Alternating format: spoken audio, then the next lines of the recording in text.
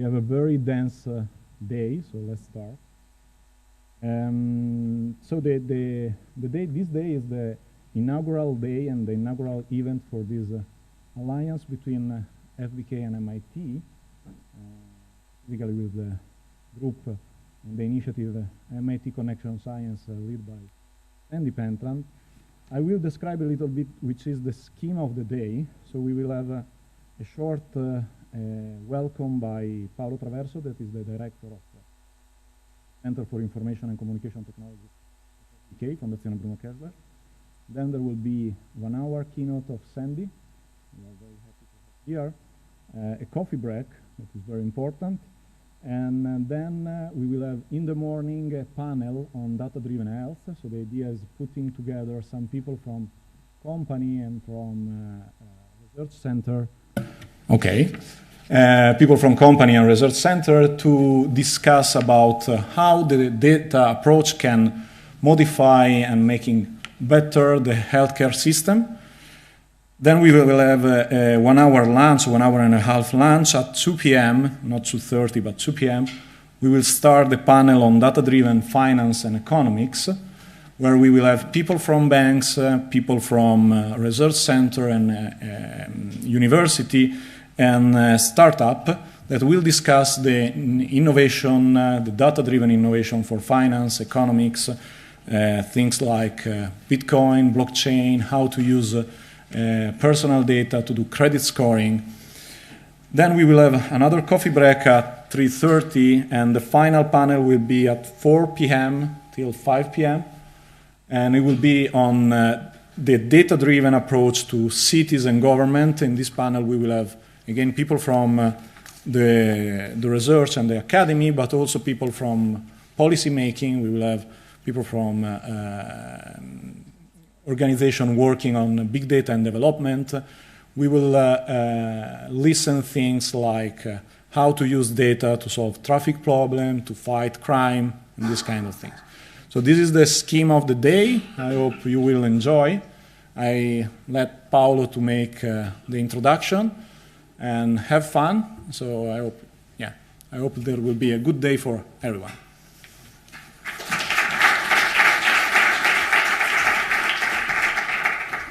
So thank you, Bruno, and just a brief introduction before the most important and interesting part of the day, that is Sandy's talk and all the panel that Bruno just mentioned. Bruno asked me just to give the context in which this alliance is going to be launched today. And to give the context, let me start from the fact that here there are many young people, but who is old enough in this last 30 years has seen a kind of ICT revolution, what they call the first ICT revolution. The fact that ICT was previously a technology that was just used by large-scale organization, public or private. So that was the time, the old time of the mainframe. But then ICT started to get into our houses with the personal computer, started to get into the streets with mobile device, and with the coming of smart objects, ICT is really everywhere. So ICT moved from a technology that was used for special purposes like work to really doing everything. Everyone uses ICT. Everyone uses ICT not only to work, but also to enjoy himself, in its leisure time and so on. But this first ICT revolution was the starting point for what I call the second ICT revolution, because all these people that nowadays are connected, all these smart objects that nowadays are connected, all the sensors that are in the environment created such amount of data in the last decade that has never been available before. So data is created by people, by objects, by the environment. And I was just discussing before with Bruno and others that some people say that this data is the new gold. But I don't agree too much. I mean, if I have a an economical problem. If I find some gold, this gold can be used to solve my economical problem. But data, the raw data, is not really gold. It's simply, it's very important. Is what allows us to use this data to solve the important problems that we have in our daily life. So I believe that data is correct to say that is the key to address important societal challenges. And but a lot of work must be done on this data. And let's see very briefly our approach at FBK, what I call the societal challenge matrix. So we start with groups. With groups, if it go on.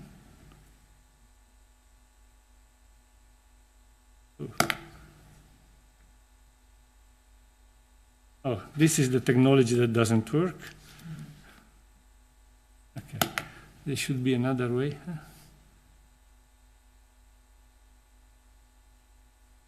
Yes, so I'll do it this way.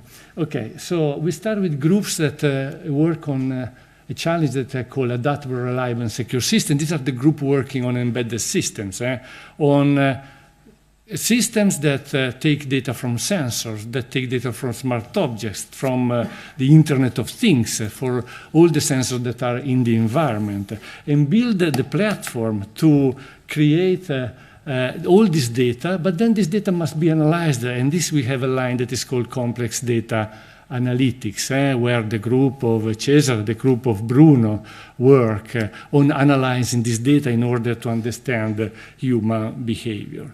But then some kind of data, like data from videos, data from images, data from text, data from audio, must be analyzed in a special way. So you need technology for vision, you need technology for audio recognition, for semantics, and this is what we call our groups working in cognitive computing. But we believe that this is not enough. For this reason, we have created this kind of matrix where we use all this research in order to address some societal challenges. And the societal challenges that we have focused for the moment are smart communities. So the fact that people not only provide data, but also participate to the service that can be used in order to provide better services to citizens. This is the new modern vision of smart city, the smart community, where it's not a city full only of sensors and of software, but also of people that participate actively. Then the other societal challenge is health and well-being, where, there is the promotion of a healthy style of life. And the last one that we are focusing is future media, social media. All the data can be taken from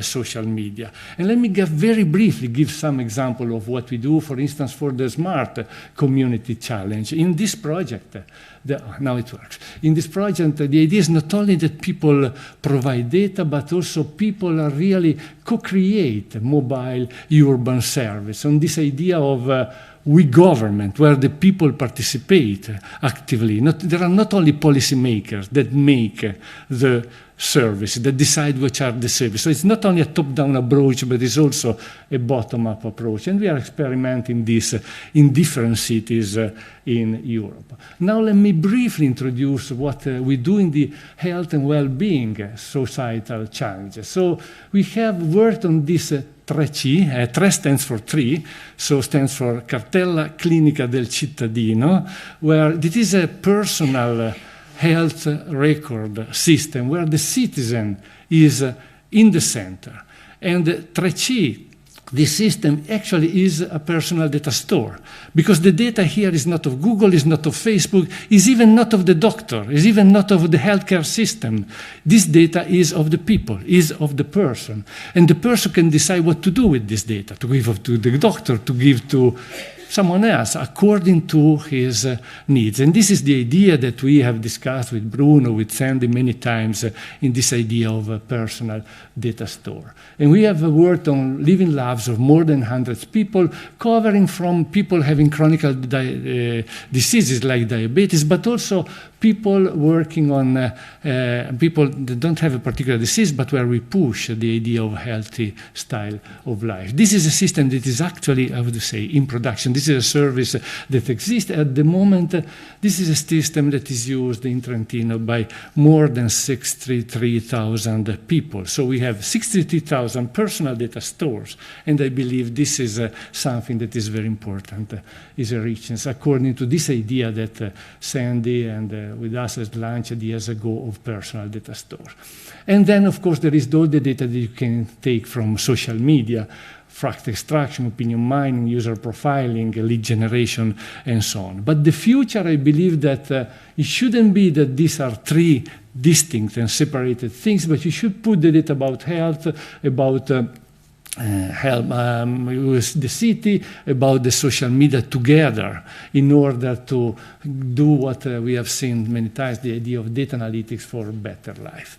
Now let me conclude with a few, given this context, which are the basis for this joint lab. I mean, it's a long story of collaboration by FBK and the MIT Media Lab, starting from the Mobile Territorial Lab with Telecom and Telefonica also, where we have involved more than 100 families, observed them for 3 years, their social interaction, their mobility routines, their spending patterns, in order to understand, for instance, their spending habits, their feeling about the city and the territory, in order also to give them, yes, again, this idea of open data, personal data store.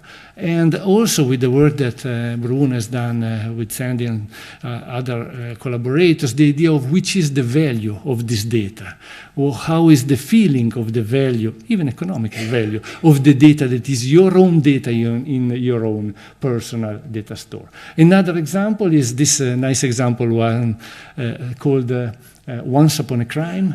This is again was in collaboration also with Telefonica and the Open Data Institute in London, where you analyze data in order to understand the areas that can be more dangerous in a city and to predict it. And again, here is not only the data that comes from statistical data from the police, but also from the data. We had also an experimentation here done by Cesare in Trento with the local police. It's also the data, different data. So, for instance, you know which are the most dangerous time for robberies in Trento is on Sunday, late afternoon, when there is a lot of sun, because nobody's at home, but people goes away, and so this is so you see data about the police, data about weather, data about how much light is in a city. They should put all together in order to understand these things. And which is the idea of this FBK MIT lab is to join the forces between the two of us in order to understand and to deal with big problems, very important problems, like unemployment. So how data can be used to help people that have lost their job to do better, or immigration, of government failure. We assisted cities that we thought had a good government, instead that didn't went on with their elections. There must be something wrong in these cities where there's been this government failure and health. But the idea is that we don't want to do this alone. So this is the reason why we're here, because today we have many other institutions from research, like CNR, University of Pisa, ISI, and many people from companies like Unipol, Berkeley, or IBM, just to mention a few, and also policymakers like World Trading Bank, like the Data Pop Alliance, in order to join the forces to try all together to address this problem.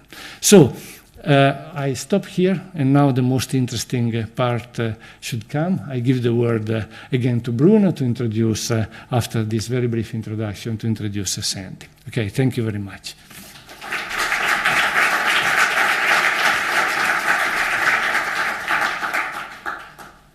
So I will be very short, so it's a pleasure for me to introduce Alex Sandy Pentland. Sandy is one of the founding members of the MIT Media Lab, and also right now is founding a new institution that is called Institute for Data, Society and System. He is leading the MIT Connection Science Initiative and the MIT Human Dynamics Group.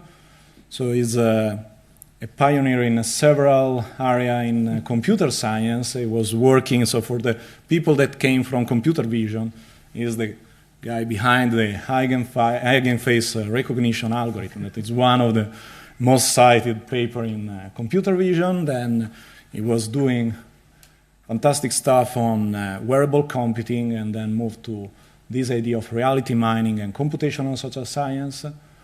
Is also leading the big data and development things in the World Economic Forum and the private things for the World Economic Forum, and is also in the board of several companies, Telefonica, Nissan, Google. I don't remember all of them. So it's a pleasure for me to have Sandy here. So it's a long collaboration, and so yeah, I'm happy to have Sandy. So let's Sandy to. I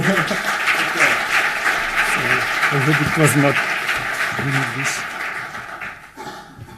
Yeah, and this. Great. Let's see if we can get everything set up here. So happy to be here. I have a long history of working with FBK, so this is a nice thing. See if we can get this going here. I tried to hook up my computer this morning, and it immediately tried to update itself, and took the next half hour to try to figure out what it wants to do. But it seems to be good now.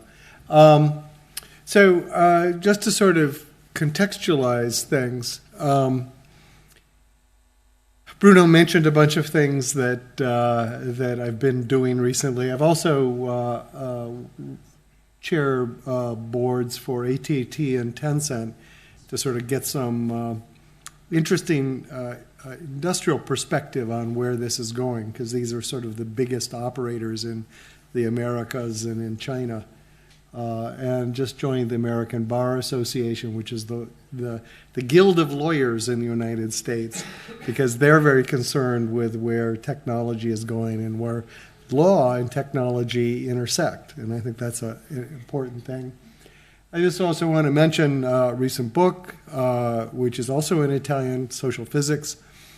And it's worth mentioning this because social physics, that phrase, is about 2 centuries old. And it came up at the time that chemistry was turning in, alchemy was turning into chemistry, and natural science was turning into physics. And there was a dream that we could actually understand society in a quantitative, predictive way. And that's where our national statistical offices and the census and things like that came from. That's when they were invented. And the phrase lays quiet for 150 years because there really wasn't enough data and there weren't good enough statistical techniques to really, justify saying social physics, a real quantitative understanding of society. But I think we're now at the point where we have enough data and we're beginning to have the statistics and techniques to be able to understand this. So I'm putting forward again, after a pause of 200 years, the phrase social physics. So the core of this is data, and the core thing that makes this happen are all the devices that we carry around. When you drive, the highway keeps track of when you go through. Your cell phone knows where you are. It has an accelerometer. It has Bluetooth to know who's around. People are increasingly getting medical devices that sense their body, and so on and so forth. And this is scary from a privacy point of view, and I'll talk about that towards the end. But from a social science point of view, from an understanding our society point of view, this is an enormous positive revolution.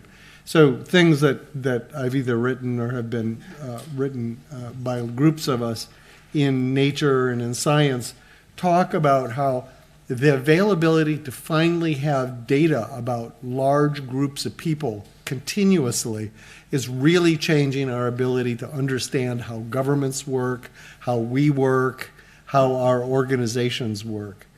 And to understand that, it's worth thinking about sort of the largest studies we've had to date. So if you look in the medical field, one of the largest is called the Framingham study. You may or may not know it. It's where we learned about heart disease and cholesterol. And it's 30,000 people for 30 years. It sounds like a huge study, but in fact, they only measure one number every month for each person. So they really don't know much about the context of people's lives. They're just measuring their cholesterol and a few other things over time. Similarly, most of the things we know about personality, about cognitive things, are done in small laboratories, experiments, or done on college students by surveys. It's actually very little data, and it has very little context. And so we're getting to the point where we can now begin to understand things in a way that perhaps justifies a new name beyond traditional psychology, sociology, so on and so forth, because it's going to be quantitative, and more importantly, it's going to be predictive. So you can say, if I do this, what will happen? You won't be able to say it perfectly, but you'll be able to have some sort of confidence that you can predict. So let's look at some of the things that we've already seen using this new science. So I like to start off with this, because this is incredibly important in our society, so much so that we're not aware of it.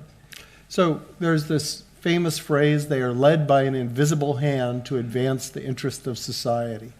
And this is Adam Smith talking about how seemingly by magic, butchers and candlestick makers and shoemakers produce the right amount for everybody. And in our society, this is interpreted as a model of humans where the humans are rational, they're self-interested, so they're trying to do the best for themselves, and they're individuals. They're not much swayed by what other people are doing. You're thinking for yourself, right? And in fact, that's where the idea of democracy comes from, right? Is that if you get a bunch of people together who are thinking about what's good for them and they all vote, somehow you'll get, through this invisible hand, the best possible result. And much of our society is governed by markets, which have this same idea. You have lots of independent people bidding different prices. Somehow that discovers the magic price, and so on and so forth. So this was state-of-the-art social science in 1650, right? And it was state-of-the-art because previous to this, it was thought that people were not rational. In fact, you had to sort of fill them up, and that's what, the Pope and the King and other elites in our society were doing, is filling our heads with the truth so that we knew how to act. We couldn't really think for ourselves. But let's see what we really do. So here's an example of some data that we had access to. It's 6 years of credit card data for 100 million Americans. So that's about more than half of all the adults in the US. And if you look at that data, there's a lot of interesting things you can see. But one of the most striking is this. So we have these habits where we do certain things very frequently. So the size of the circle shows how frequently you do something. So you go to the supermarket, you go to the gas station, you go to the little corner store for coffee, something like that. And the big arrows show the pattern on which you do it. It's like a finite state machine. And it's good enough for describing us that if I can see what you do the first couple hours of the day, I can predict what you'll do in the evening with 90 or 95% accuracy. That's pretty amazing. Moreover, I can tell who you'll be doing it with about 90 or 95% accuracy. So people are extremely constrained by their environment. They're not free spirits. But every once in a while we do break free. And in fact, we do go to rare places we generally never return. And that's extremely unpredictable behavior. So nobody has found a statistical model that predicts this exploration behavior. So highly patterned, easily predictable using finite state machines, completely unpredictable stuff. And you can call this the habits and this is exploration. And if you show this to a biologist, he'll say, oh, this is foraging behavior. So, you're familiar with the fact that a squirrel, I guess, will, get up in the morning at the same time and go get some nuts from a particular tree and then come back. And they'll do that every single morning. Except once in a while, they'll go crazy and they'll go explore other trees to see where other food is. And you can understand that because what they're doing is they're building up a mental model of their environment in case their tree gets hurt and there are no more nuts. They need to know where they could find other nuts. So there's a very ancient pattern. This is a pattern that we see in all these species, and you see it in humans.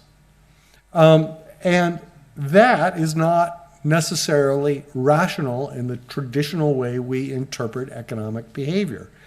Because this exploration stuff, while you can sort of say, well, you're building up a store of knowledge, it's a little hard to imagine ascribing that to a squirrel, which has the same behavior as their, filling up their rational understanding of the world, for economic, because they rarely actually cash in on this exploration. I mean, you can argue it, but I think the economic model is not a great model for this. Moreover, what's really interesting is if you watch people, you see that disruptions in their foraging behavior are very predictive. So we took data from a large European city where we had credit card data for most of the people in the city through one of the banks. And what we did is we tried to classify people in terms of their foraging behavior, not what money they spent, but where they went, right? Were they in habits or were they breaking free and exploring? How much exploring were they doing? And it turns out that when people saw disruptions in this habits exploration, that was extremely predictive of when these people were going to get into financial trouble in the next 3 months. So you couldn't see it from how much they spent, or even really what they spent it on, but somehow when they felt like they were under economic pressure, they changed the amount of exploration they did. They changed their foraging behavior, and that was the signal that was predictive of economic problems. Similarly, some years ago, we gave cell phones to everybody in a small community, and we kept track of who they called, where they went, things like that. They all under human subjects law, so they all had informed consent and they were paid and so forth. And we asked them every day how they felt. Did they have symptoms of flu? Did they have an upset stomach? Were they depressed? Things like that. And what we found is we could predict when people were about to get sick by the changes in this foraging behavior. In this case, it's primarily social foraging. So the diversity of people that you call decreases a lot when you're getting ready to be sick. Now, you may not know that you're sick, but your body knows, and you begin doing less of this exploration behavior. And this has turned into a startup company. It's principally funded by Kaiser Permanente, which is a large vertically integrated health system on the west coast of America. And they use it for patients that are at risk.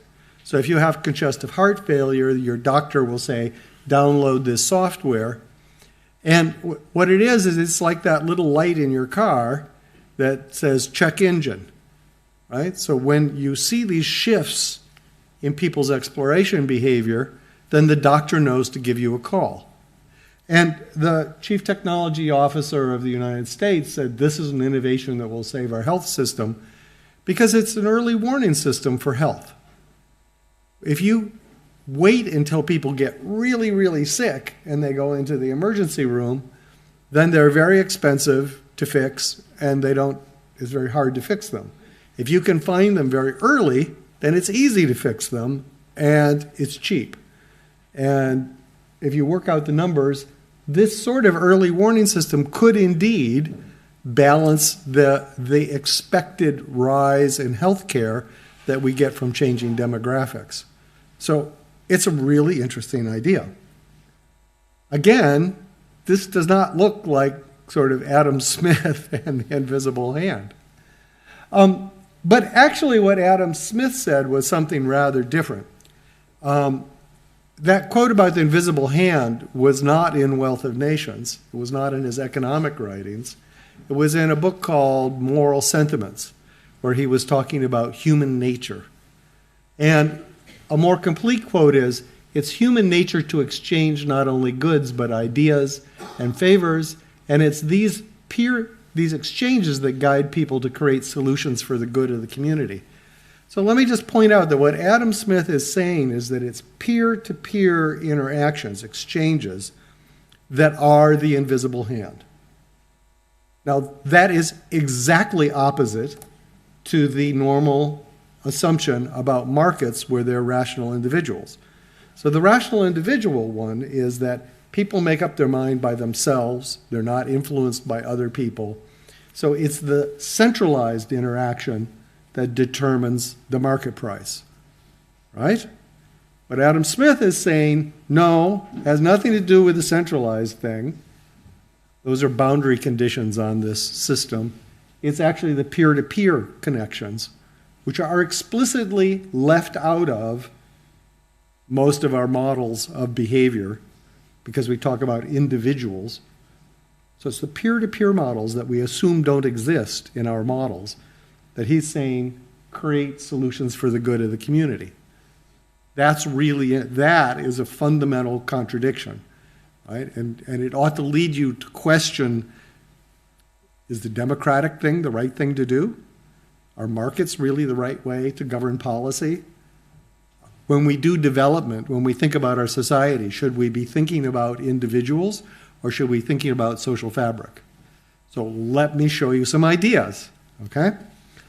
So this first thing is not work by myself. It's by friends at Grandata, a small Argentinian startup, and NYU. And what they have is they have data about credits and wealth and communication patterns for people in a medium-sized, medium development country. And we have similar data from several other countries, but they have the nicest pictures, so I'll show their pictures. And what they point out is that if you look at the top 1% in terms of wealth, this is what their social network looks like.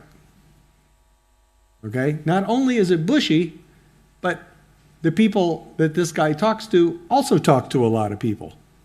Okay? If you look at people in the bottom 20%, it typically looks like this. It's a sort of sad social network. And what that means, in traditional ways of thinking, is that this person has lots of opportunities. They hear about lots and lots of things. They also have a lot of social capital. If they communicate with these people frequently, then they have relationships with a lot of people, perhaps indirect, friends of friends. Can you introduce me to Bill? Sure, right? Bill, this is a good friend of mine. Can you help me out? Blah, blah, blah. These people don't have those options. And the way they measure things is using this very simple idea that they call collective influence, and I'll just talk about that as a way to do it. It's not necessarily the best, but it's sort of how many people do you influence at 2 jumps? And it doesn't mean influence, actually. That's a bad name. What it means is how many people do you communicate with regularly? But what they were able to show is that you can get an R-squared of 0.9 in predicting people's wealth category using the pattern of their social network. So that's amazing, right? Wealth has to do with your communication pattern. Notice I didn't say anything about education. I didn't say anything about capital, right? You know, we hear a lot about capital these days. We didn't hear anything about social class. We talked just about the pattern of communication. Now, some of those things influence the pattern of communication, obviously. But perhaps we've been thinking about things wrong. Perhaps it's the pattern of communication that matters. So I did something a few years ago where we used Foursquare data, so that's the check-in thing on smartphones, to be able to look at patterns of face-to-face communication within cities.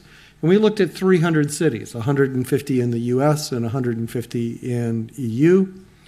And if you look at the, go back. If you look at the density of social tie engagements, it's a slightly technical term, it's like that previous thing. It has to do roughly with the efficiency with which ideas can spread. So it's like that collective influence thing I showed you in the last slide. You find that this engagement density, can you map against GDP per square mile, gives you an R squared of 0.9 again. So I can tell you how wealthy a city is if you tell me the pattern of face-to-face communication. And it's like as you can see, this is like a law of nature. And this is Europe. It's not quite as good. You've got some mess down here in some of the poorer cities, some other things going on. And you'll notice that the angles are slightly different, and this has to do with the transportation systems. It's how many people can you reach in a half an hour commute. That determines the slope of this line. So how many people can you engage with typically? Well, that's interesting. It says if you build the roads and trains differently, you can raise the GDP per square kilometer. Right? Huh. Think about that.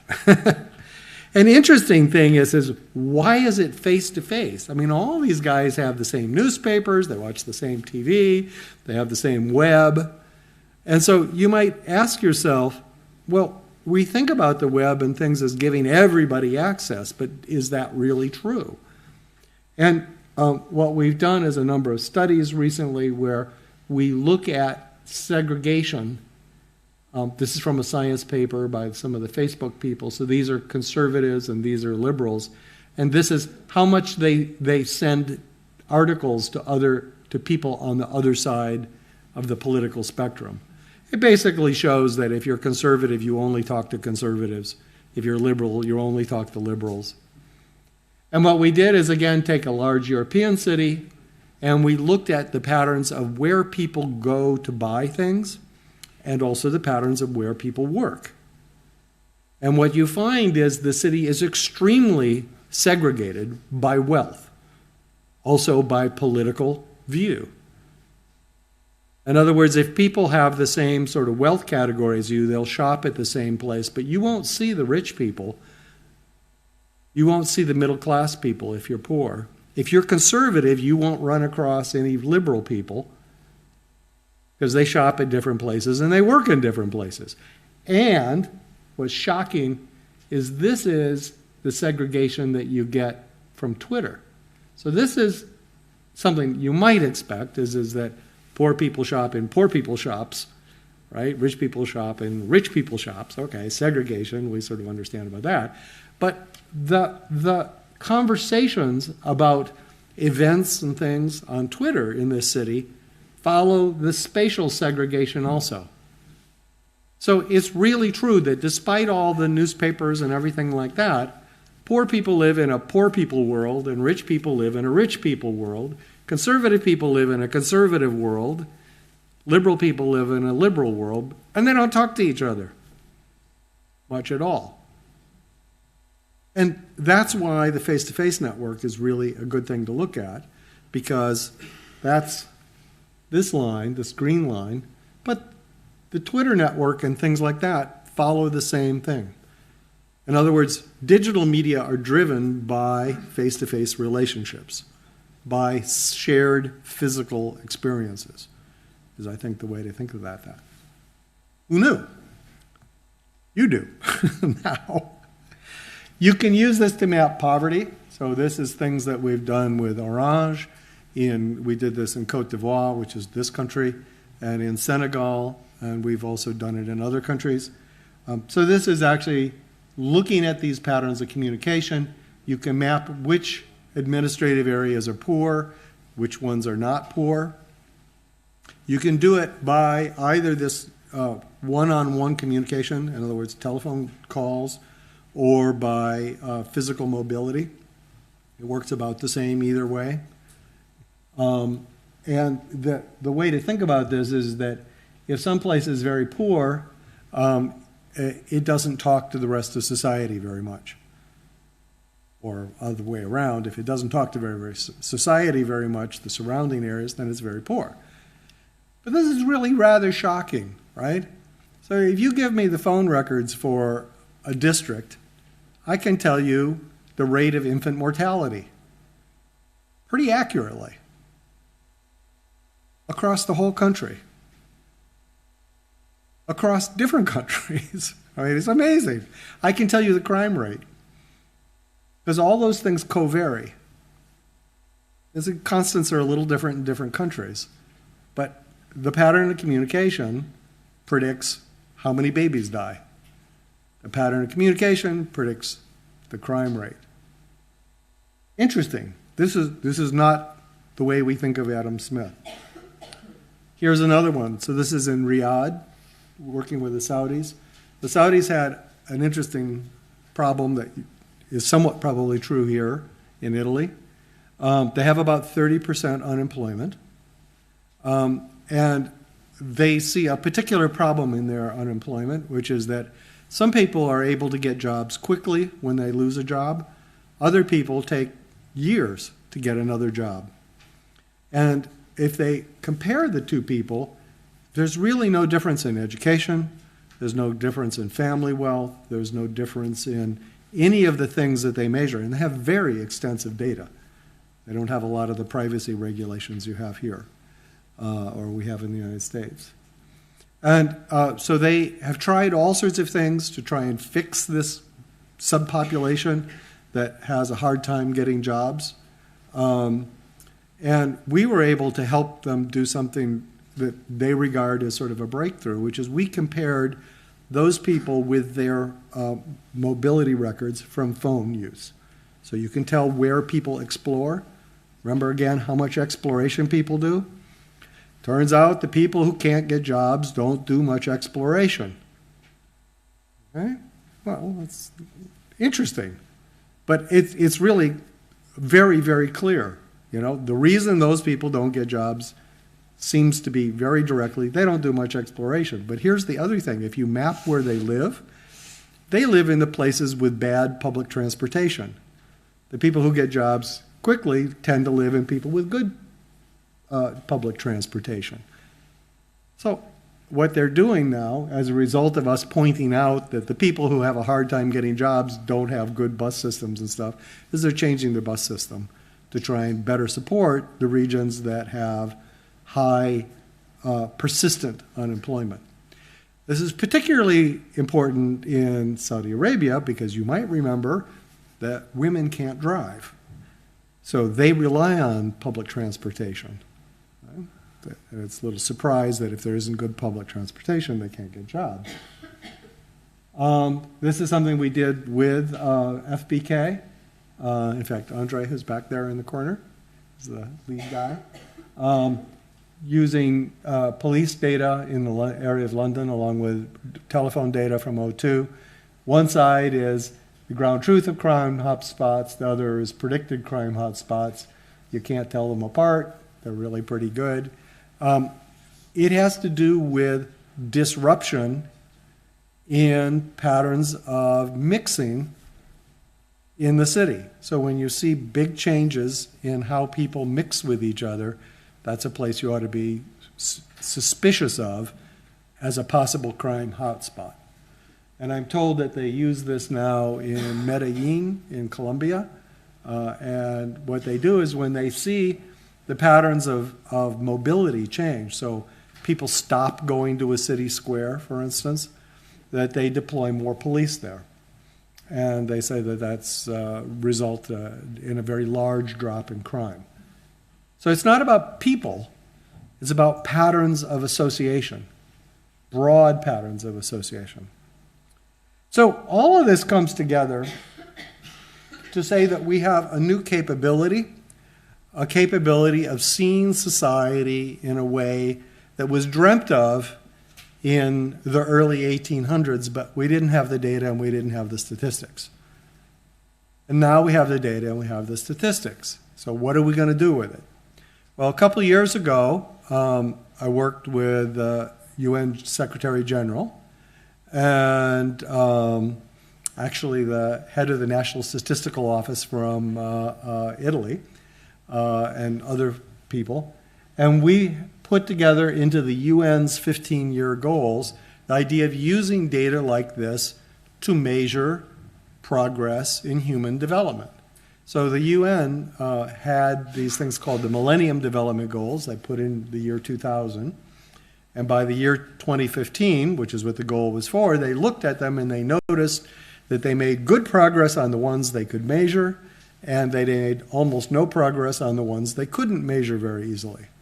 So this time around, for the Sustainable Development Goals, which are for 2030, what they're trying to do is measure everything. So they have 17 goals that have to do with poverty and inequality and water quality and things like that. And they have 171 metrics that they want every nation in the world to measure regularly in the same way out of their National Statistical Office.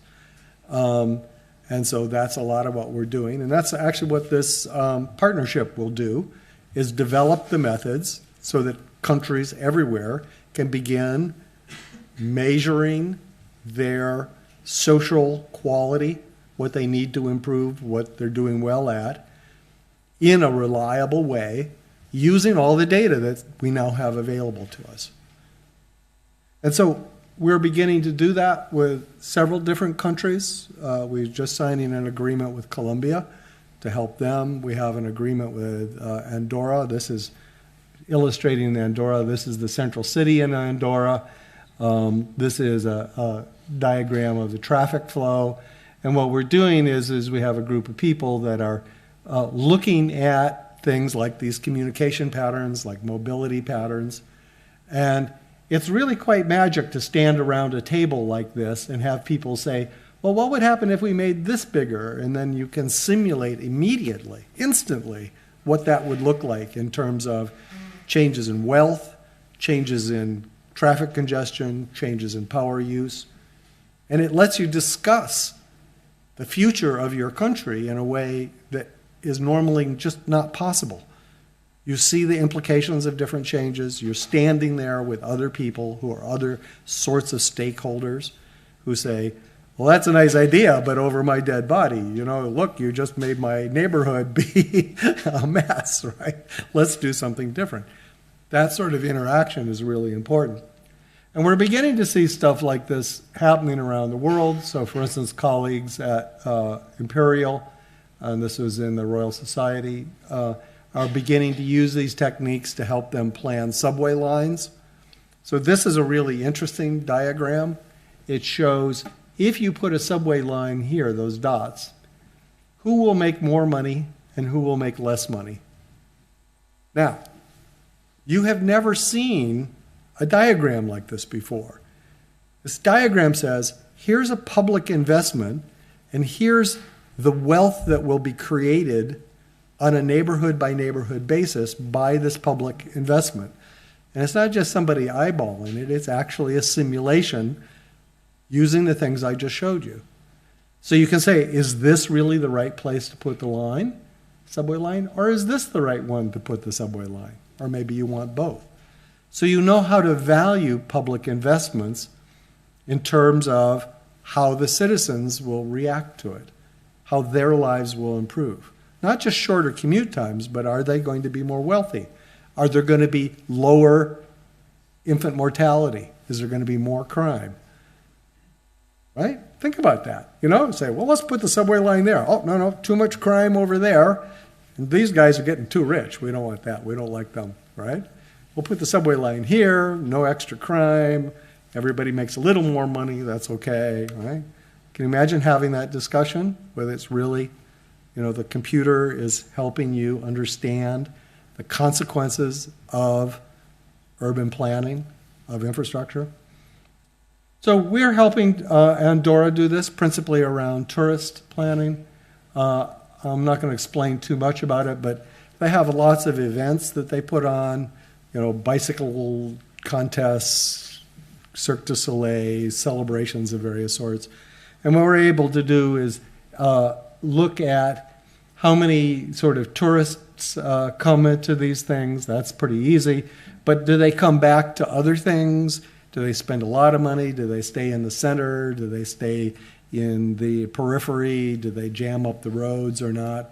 And helping them do this sort of interactive planning of their tourist policy so that they can get a socially acceptable outcome, right?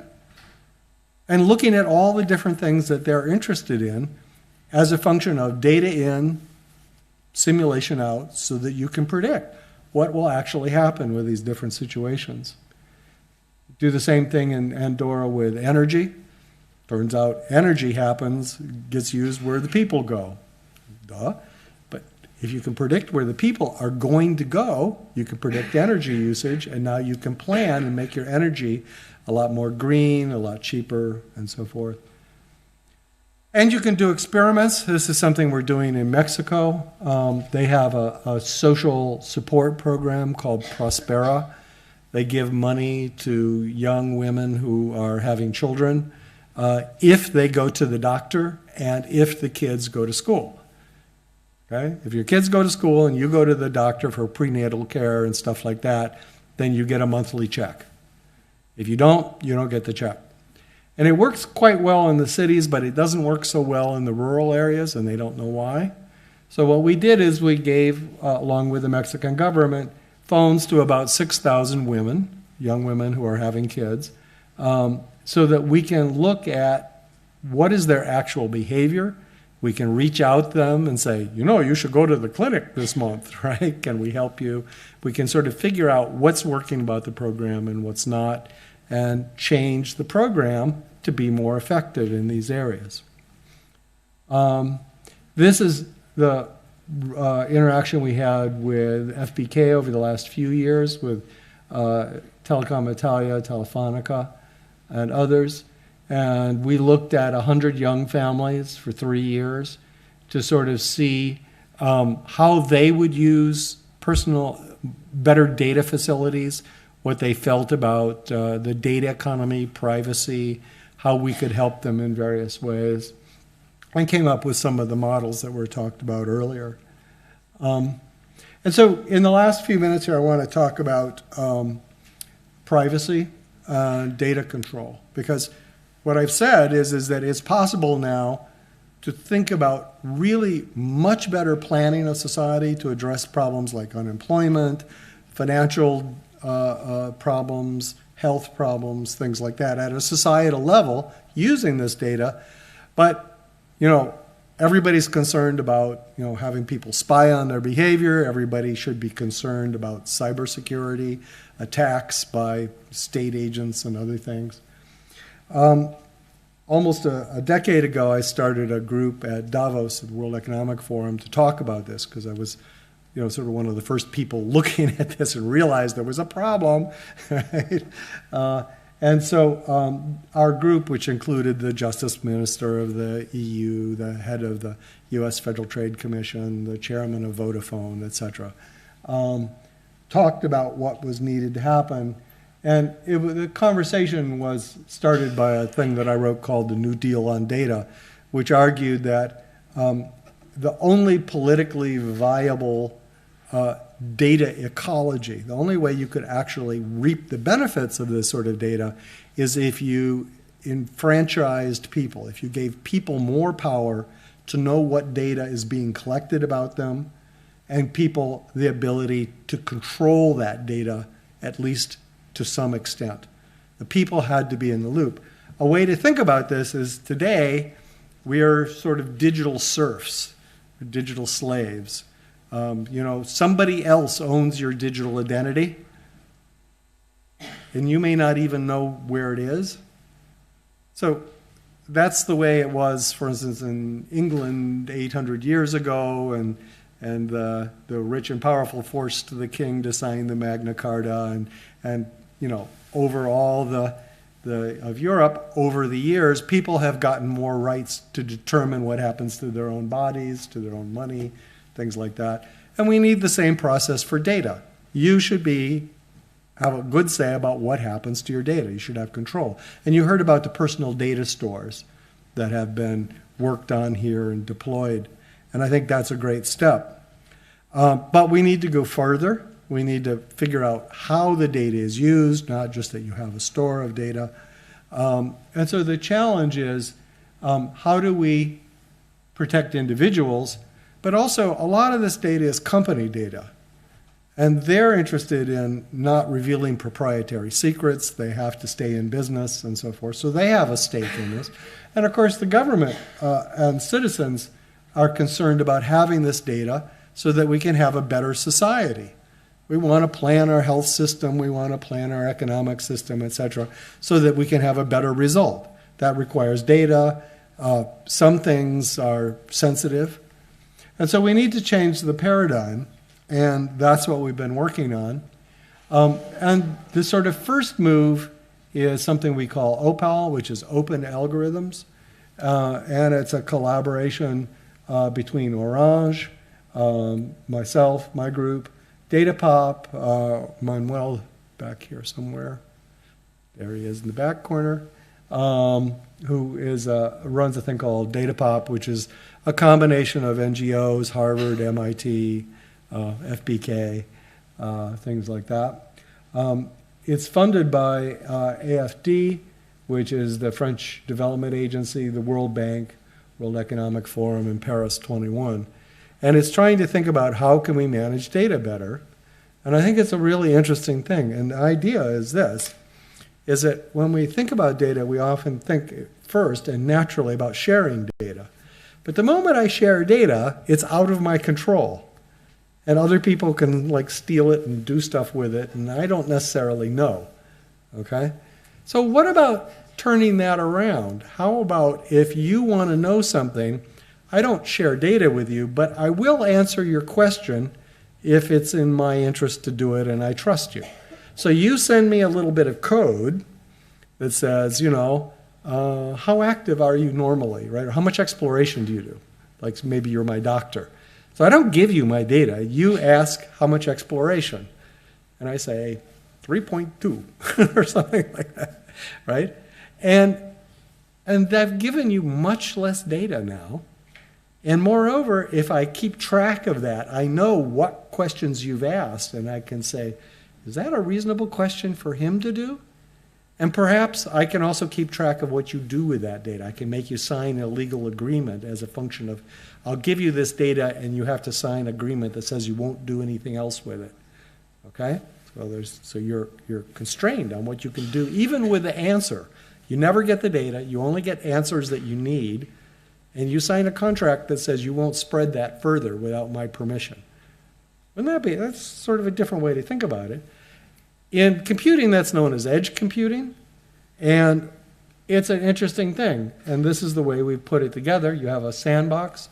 So if I wanted to ask my telco, for instance, about my exploration behavior, because telcos know where I go, I could send them a little code that says, can you compute my exploration coefficient? And they would run that behind their firewall, no sharing of data, and they'd give me back that number. And on a blockchain, so this is a distributed consensus ledger, it doesn't have to do with Bitcoin. It has to do with that class of technology of having a ledger that even you can have bad guys be part of the system and it still works because everybody has to agree, or at least the majority vote has to agree. So the ledger verifies that I'm who I say I am, so it has authentication in there, so it knows it's the right keys. It knows that the algorithm I'm asking for is an approved algorithm. There's a set of approved questions you can ask. It then runs that, gives that algorithm to the sandbox, gets computed, gets the answer back. That's logged. All of this is encrypted, of course. And then finally, if you have the right credentials, I can give that to you. And that forms a contract that you now have gotten the data and you've agreed to use it for a particular purpose. All logged in a way that even a bad guy, even someone who's cheating, can't mess with the ledger. I can go back and audit what happened with my data. Who asked what questions, what were they doing with it, so on and so forth. And that's OPAL, and it has a lot of really interesting things because, You have these approved algorithms. You can check if they're discriminatory or so forth. We go a little further than this, though, and we have a system that we call Enigma. And rather than just having a sandbox behind the firewall, we actually have data that's encrypted all the time. So we know from Snowden's papers that even the U.S. National Security Agency has a very hard time if you never decrypt the data. The moment you decrypt it, they can get at it.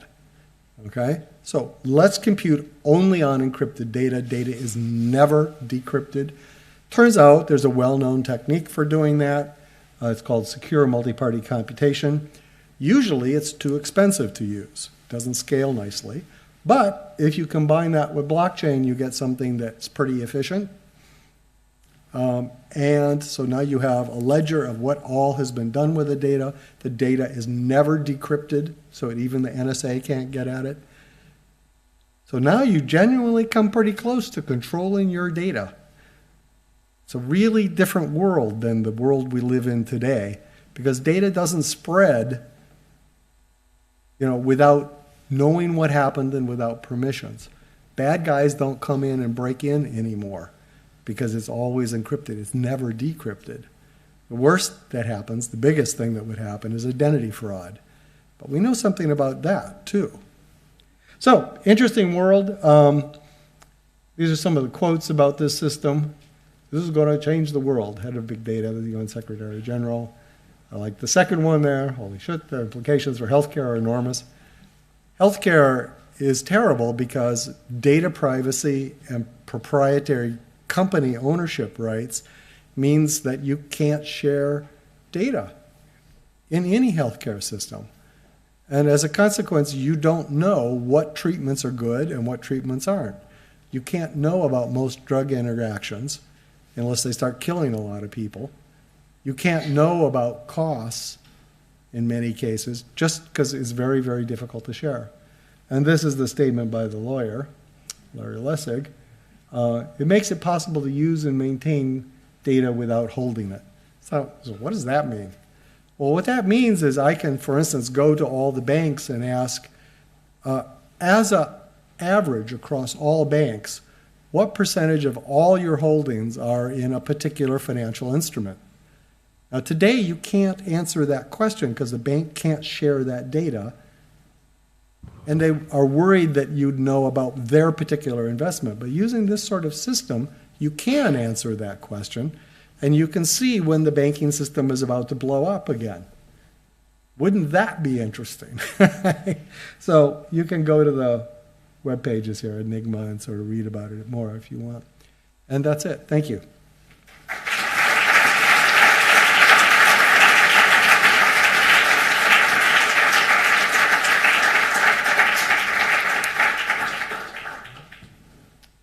We have time for a couple questions? Yeah. So we have time for several questions, so if you want. So if you have a question, okay.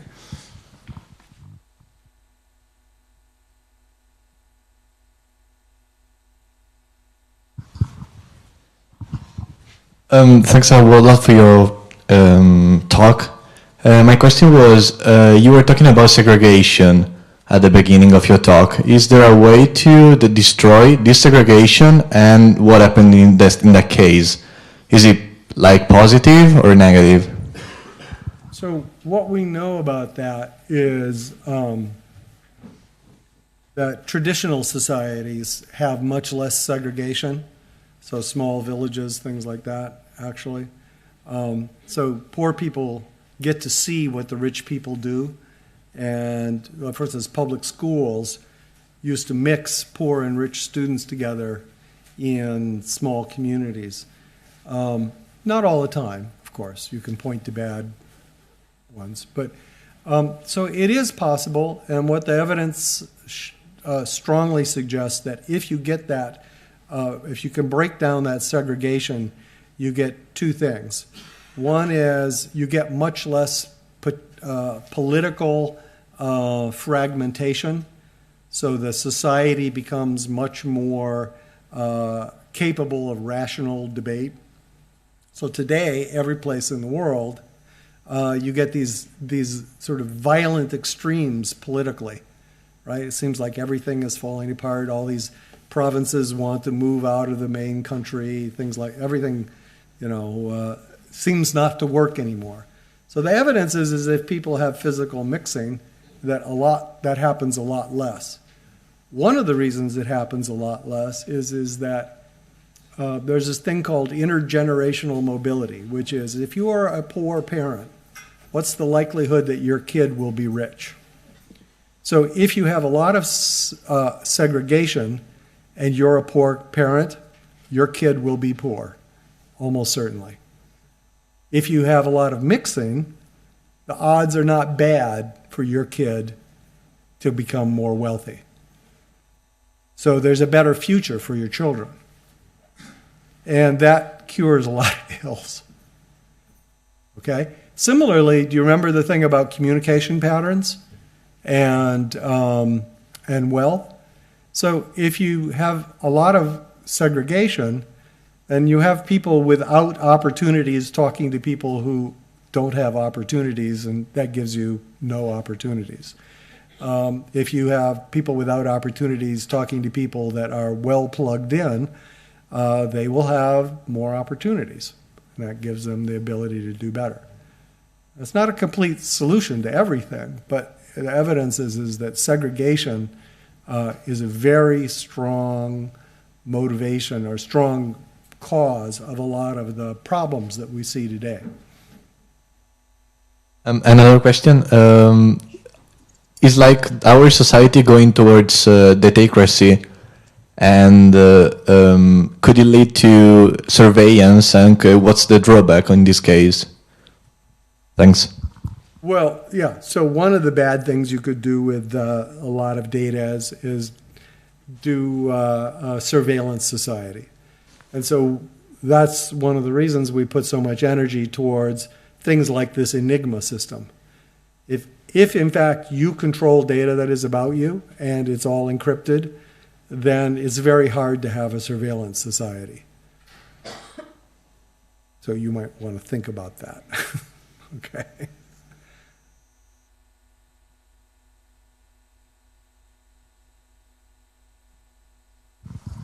Hi, I'm Olivier Rostock. I think that there are two main movements that perhaps both are starting from Adam Smith, The Invisible Hands, but they are both have origin also from the bounded rationality approach, and one is yours, and the other one is behavioral economics, I suppose, where they both are concerned with real behavior of people that may not be the same as predicted by models. And what correlation do you see among the two, or what relation among the two? They're complementary.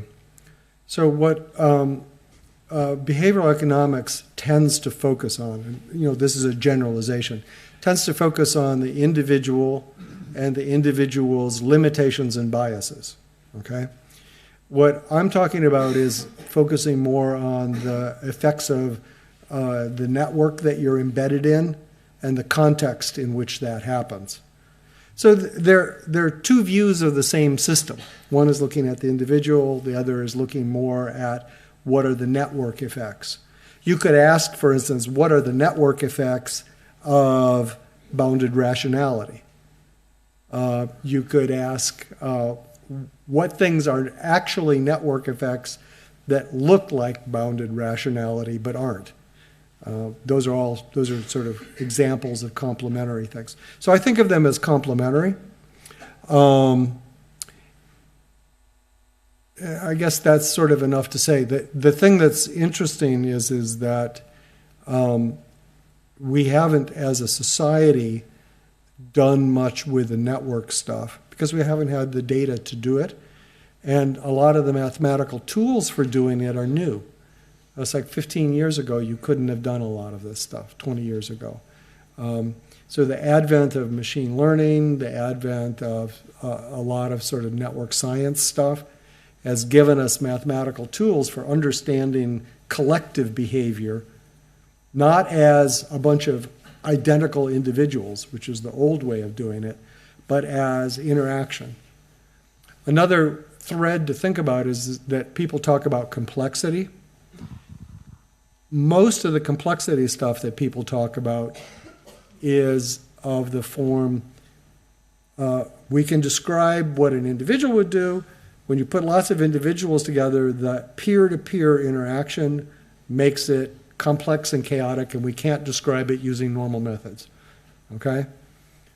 And the thing that I and colleagues are adding to that is now we actually can describe what happens when you put the peer-to-peer interactions in there. We can begin to say exactly what are the emergent phenomena and how would you incentivize individuals or the network to get the desired behavior. So it's not just chaotic or complex anymore, it's now controllable in a certain sense. Not absolutely controllable like mechanics, but influenceable.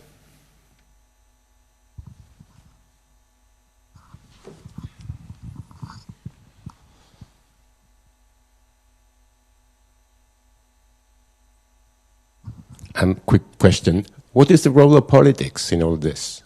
Because this is going to impact quite importantly on the way we understand politics in democracies, at least. Yeah. So there's shorter answers and nearer term actions and larger ones.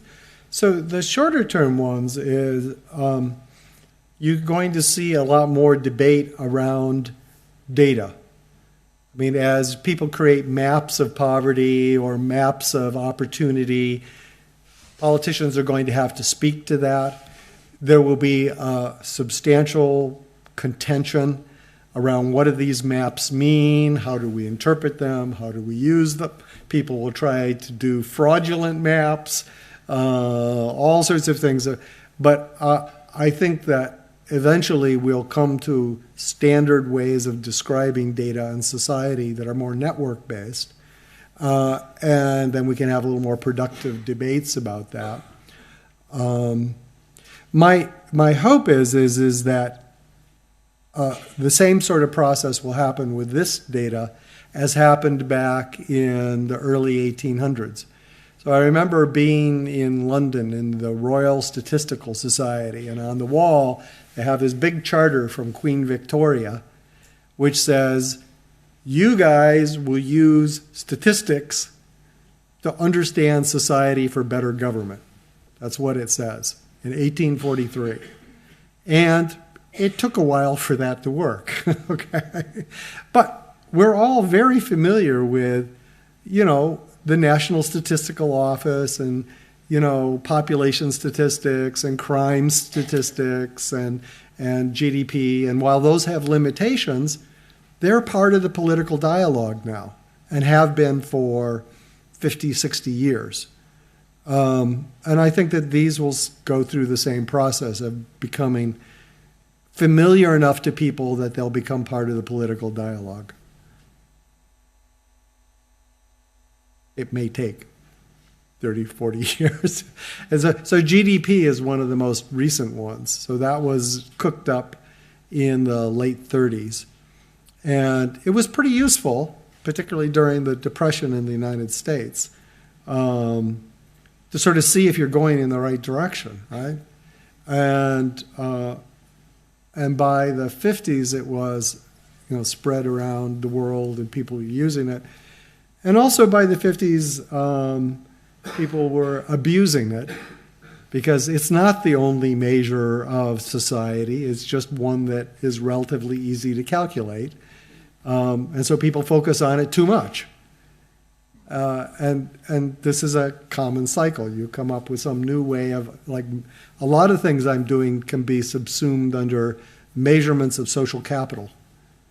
What do you mean by social? Well, social capital, one definition would be the amount of reciprocal communication within a community is a good measure of social capital. And if that turns out to do all sorts of useful things, because we know it predicts poverty and crime and things like that, then you can imagine people focusing on that too much. And it becomes a standard thing. It's like, well, we have the GDP, and we have the social capital index, and we have this other, and we're, you know, if I'm elected, I'll do X, right? So that's the longer term. You know, the shorter term is people will try to abuse this stuff. And as this gentleman was talking about, you have to watch out for extreme versions of this, which are surveillance states. So a question I always ask is, what would happen if you had this sort of stuff in Syria? You know, sort of think about that a little bit, right? What would it be used for? And so you have to have a system that can't be abused in those ways. And I think it's possible to build systems like that, but we have to start thinking about it right now before those systems get out there.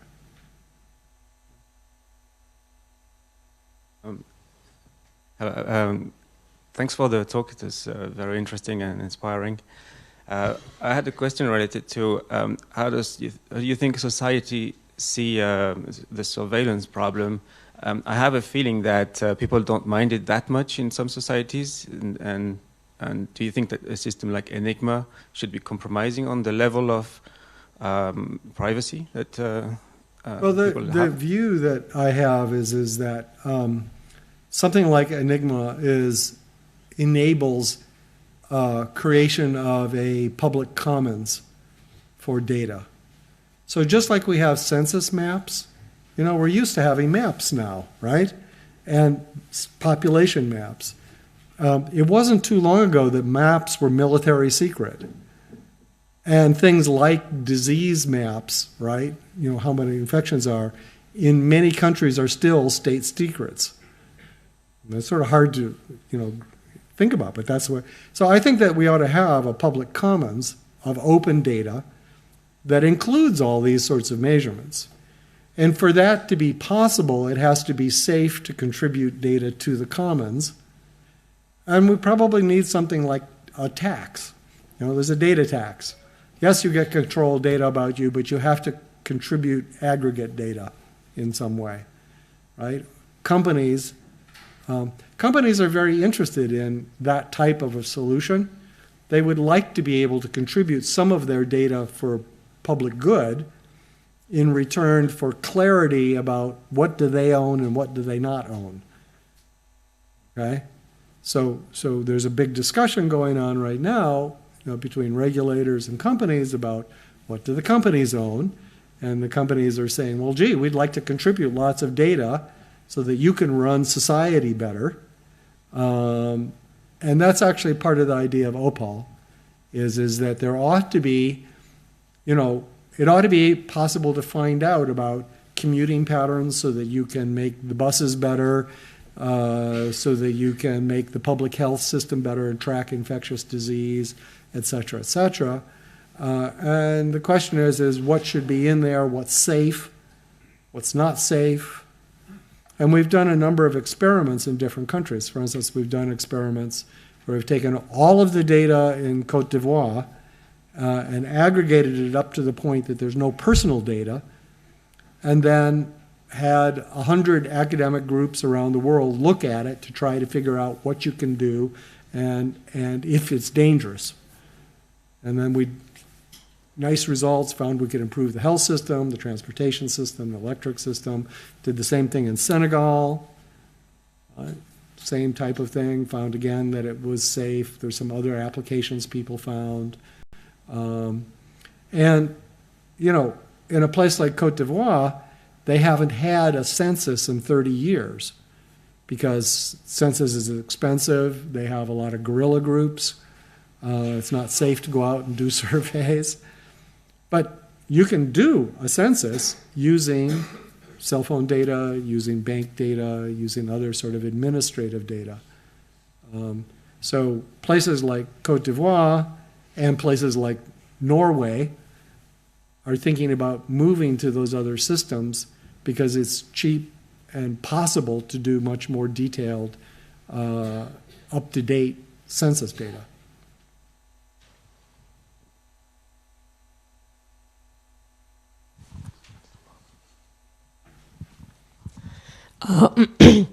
Economists say that once you give a price to something, it's actually pretty difficult to go back. So once I have my own data and I possess them, isn't it possible if I am a poor person, I'm much more prone to sell them, while if I am a rich person, that's not happening? Yeah, I'm not a fan of selling data. I think it's sort of a bad idea anyhow. And the estimates that you see for the value, dollar value of or euro value of data are not very high. So it's not a compelling type of a thing. On the other hand, sharing data has some real benefits and better services. So for instance, if you could convince your hospital and your doctor and your clinic to share data better, you would get lots better medical service. Not just a little better, lots better, right? You would know what treatments work, what people in the area are doing, what are the problems, you'd know what the prices are, things that you don't know today. It's crazy that you don't know these things. So there's an example where data sharing, could really have value to you. Could save your life, your family's life, et cetera, and we can't do it today because we don't have this framework for data sharing. I think that sounds like a much better deal to get started. I think once you get a society sort of running where we're having efficient healthcare system because of the sharing is controlled and in the right way, the financial system is perhaps better because you have better sharing in there. Then you can talk about questions of what data is available for commercial purposes. But I don't think there's any rush to that. And part of it is the problem that you bring up, isn't there differential value, poor people versus rich people? I just don't think you need to go there. It's problematic. It's not going to be a lot of money anyhow. Why don't we get our medical system working first? Right? Why don't we get our government working first? That sounds like a much better idea to me. Hi, I have a question about blockchains.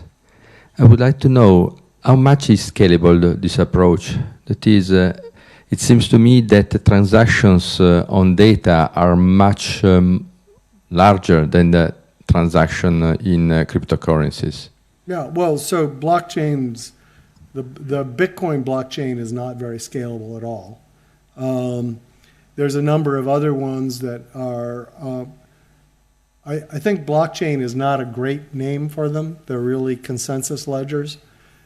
So there's the R3 proposal, there's the IBM Hyperledger, which is along with the Linux Foundation. Those are much more scalable. It's possible to build things. I mean, we know how to build consensus ledgers that are extremely scalable. As you begin to do that, you get other things that are more bottlenecks. Like it turns out that secure identity, as typically done, is not very scalable. So you need to have a scalable identity framework so that you can have the credentials to use the thing, blah, blah, blah. So, it's no problem, making your bus passes work or your passport work. I mean, there's a certain level of scalability that's pretty easy to hit for a lot of functions. But if you're talking about doing every financial transaction on Earth, that's a problem, right?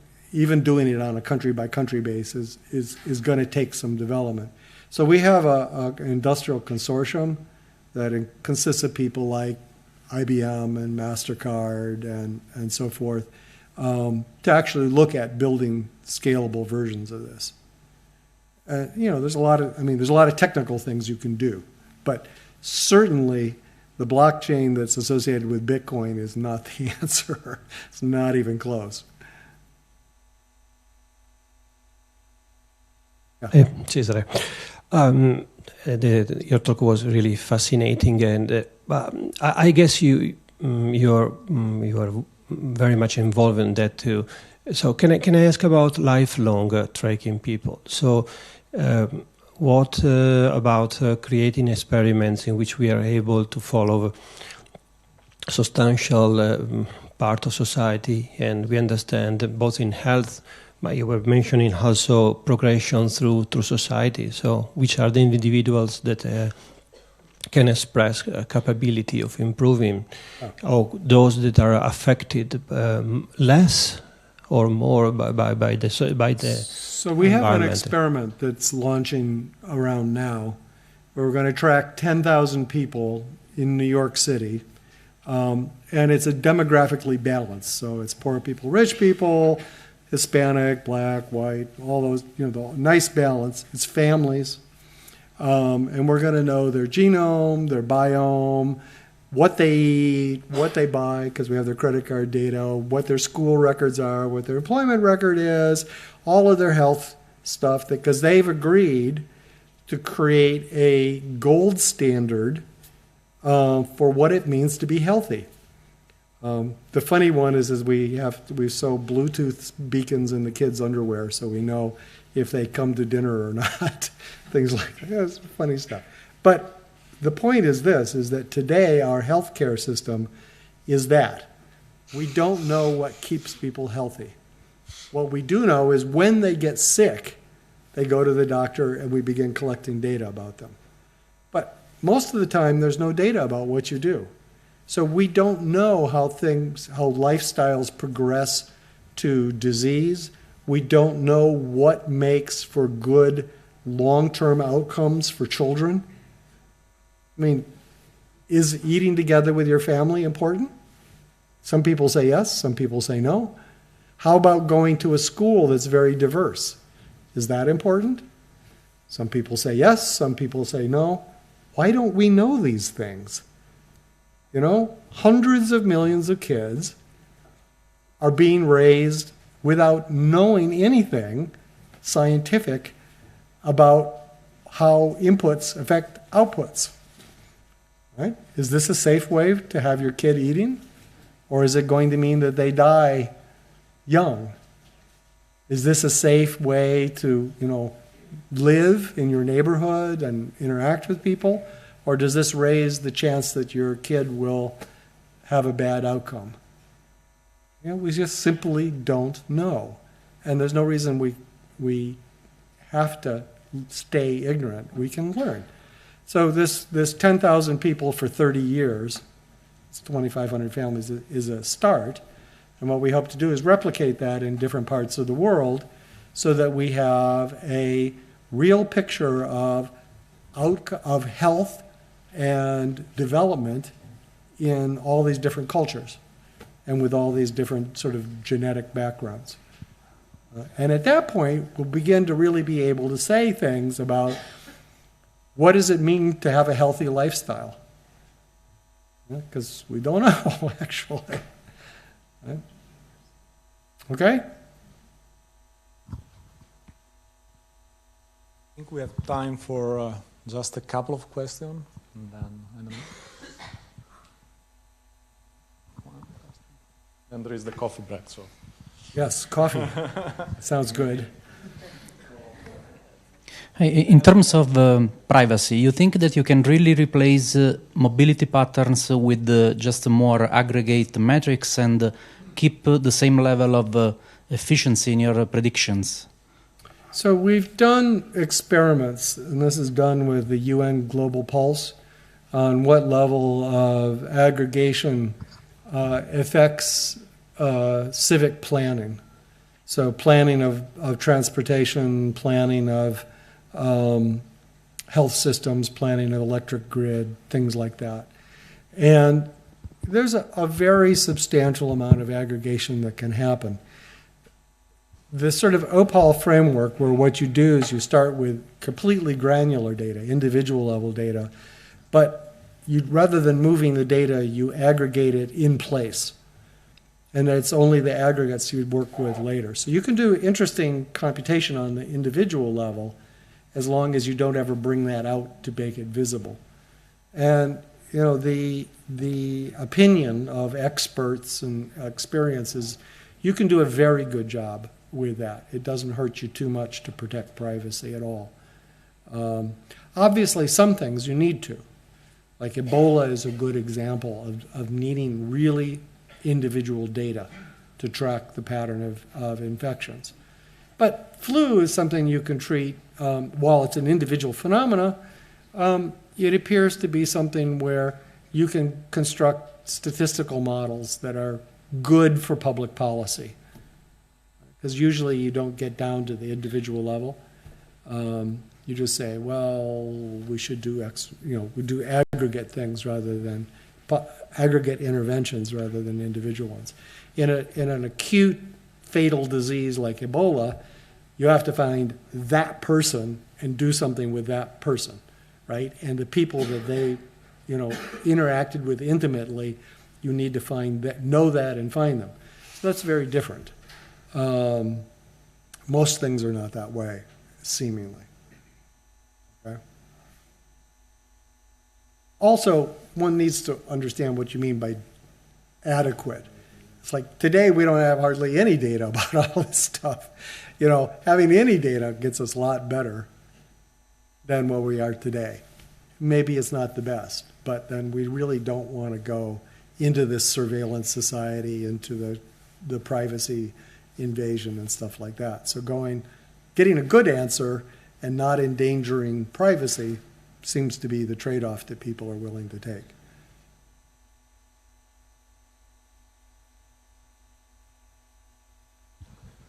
Going back to the many impressive results you presented today, I have this question. Many of these seem to me, maybe I'm wrong, correlation studies. And I'm wondering, what about causation? If it is important to study it or not? Well, causation is clearly important. A lot of policies only require stratification. So you do this if they're at high risk and this if they're at low risk, okay? So what you're doing, like for instance, take infectious disease exposure, okay? These guys, if you have high exposure, those are low. We've done causal studies off to the side, a different study where we know about the mechanisms of propagation, and we assume that that mechanism is applicable here. So a lot of these things are indeed correlational, but there are other smaller studies where we've verified causal nature of some of these things. Some of them we haven't. Some of them are hard to do. Like, for instance, the wealth of cities one is hard to do. On the other hand, we have looked at smaller communities over time where we've done interventions and things like that. So, we believe that there is a strong causal element there. We can't say exactly how much. What we need to do is we need to do experiments to continue to do that. I'm a big believer in what I call consilience, which is to say, no, I do not believe there is ever an experiment outside of physics that proves causality, even randomized controlled trials. Those are strong evidence, but they depend on having a good sample of the problem, and they depend on controlling for all the other relevant variables. Usually I can't verify that this is a typical sample, and I certainly can't verify that I've controlled for all other variables, right? So what I'd like to see is I'd like to see several experiments done in different ways about the same mechanism coming out in the same way. And moreover, I'd like to actually have magnitude estimation, so effect size mechanism, and interaction effects with other variables so that I know where the sensitivities are. So what that means is you're going to do a lot of experiments, you're going to do a lot of observations to try to come up with this sort of multi-view nature of approach to what are the causal mechanisms, plural, and their interactions. So that's not as satisfying as having one experiment where I randomized this and now I say, it's this. But I think it's a lot more believable in the long run. Time for the last question, then coffee break. It was first. Thank you for a very interesting presentation. Don't you think that there exists a danger of some sort of societal behavior bubble, very much like the search bubble you have with search engines, in which you design policies, you risk to design social policies that discourage antisocial behavior in the short run, which might have a positive effect in the long run. Yeah, whenever you put feedback into a system, you need to ask what's going to happen over time. You know, we've done a pretty good job around, say, understanding population, just to pick another big data thing. So these areas have more population than that area. We seem to have adapted pretty well to traffic feedback. Everybody used Waze and other traffic monitors. And yes, it's possible to trick them, and sometimes there are some bad outcomes. But in general, it works pretty good. And I think that what it is it's a process of you measure things, you socialize them, you see what the effects are on real society, you think about it, you measure things, you go back, you modify it. It's an iterative process. You know, society is complicated. People are complicated. So again, just like the consilience thing, I'm a very strong believer in living labs. That is if you have a new idea, what we're going to do is take a city that wants to be leading edge, and we'll do it there, but just that city. And we'll measure everything we can about that city to look for unintended consequences. And then we'll ask, well, we did this. Does it really work? What's really going on? And if it looks like it's working really well, and all the different stakeholders, not just the experts, but the poor people and this and all these different stakeholders seem to think that this is a good thing, then maybe you could try it on a larger scale. But you know, the idea that you have policies that you roll out for the whole country or the whole EU is, in my view, stupid. You should try things first, right? I mean, really. You know, we are not that smart that we know the answer. So we can measure stuff and we can try stuff, but we ought to, you know, be a little modest about us predicting all the outcomes. And the only way I know to do that is through experimental platforms at different scales that are instrumented enough that you can see side effects, that you can hear what the different stakeholders are thinking about it. Let's thank Sandy.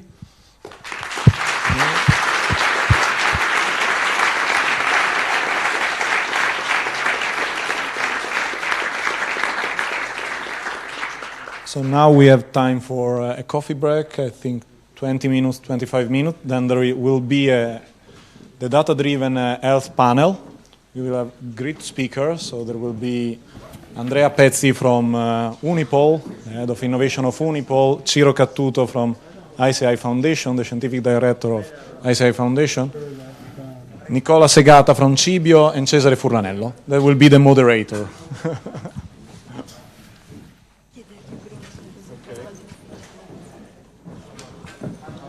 I'm going to go with this lady, Bruno. Yeah, sure. I will let you with these two ladies. So I need a coffee.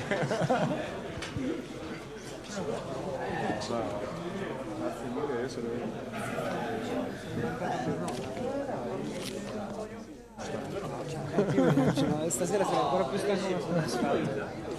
Ieri bello, poi sono stato a chiedere ai nostri avvocati, voi che vogliamo giustificare il loro essere. Sul virgolettato, così io posso correre in ufficio. Fallo. No, mandalo, va bene. Va bene, ma adesso non ce la mettilo. Non c'è problema. Viviana, non c'è problema. Ha detto ok. Sei usato un sacco di internazionale compreso. Abbiamo parlato di te davanti a veramente un sacco di cibo cinese. Ruolo. Hi, I'm Espen from the World Bank. Good to meet you. Nice to meet you. Yeah. So then we will. Probabilmente mentre gli scrivevi cazzo prestami le slide. Sì. Okay. Presence. You are in Rome, based. Yes, yes. The World Bank in Rome. This since is very January. nice. How long you are expected to stay there? 3 years, yeah. 3 years, now we have a new nice research center there working on measurement issues. Distinguished panel, agriculture. No. Mostly sort of traditional surveys, but increasingly doing a lot of geospatial data and more kind of big data sources as well. Also, we should, there are some recent work on the spatial data on poverty. yeah, no, very nice from Stanford. One, Exactly. So these type of things we are really kind of incorporating also in our work. I had a chat with a person from the European Commission. Yeah. That is want to use the Galileo data Yeah. to do this kind of things. Yeah. I think that this is something that we can shut for sure. Who was the guy at the... Is it an Italian guy? Okay. Like this, Francesco Okay. Barreca. Yeah. So he's in the commission and he works for using the spatial data and remote sensing data for social good. At the Joint Research Center or whatever it's called, the European... There seems to be I some... don't know. I think he's in Bruxelles. Yeah, exactly. I don't know. I think he's based in Bruxelles. So I have the chat with him. I need to prepare a sort of short, so one-page description of what we can do, and so maybe it could be very nice also ask to be involved, to be part of the thing. Absolutely. We'd love to do that. We just opened this hub in Rome, and so we're really trying to also establish more connections with centers here, with ESA is in Rome. You guys are based here. Talk more, yeah. Okay. Thanks for inviting me. E quindi...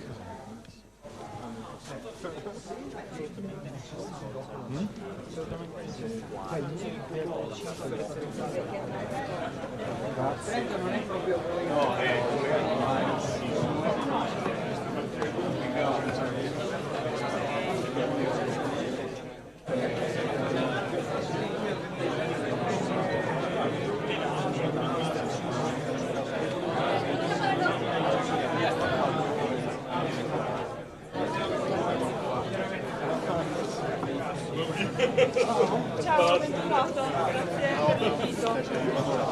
Grazie. Voglio il caffè in realtà, questo voglio. Eccoci. Ti è piaciuto? Abbastanza, poi le domande sono veramente tantissime, soltanto... Adesso quando lo liberano dall'intervista potete andargli a fare domande. Una domanda? Vabbè, ci sono tipo le implicazioni filosofico-etiche e poi tutta la branca del mental issues che dopo mi sarebbe sembrato di spostare troppo il focus e l'attenzione su altro e quindi magari ci riserviamo di fare domande. Comunque ci sarà occasione. Speriamo, mamma mia, qualche settimana prossima abbiamo poi il colloquio. Ah, è vero.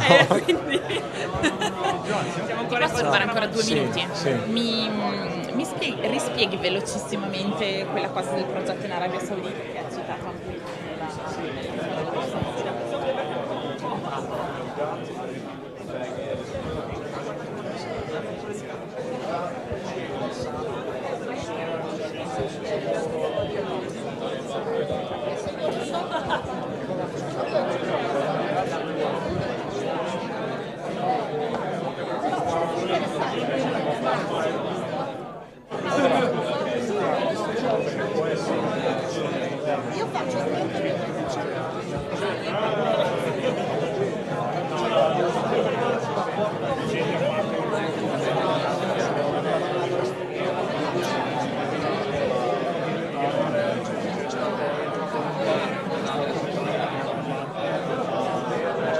Grazie.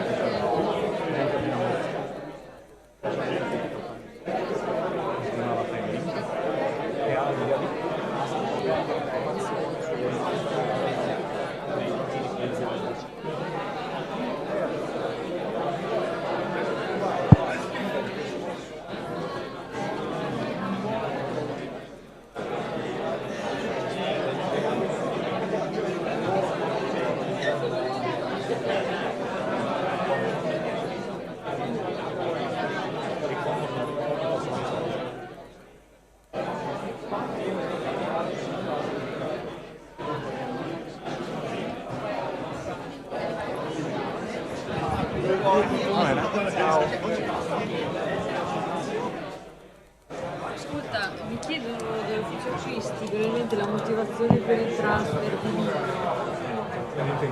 Sì, no, ma lui, no, ma dov'è che parla? Non mi ricordo, è un panelist di quale si Finance. Finance. Lui arriva del Garda, deve venire su perché poi c'è l'aereo per andare avanti.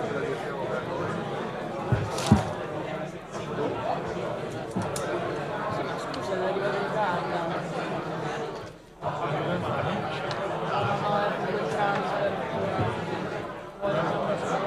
No, quello ma vogliono la motivazione.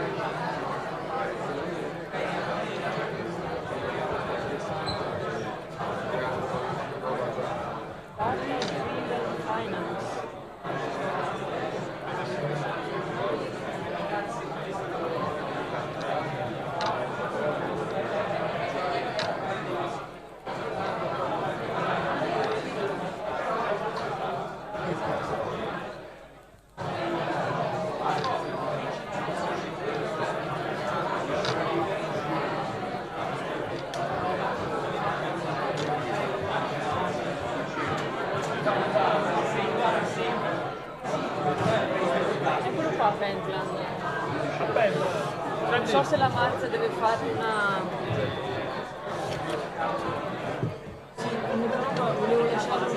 L'hanno messo tra l'altro qua. Non so perché l'hanno messo qua. Questo serve.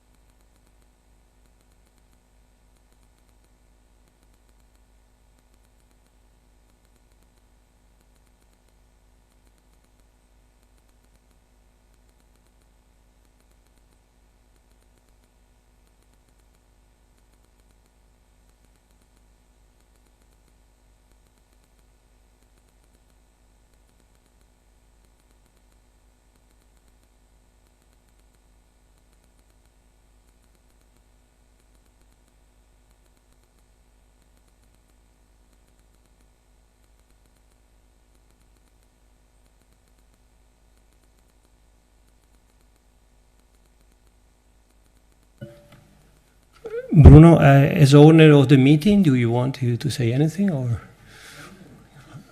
is my turn? Of course, Bruno mentioned me to chair this session a few seconds ago. Okay, so but that's fine. That's fine. So I guess we have the pleasure of being part of this very interesting day. I guess we are losing our invited speaker. Yeah, but that's okay. Are we starting? Yeah.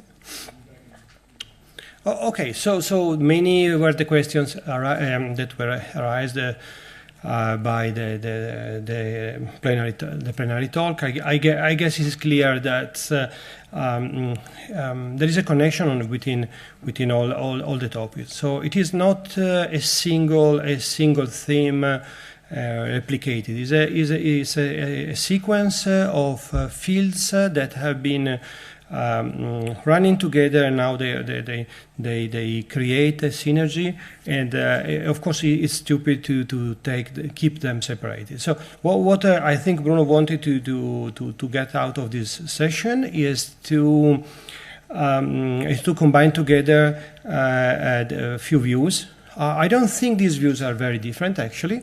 So we will be talking from the point of view of data science. We will have a really interesting the option of knowing what industry, what insurance is doing at a very, very large scale.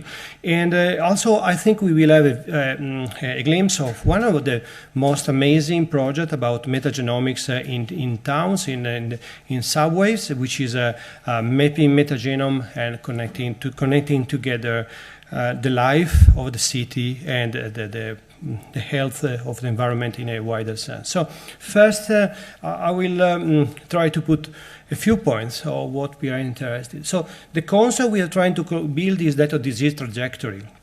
And we use maps and we use nets, different types of nets, to create this convergence of information. I think that the view is now that we don't have a scale to be chosen. We need to work connecting together the personal omics, so the quantification of the personal data, together with the map level. So whenever in the top right we have a disease map or a map of exposure, in that case I think was asbestos, we now have a wealth of new devices. Some of them are definitely going to stay in our pockets together with our keys. Some of them are already at our wrist, so like smartwatches.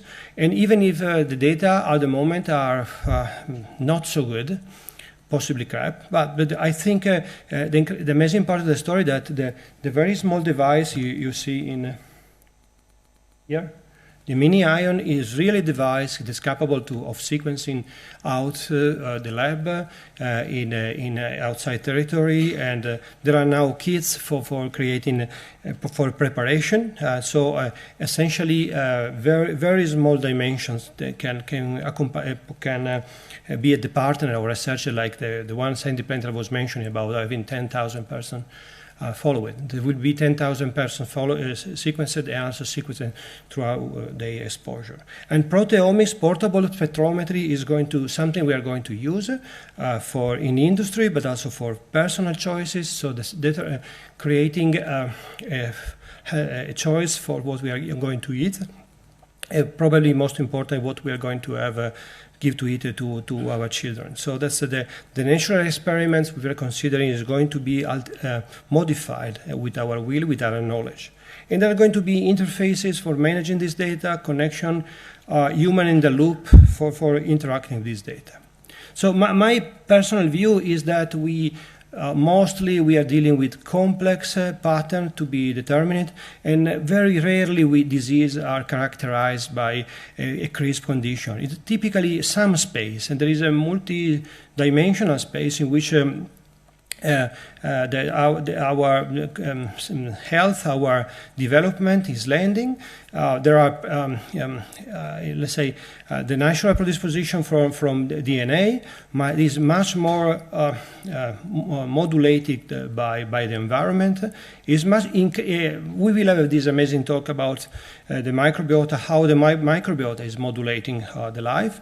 And we are going to talk about, we are going to see a lot of new devices for tracing our response to the environment. So autism is just one example of the story. So we cannot talk about in terms of one specific type or subtypes. It's a range. So we are talking about, let's say, regression is going to be multi-outputs, is going to be multitask.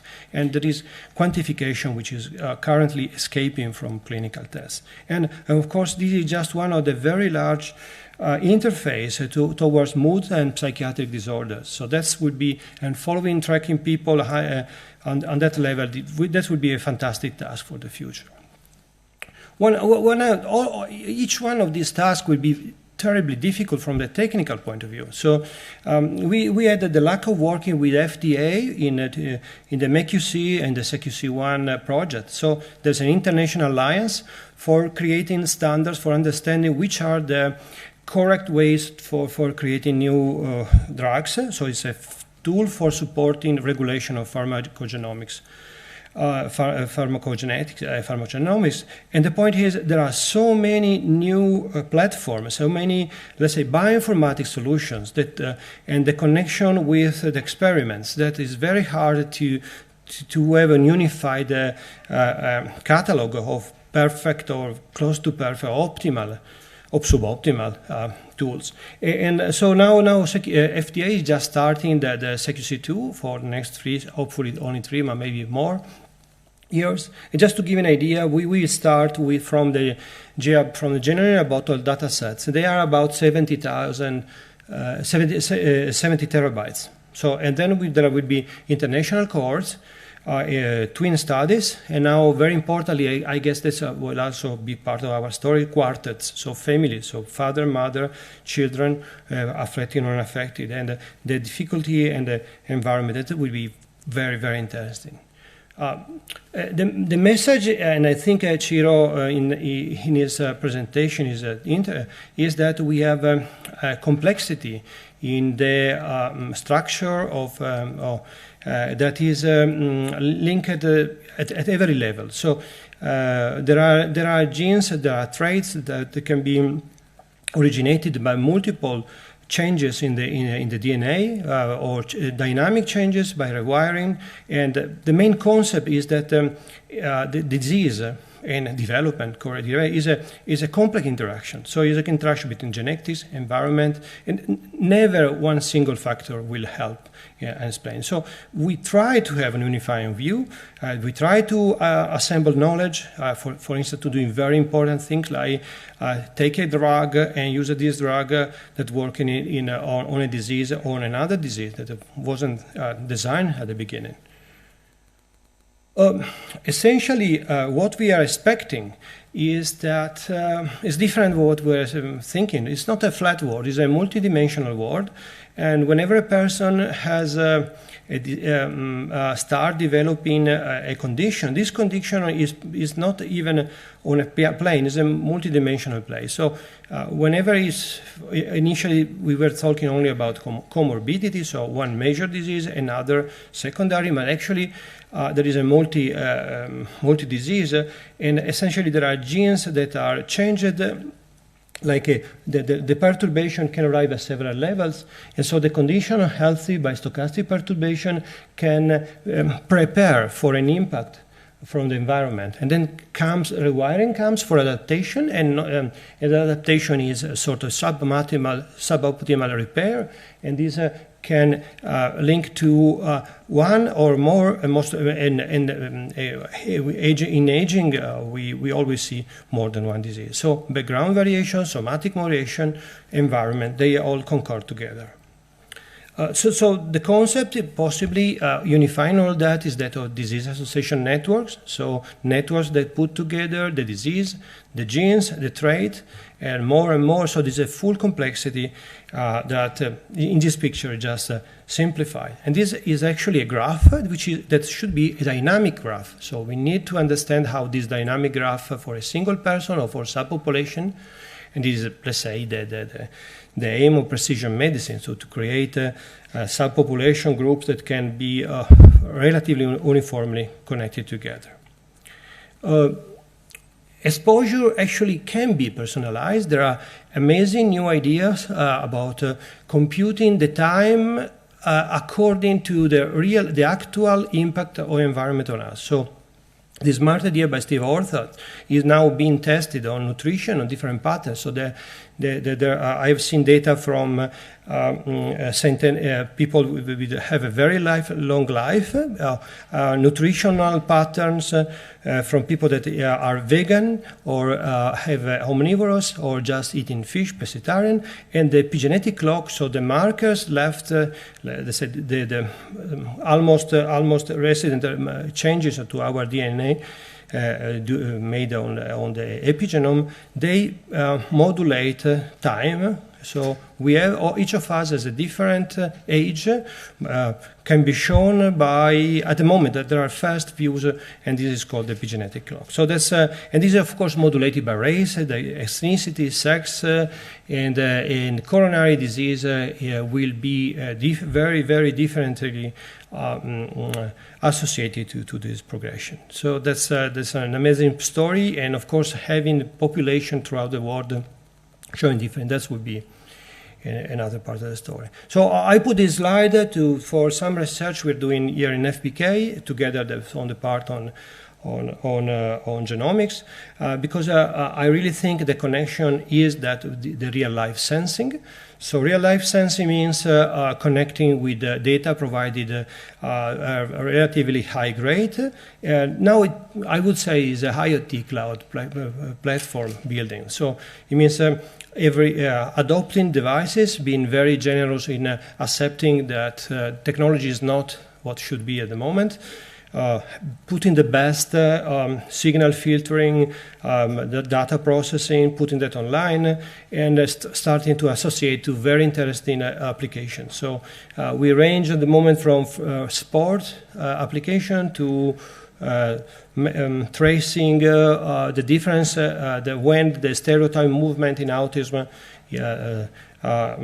can be detected early. There is a number. I think our guest from Unipol will also give a lot of ideas on the sense, so the potential for profiling and be adaptive. We explore that on the professional drivers first. And now there are a number of new things, like how the affiliative behavior, like how mother and child together are creating this synchrony, which is the basics of interaction in the future, the basis for language, and how these little waves, little infringement into this emotion and this empathy can derive this signal of changes. So it is not only the matter of changes in behavior, let's say on the map, it's just a behavior in very subtle subtle components. So in the sense we are not expecting these are, let's say, more or less on the scientific side, but few of these ideas will be part of the profiling that can be helpful. Okay, so I'm done. And thank you for your attention. I will ask Ciro to go along and talk about data science now.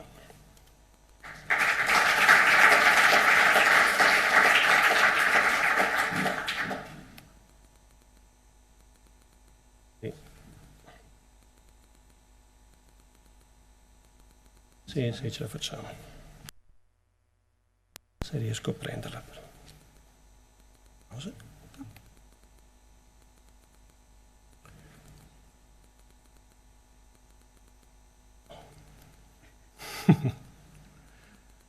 Che ce la possiamo fare.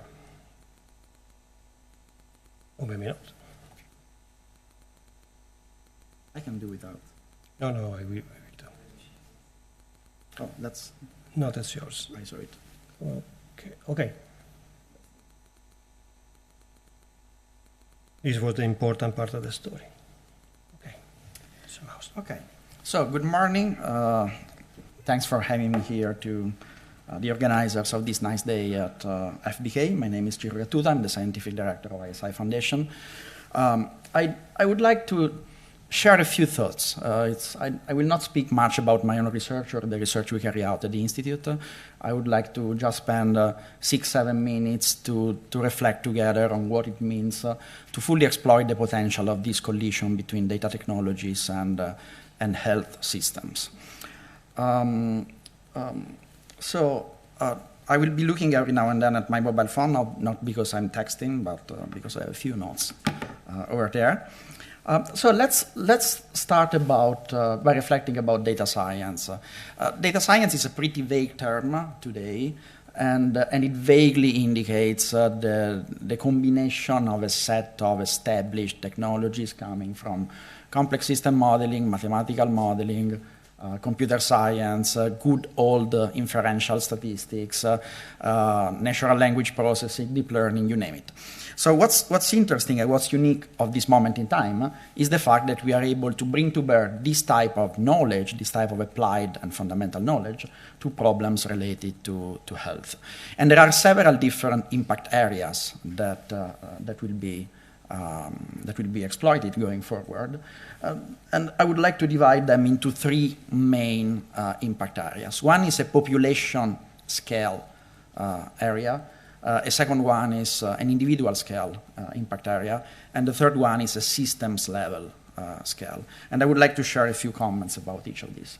So at the level of population, the opportunity we have today is to aggregate proxy data related to health or health-related behaviors at the scale of an entire community, an entire city, an entire country, and tease out of the data quantitative indicators that allow us to make better decisions about health systems. This is the broad area that goes under the name of digital disease detection or digital epidemiology. There are different names that people have been referring to this recently, but it's basically the use of proxy data on health and health-related behavior to tease out signals that we can use to decide about health. So, for example, you could monitor the prevalence of specific conditions by data mining Twitter. You can count how many tweets containing the word flu are posted, or flu-related symptoms are posted at a given time or in a given location, and pretty much reconstruct nicely the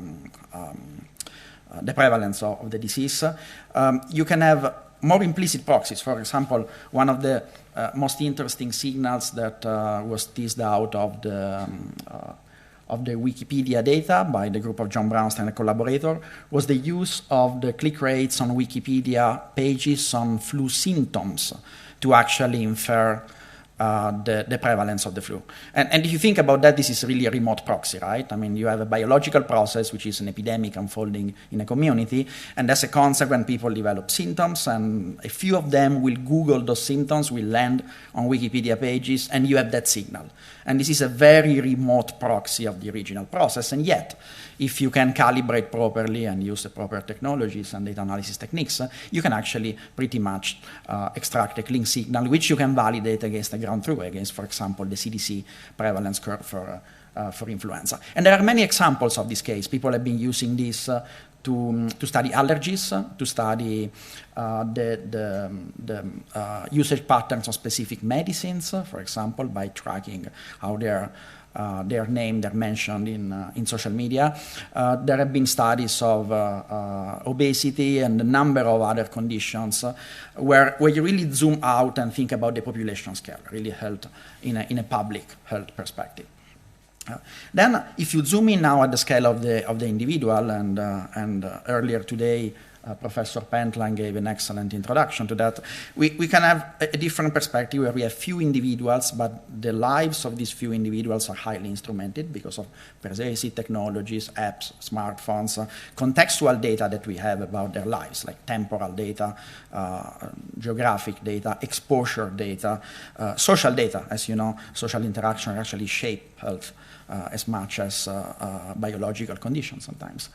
And in this case, what you do is data mine this time series to understand what are determinants of health, to modulate health risk. At ISI Foundation, for example, we work quite a bit with health insurances in the US, with a few major drug logistics companies, and you really have the opportunity there to mine for specific events, to reason in a quantitative way about adherence to medication. As you know, there are some conditions that are expensive to manage in terms of the course of medicines you have to take, and your adherence to this course of medicine is actually critical in gaining the outcome you desire. And so having predictors of whether you will be complying or not with taking that specific medication in the desired way is actually useful, because you can be put in two different buckets, somebody compliant, so we don't have to worry so much about you, or somebody who is likely not to be compliant, and then we can have, for example, a call center monitor your compliance, remind you periodically that you have to take those drugs in that specific fashion.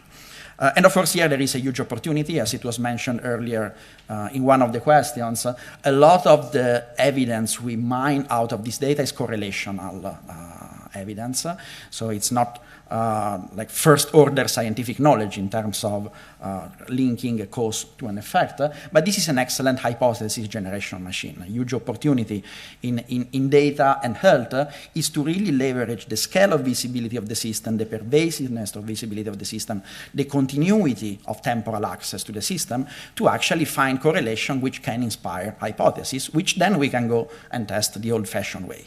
We can design experiments as it was noted, like even randomized controlled trials, they're never fully controlled, but still they're the best tool we have to date, and we can combine several of those to extract eventually knowledge about these systems. Then there is the entire area of forecasting, nowcasting, understanding, modeling, and mitigating, ideally, the impact of infectious disease. In a public health perspective, this is crucial. A lot of really cool work is going on actually here at FBK, in particular in the group of Stefano Merler and collaborators.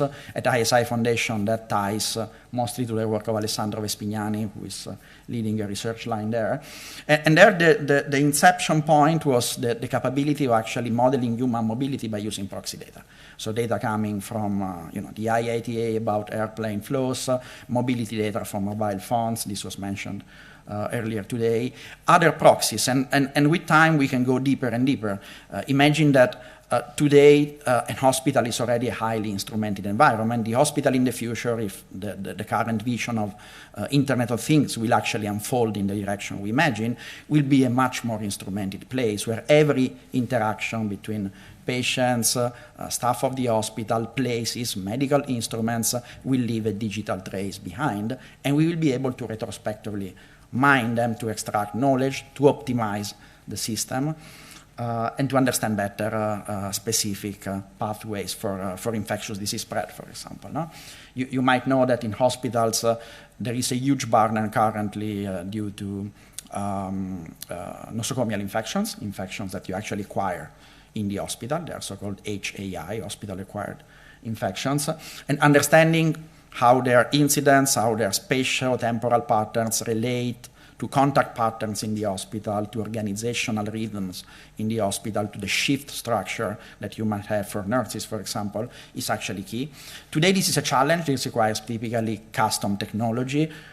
We've been doing quite a bit of that at ISI Foundation by using wearable sensors, but in the future, this will be a side effect of the normal operational logic of the hospital, and this will actually revolutionize what we can do in terms of optimizing the system. Which brings me to the third point, which is really the systems perspective. There is a huge opportunity in this collision between data and health in using knowledge from process mining, process modeling, and optimization to actually take data from systems such as hospital systems that deliver primary care or secondary care and optimize their behavior. So, for example, today you have to use a lot of heuristics to decide how you organize the shifts of the nurses, how do you design layout of the space. And in many cases, there is a lot of trial and error that goes into this. And this is slowly evolving, actually fast evolving into a science where you will be able to use your digital visibility of all the processes relevant to health delivery in a highly instrumented setting to actually model it and to determine interventions that will optimize specific outcomes. And there is a lot of work going on in some pilot hospitals at the University of Geneva, the University of Zurich, Hospital for Special Surgery in New York, where really you take this organizational perspective and optimize the delivery of care in a given context. So these are three very broad areas where we will see, and we are already seeing impact. It's interesting to see, and it's really exciting actually to see it, that this dialogue between what we vaguely indicate with data science and health systems is actually developing a very strong scientific component. For example, you might know that a lot of what we consider data science research is published at conferences. One of the major ones is the World Wide Web Conference. And for the first time this year, there will be a new main research track at the WWW conference on computational health. And this really witnesses to the fact that there is a strong interest in that community to bring to bear advanced data technologies to problems that do not pertain traditionally to the web community, that live in the health domain.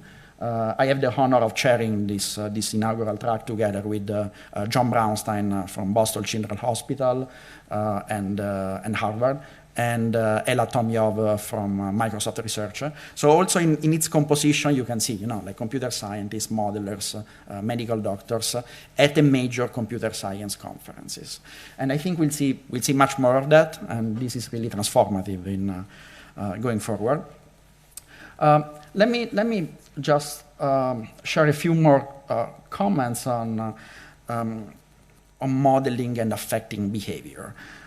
What we are seeing today in health, and if you work for health insurance today, you know this very well, is that most of the cost of delivering care arises from chronic conditions. Chronic conditions like obesity, diabetes, hypertension, and so on and so forth. And actually, our capability to manage acute conditions typically turns them chronic in some cases. So we have an aging population, which again shifts the balance of care towards chronic condition. Even Africa is actually undergoing a chronic transition as we speak. And so there is a huge opportunity here because, as you know, a lot of the chronic conditions are unamenable to be mitigated by behavioral interventions. If you're likely to be overweight, you can exercise more. You can, if you have diabetes, you should and can eat better. If you're a smoker, you shouldn't smoke. And there are a lot of behavioral interventions that can be delivered by means of digitally instrumented systems. And people have been exploring behavior nudging, behavior change. And there is a huge challenge and opportunity at the same time. The challenge is that whereas we are very good at modeling disease in some domains, we are not so good at modeling systems that entangle human behaviors and disease. So, for example, even in the simple case of flu spreading, relatively simple, flu spreading to a community. If you couple this simplistic model with the behavior change model, where people distance themselves if they're infected, the model becomes mathematically much more complicated. So at the fundamental level, coupling behavior change, reactive behavior, to disease dynamics is a modeling challenge. But there is also a huge opportunity there, because we are now able to model behaviors much better. We have richer data. We can build richer profiles. We can bring to bear advanced language technologies to this. We can model psychometric traits of people and try to see which traits actually become handles that we can use somehow to achieve behavior change. And there is a very strong reason, and there is a very strong market reason actually for doing this, because there is a huge cost associated to chronic conditions that we can hope to manage by means of behavioral interventions. And I think I will stop here. These are just a few thoughts to set the stage for the discussion to come, and I thank you for your attention.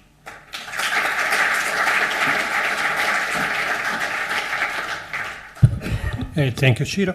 Ciro, I forgot to say, is a scientific director at ISI. And now from research, we will go to a company which is really making a great effort. So can I ask Andrea Pezzi? He is an innovation director at Unipol. And one of the largest experiments ever we could dream in terms of data.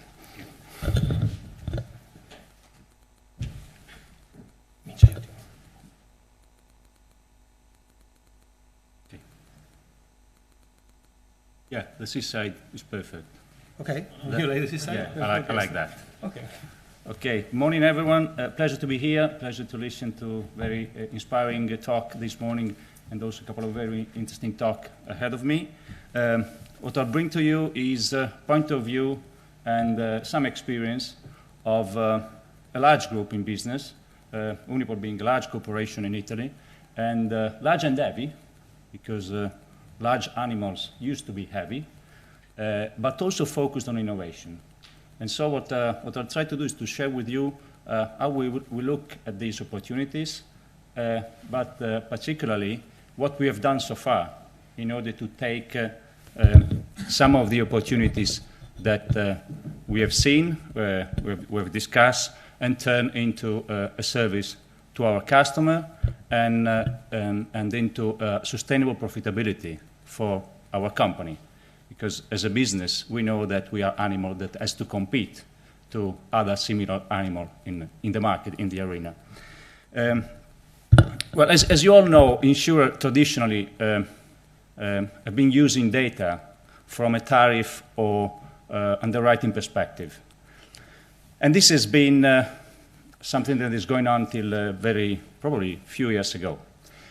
Things have changed, so there is an opportunity for us as well, and so we're starting expanding this capability into different directions. One is to use additional information that we didn't use in the past. In the US, the credit card information are very much used also for motor insurance, and here we are usually part of that for a component. But on the other side, use information and data on other processes, marketing, of course, but above all, service and claims, as we call our service. Actually, claims in insurance is the stage where we provide the service to a customer. And so expanding the area in both directions, we have to bear in mind as a business person that arriving late can be an issue, but arriving earlier as a business person is a much bigger issue. You can arrive late and see what the other has done and try to mimic what the other has done, but if you arrive too early and you make mistakes, and those mistakes are difficult then to overcome within your organization, which is made of 50,000 people, 35,000 on the territory and 15,000 in the center, could be a bigger issue. So this is the area and the challenge we face. On one side, we know that we need to innovate in order to be sustainable for the future. On the other, we know to pick what we think can be the right time at the right, in the right moment, the right solution at the right moment. Other comment, Unipol culture is a bit shy on communicating what we are doing. Usually we communicate what we have done more than communicating what we are currently doing at the moment.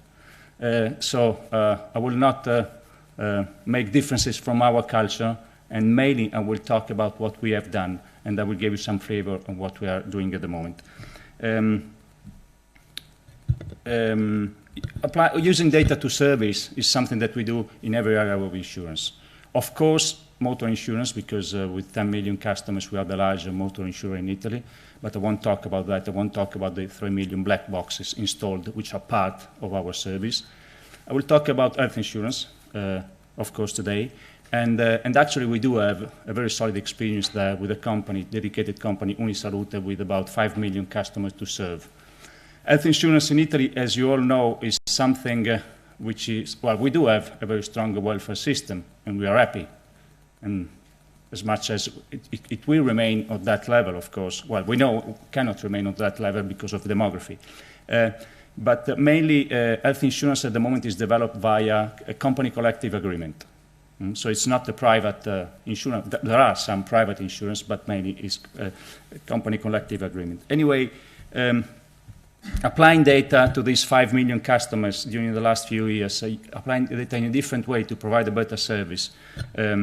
This is what we have done in the last few years, and I'll try to tell you in a couple of minutes. Essentially, just to give you a background, the way we work with Unisalute, which is actually what we're trying to do in insurance everywhere, is the role of insurers has been, it is usually to take care of the cost for something. And you can take care of the cost giving money after that something has happened. Or on the other side, you can try enter into the service process and say, hey, I can help here, I can do something, we can do something better together. So rather than give you the money, I'll give you straight away the service you need. In doing that, we can play a different role, not just the role of the insurer from a financial perspective, but the role of the buying center and the role of the quality controller. So this is what we have done, what we are doing in Unisalute, and it's what we have done for the last actually 20 years. In the last 5 years, our business model is changing with a step ahead, with a much broader utilization of information. So usually a claims is a single event and has been treated as a single event. But actually we do have information of 5 million customers. So if we put together all of those information for the better service to that single customer, of course we can add some value. And the big changes has been introduced when we have decided actually to expand our channel and not just providing services via call center, but via web and app finally. Clearly, the direction is to move information into algorithm and to manage data in a different way. So even if we do have 50 doctors as an employee of the company, some of those information has been transformed into data and into algorithm. And in the last few years, in the last 4 years, we have started delivering all the service different from hospitalization, so outpatient diagnostic, essentially real time, without the need of someone to provide an answer to our customer, because the system itself has got the ability to provide the answer to the customer. I need to do a medical check or an exam. The system will check, well, first of all, the insurance part. Do you have the coverage? Yes. And then, in case I have the coverage, what is the suggested place we can put on up front for our customer, in case we want to follow our suggestion. The company works with about 15,000 different health providers, so hospitals, clinics, polyambulatory, all kind of organization. But what we realize is that, of course, we do have experience and more information than a single customer, so we can give a suggestion. We can give a suggestion provided that the suggestion is the right one, because if not, things tend to be tricky and difficult for the company. So essentially, on about a couple of million of these kind of claims during the year, we always put on the table a suggestion. 70% of time, the customer followed that suggestion.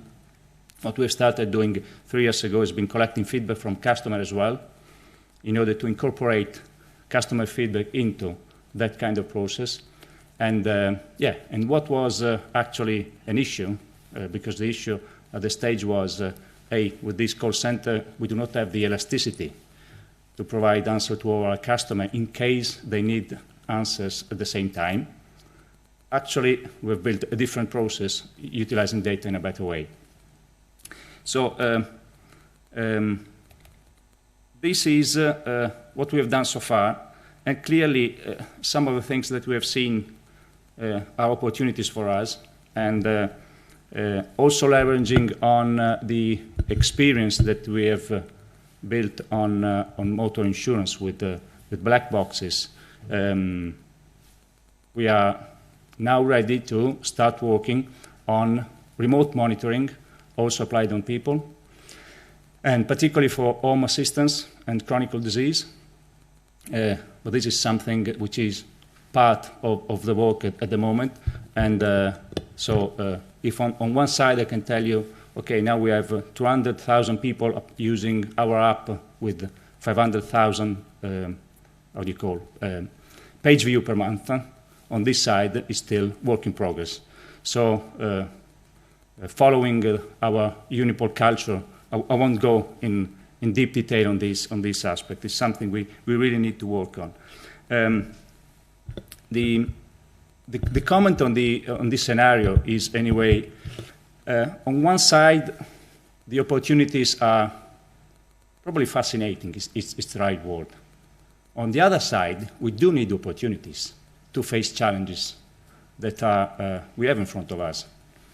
And well, I can say that in terms of, as a company, we know that we are a large corporation, but we play only in the Italian market. In the global arena, this is a risk. And so our strategy is to play better in this market, to play better, actually not stopping our activities on the traditional insurer activities, but going into the service process. And so we do need, actually, these opportunities.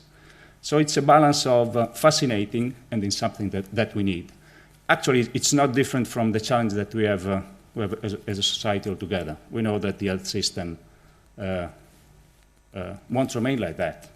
Our gross internal product is not growing, and our demography is already written. So we all need different solutions for different challenges, and probably this is part of the of being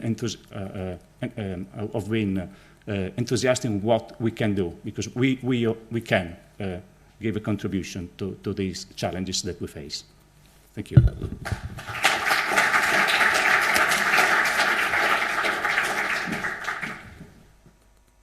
Thank you, and thank you also for staying in time. Nicola Segata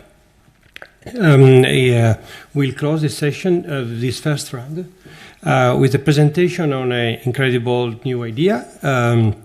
It's again in international collaboration. And I would say, basta che clicchi su.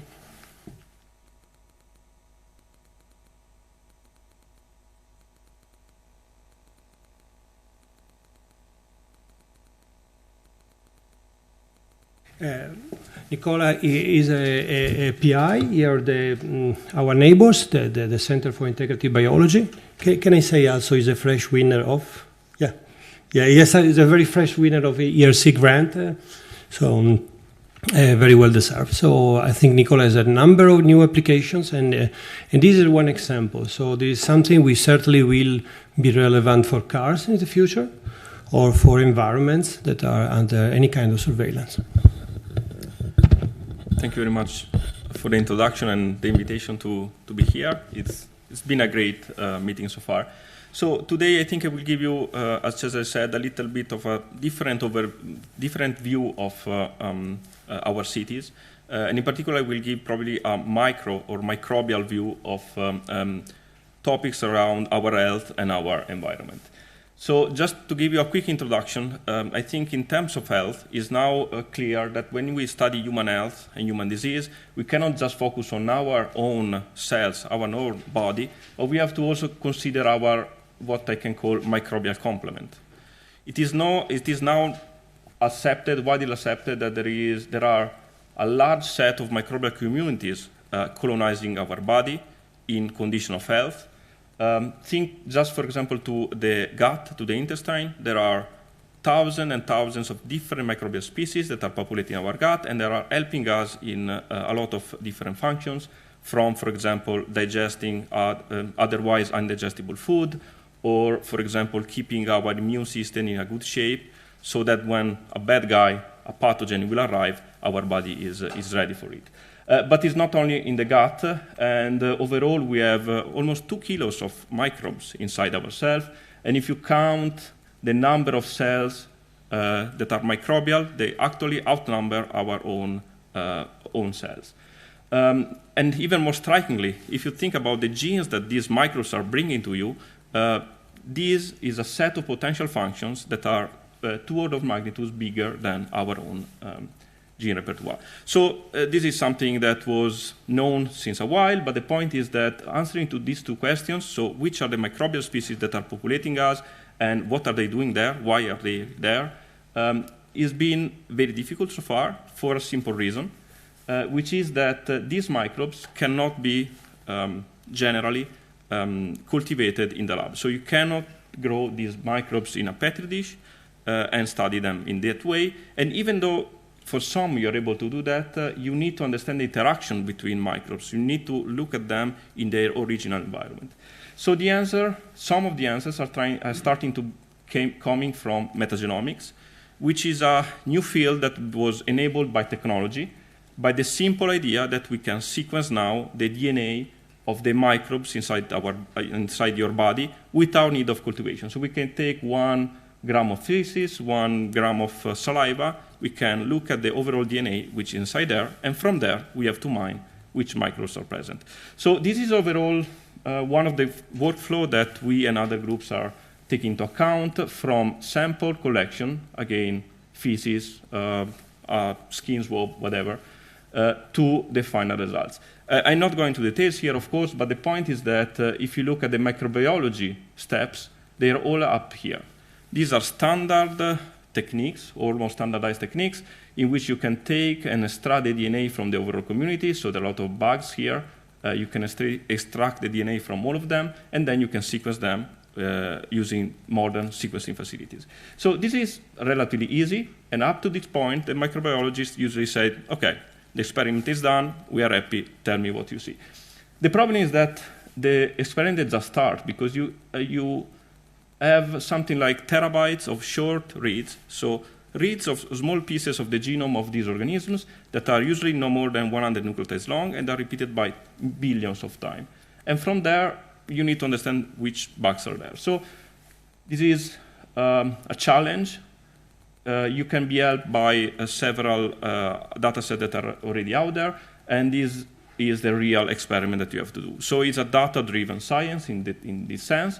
And in particular, I think there are 2 main steps. The one which goes from these sequencing reads to some numbers, some labels. And then you have the second step in which you put together these labels, these numbers, in a more traditional way, if you like, helping, with the help of statistics, of course, to find biomarkers of disease, biomarker of other conditions. You can try to use the microbiome as a classification tool for disease, and many other stuff that usually need to be followed up in validation experiments. Otherwise, there's still a lot of noise. So following this set of protocols, when I was working in the US, we, for the first time, gave a map of the diversity of the microbes present in the human body. This is a very complex thing, just to say that there are, we showed that there are hundreds of species inside different body sites of your body, They differ a lot from person to person. Some of them can be found pretty commonly, others are rare, and it's very difficult to define what is health in these situations. When this project started, the idea was to sequence our microbial complement, so we have sequenced the genome 15 years ago, and the idea was that around 99.9% of the genomes between ourselves is identical. Is it the same for microbes? Well, it turns out that it's not the case, and it is a huge diversity inside ourselves. From the data viewpoint, that project produced the largest amount of data, even considering all the other projects altogether. But this was just 2012. We just recently meta-analyzed other data sets for a total of 25 terabytes of data. And this is only the input data, because you need to somehow put these data sets in context with whatever was sequenced before. And this is the number of genomes that are produced up to 2015. So there are 85,000 or so genomes of humans, bacteria, that are present and that you have to use in reference. So this is actually a small portion of the data you have to crunch to get some of the answers. Why is that? Is it going to change? No, it will not going to change. It will get better or worse, depending on the viewpoint. This is the cost of sequencing a human genome. Is now around $1,000. For a bacteria, the cost is $20 or $30. And so there is no way that the data generation will decrease. Just to point you here, this is a log scale. This is the Moore's law. So decrease in cost, something like that, is something that is really amazing, and I think a huge success of technology in this case. So, okay, I hope I convinced you that this is basically a data challenge. It's a microbiology problem, health problem, but it's a data problem, a data challenge to be solved. Just to say that, what makes the differences here are the computational methods that you use to analyze this data. So just to show you some of the latest results that we found in my lab, thanks to several actually lines of results that we are putting together, is something even simple if you want. So what is written here in complex terms is just that if you take two random persons in this room and you look at the microbes that they have in the gut, and you look at very, very refined scale, overall you will find that only 1% of the microbes that I have in my gut are also in the gut of someone else in this room. All the others are somehow personalized strains, personalized microbes that are playing a role that is still largely unknown. On the other hand, if I look at microbes in myself today and in 6 months from now, I still keep exactly the same strains for 80% or so of the microbes. So this is just something, I put there two numbers basically, that required years of computation on a lot of data. But what I'm gonna introduce today is something even more ambitious. So why should we look only at the microbes inside of ourselves? Of course, that are more probably related to health, but can we actually map the microbial diversity in full cities? And I'm talking about the transport system, built environment, houses, public places, and so on. So this is something that was started recently. It's called MetaSub. It's headed by Chris Mason at Cornell. And he was able to involve a lot of cities from all around the world. In Italy, we have Rome, Naples, maybe Milan. This is a global effort to understand what are the microbes populating the places where we live. And it's kind of amazing if you think that this was done 10 years ago for the microbes present below the South Pole. So for some reason, people were way more interested in understanding what's below 10 meters of ice than in our city. But there are other reasons for that, because it's important to study extremophiles, if you like. But of course, this is related with our everyday life and health. So basically, what is going on right now, and we are at the data generation process, and even though I told you that collecting data is not so difficult, when you have to deal with cities, with authorizations, ethical committees, it's going to take a while. But basically, in hundreds of cities from all around the world, the public transportation system is analyzed in this way. So they are taking samples from all these surfaces, if you like. Some preliminary results that were already published says that there are hundreds of species out there. Many of them, we still probably don't see them. They are mostly harmless. Mostly probably has to do not too much with the microbes that are there, but with your health status. Because if you are immunocompromised, any harmless bacteria can be dangerous. So in this way, and for the New York, something that has already been done, we can have a map of the microbes that are present in different stations, for example, of the subway, or different environment also outside the subway. And you can really start to try to correlate this diversity with a lot of socio-economical aspects. We heard before a lot of these aspects that we can correlate with that. We are on the other side. We are generating data that can be correlated. So maybe others have a better idea than me about what we can put in this map to correlate and to help data scientists, but especially the health system, in this case in New York. But of course, the answer should be something more than, well, you can probably leak the poll, probably you want to do that, you don't want to do that anyhow, but there are a lot of applications that we cannot see right now, or we can just imagine. We have forensic maps, so you touch with your microbes a surface in the city, you leave your trace there. It's true that you can tell me you leave also your DNA, sure, but your DNA, human DNA, will last for a while. Your microbes maybe stay there and live there much more than that. So you can have an epidemiology of the built environments. We know that in the environment there are a lot of antibiotics. So there are a lot of microbes that are developing resistance to antibiotics in the environment. Then you will pick them in your body, and especially in immunocompromised patients, that will be a huge problem. So we can think to early detect antibiotic resistance, or at least survey it.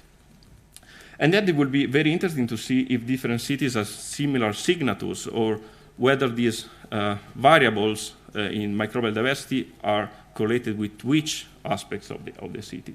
And there are probably many others. In general, the idea is how we exchange microbes with our environment. I'm talking about things like that, but also in your house, you are colonizing your house with your microbes, and your house will colonize you with its microbes. Okay, I will stop here. I think I tried to give you an overview. Again, the MetaSub project is headed by Chris Mason, which is doing, I think, an amazing work in trying to put together so many cities and so many researchers from all around the world. And thank you.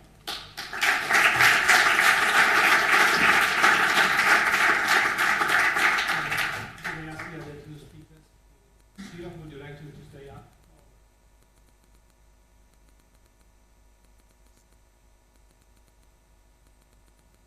How much time do we have? Not a minute. First of all, are there questions from the room, from the audience, on the student, for the speakers? Yeah.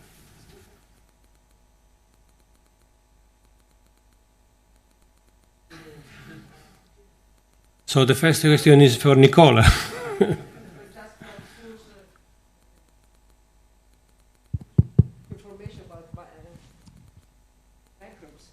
Yeah, we can look for microbes. Find Yeah, I mean, as also Cesare mentioned, there are devices, portable devices for sequencing. So you can even think to go around in very remote places or cities with your laptop, your device, and sequence real time the microbes that you see. This can be connected in something like that to try to discover something, maybe. Yeah. Okay. Other questions?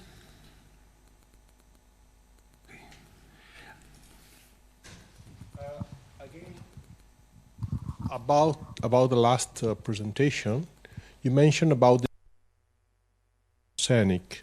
Could you please give more details? Is it feasible? You mean for forensic? Yeah, forensic, sorry. Yeah. Feasible is to uniquely identify you based on your microbes. The forensic application is something that I'm not very familiar with. But for sure, if we, for example, sequence the gut microbiome of people in this room twice, we can, without any error, match the samples coming from the same patient, the same subject inside this room. This we can do.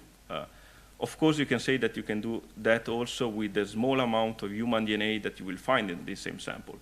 But from biological viewpoint, it's, I think, still striking that the microbes that colonize our cells are so unique and adapted to us that can uniquely identify us.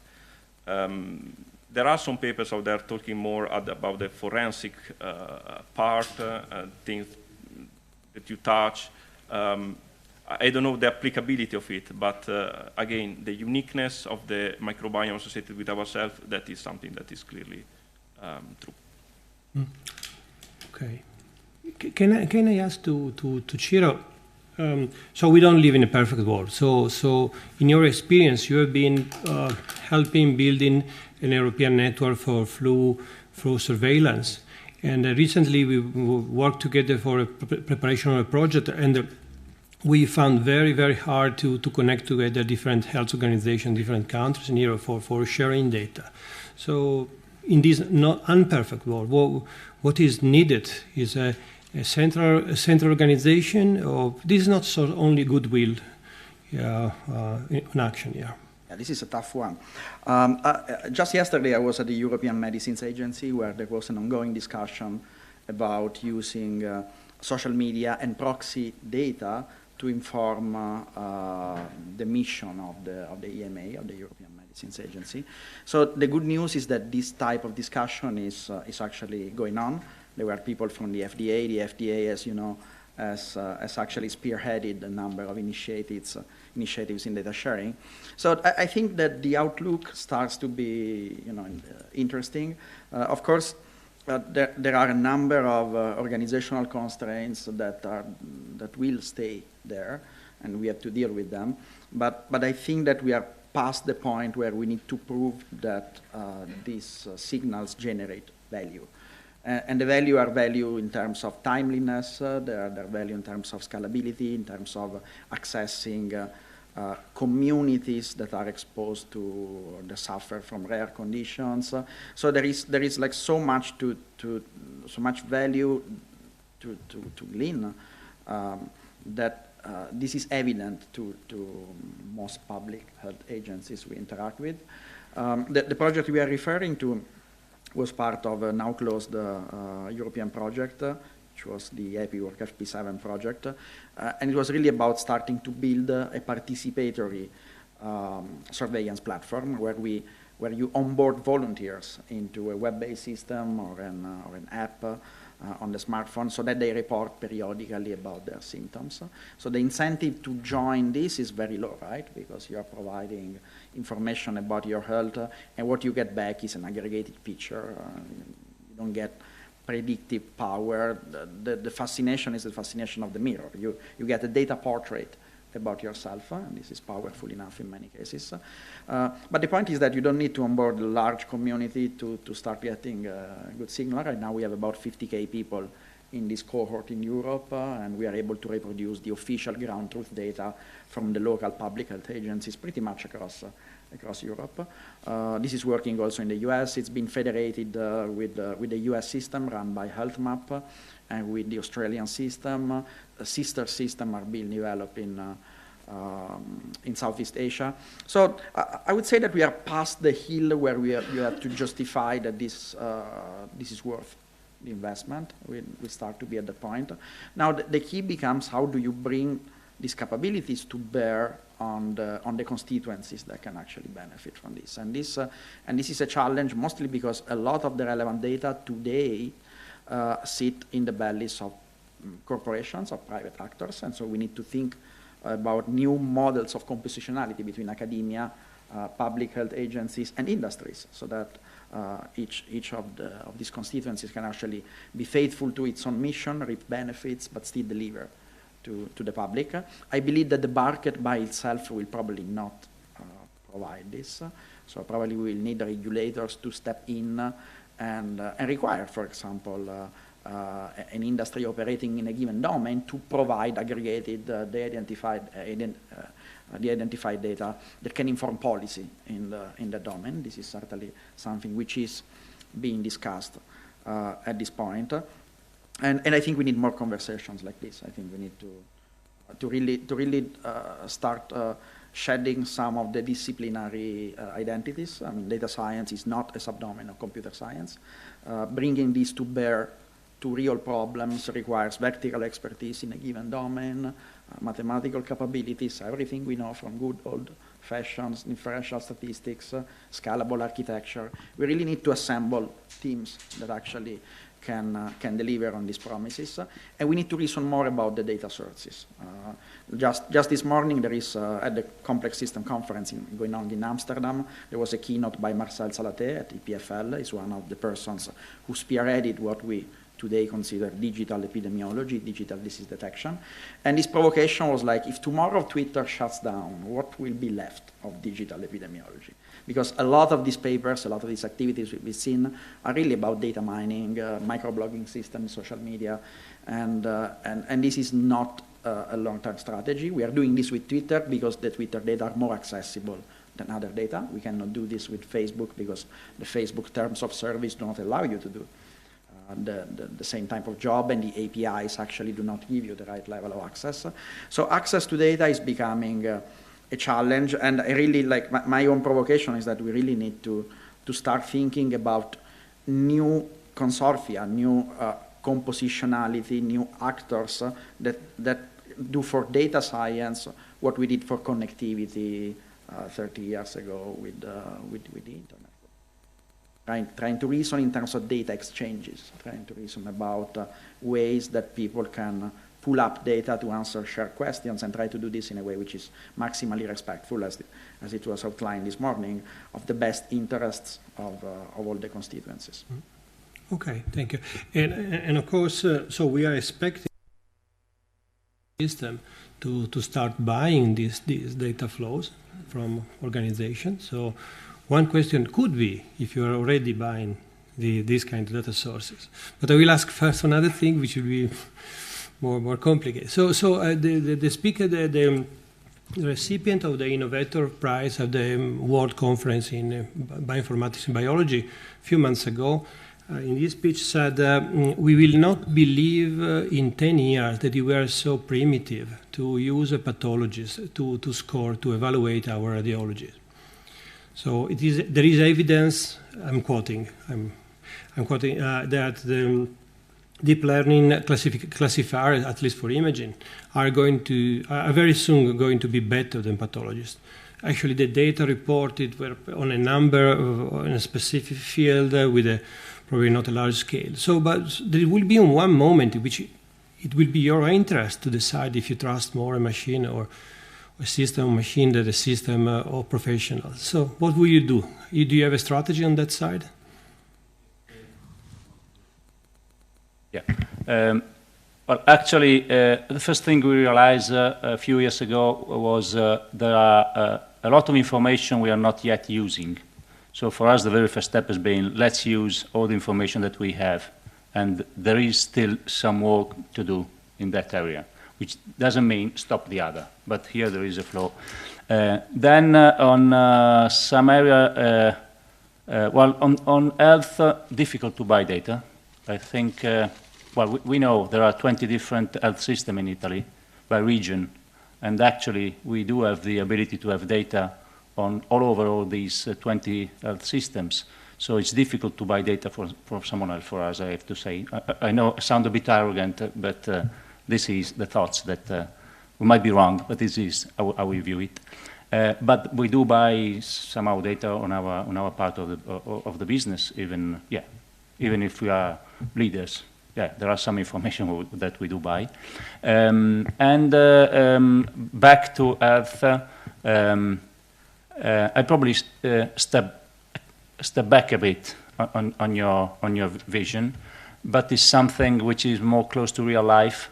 Yes, we have started analyzing dental images some years ago, because we do have a billion of dental services, and one image could arrive a couple of times, let's say. So yes, we do trust our dentists, but we do trust as well the system having the ability to cross-check images. And yes, from time to time, we pick up an image that we received already attached to a different customers. Things like that is what we call anti-fraud in insurance, is something that we are using, and we will, these adoption will be expanded in the future, yes. You will not start for just stay in this domain, looking if one doctor has more recurrence than.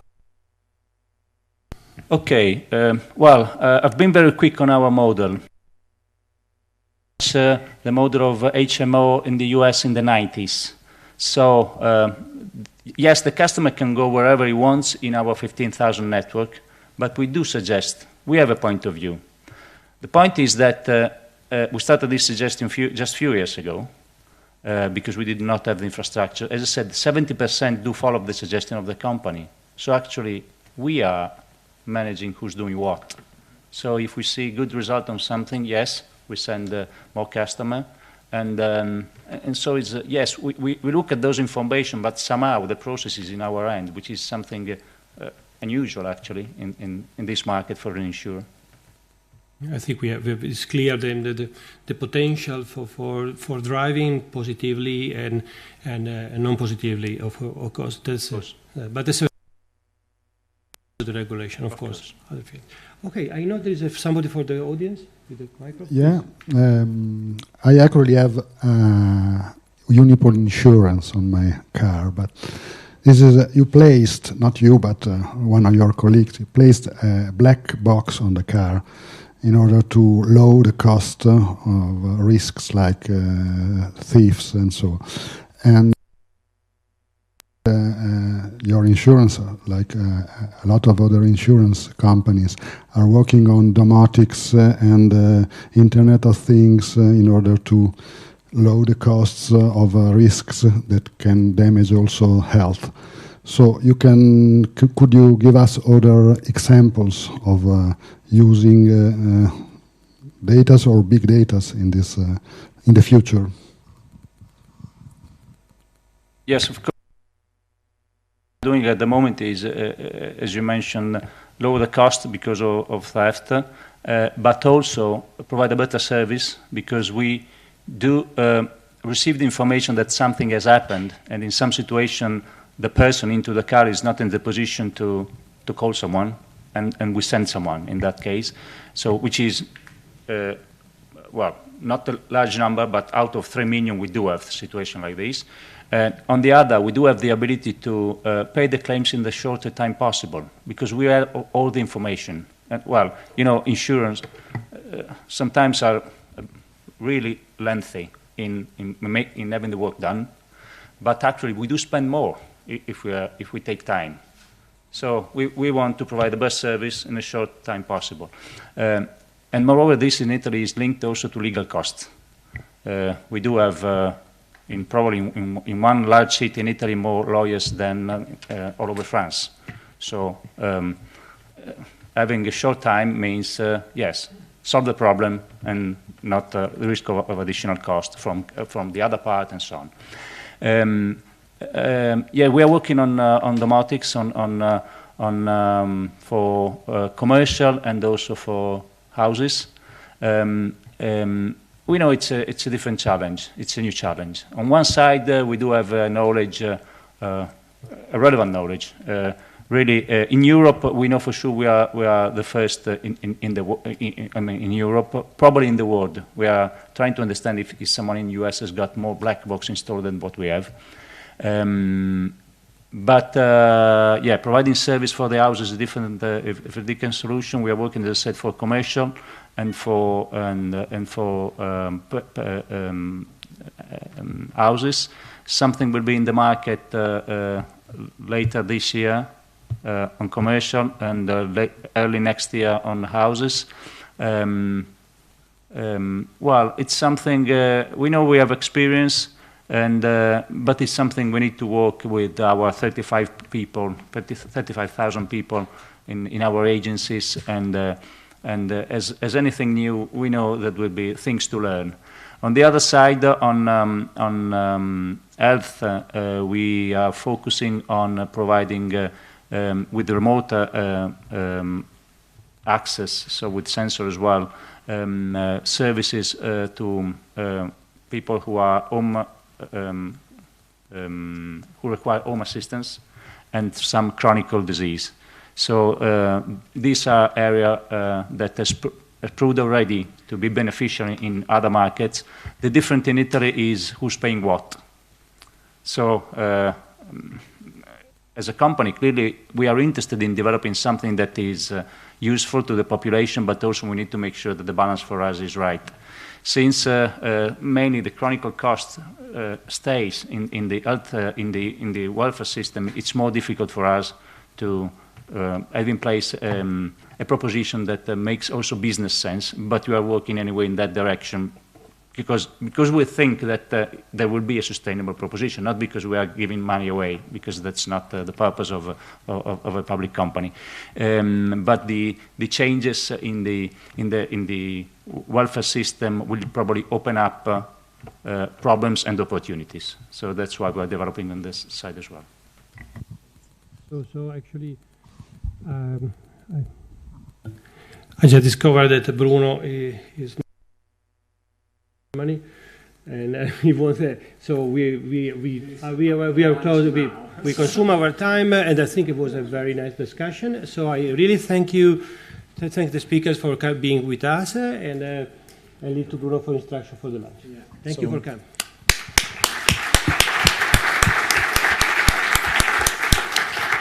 We are going to have the lunch, and then there will, so if we can be back around 2 p.m., so the idea that there will be another panel that will be on finance and economics. We will have a great speaker from academia and from banks and everything, and then we will have the last one at 4 on cities and government. And so, yes, have a good lunch.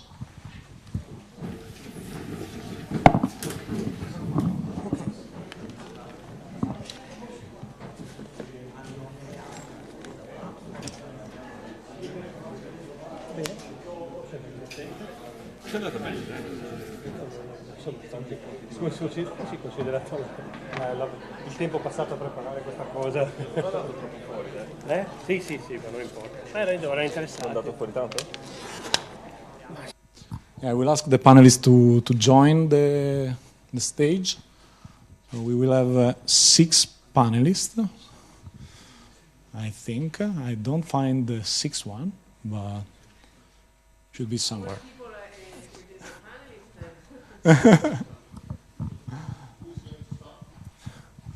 You can start if you want, or no.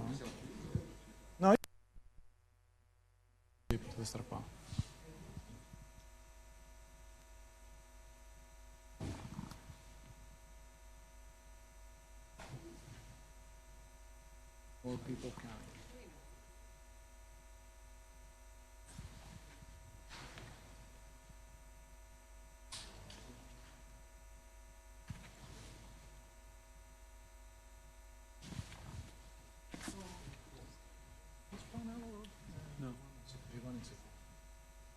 This is the one you put me on. Sure.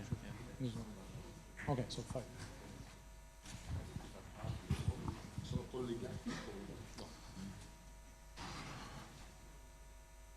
Abbiamo il tecnico però. Abbiamo il tecnico. Non ti fidare mai di me, fidati del tecnico.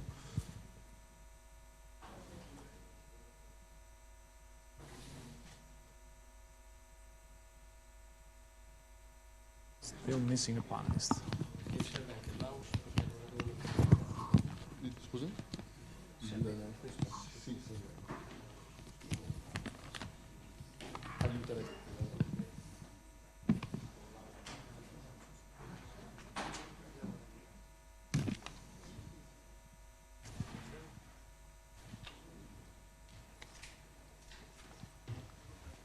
Dov'è Amadore?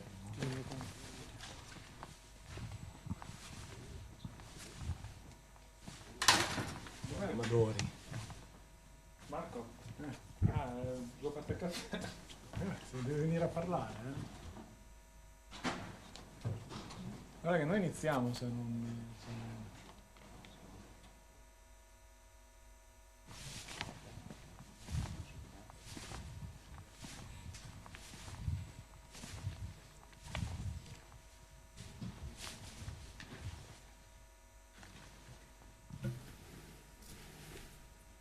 So we are still waiting one panelist, but he will join. I don't know where is it, maybe smoking or having a coffee. So this panel will be about data-driven approach to economics and finance in general. So we will have a great speaker and a broad view on how the data can fix some problem of economics and finance. So the first speaker is Cristiano Motto from Barclays Bank. He's the head of technology management of Barclays Europe. Information management of Barclays Europe. And then we will have Dino Pedreschi from University of Pisa, Susie Hete from Stanford, that we are very happy to have here. We steal from the conference, from the ACML conference, and Fabrizio Lillo from Scuola Normale di Pisa. So let's start the panel. So let's start with Cristiano. Okay, hi to everyone.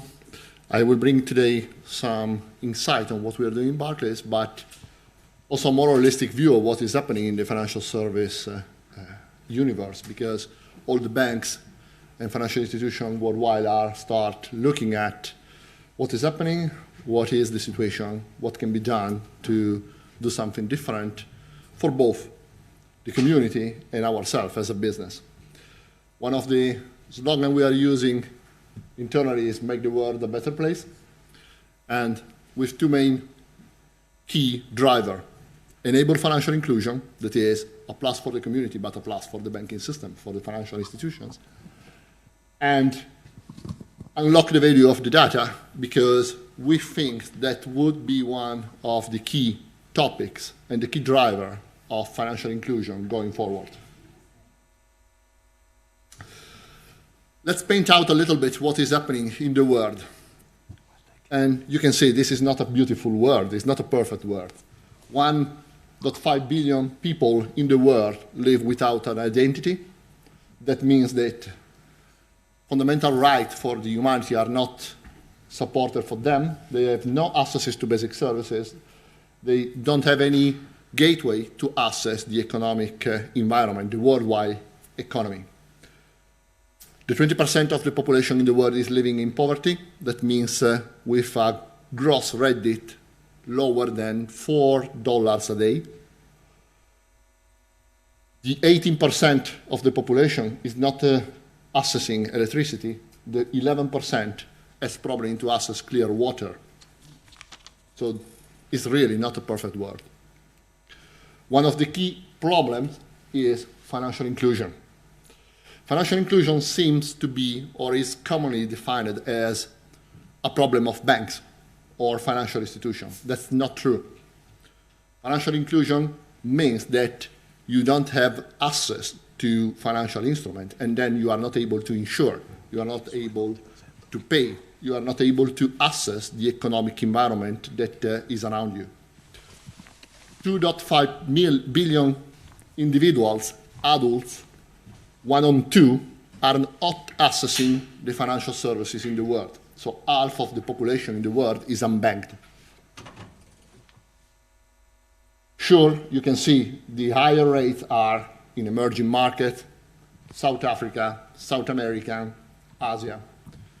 But it's quite concerning to see that in the high-income OCSE country, the rate is still the 10%. In Europe, the rate is around the 12-14%. In Italy, is the 24%. So 24% of the Italian adults don't have a banking account, are not managing financial instruments and economic instruments through the standard channels. Financial inclusion is a problem. It's a problem for the community, it's a problem for the bank. I'm not hitting half of the global population. How this could be done? Well, we trust in the use of data, the use of technology, and the use of science to unlock the value that is embedded in the data and to free the access to financial services for people that at the moment is not doing that. If you look the situation in the world, we are already in a position in which we have more connected devices than people. In 2020, we will have 6.5 connected devices per person. Of the 2.5 billion of people that is unbanked, today 1 million is already connected. So it has a device with a smartphone or a tablet or a PC that could connect to the web, and in reality has a bank in his hands. Because you don't need to have a branch. You don't need to have a bank in your country. You just need to have a connection to have a bank. In 2020, this 1 billion will become, this is the forecast, 2 billion. That means that in 4 years, we will have the greater part of the unbanked connected to the net.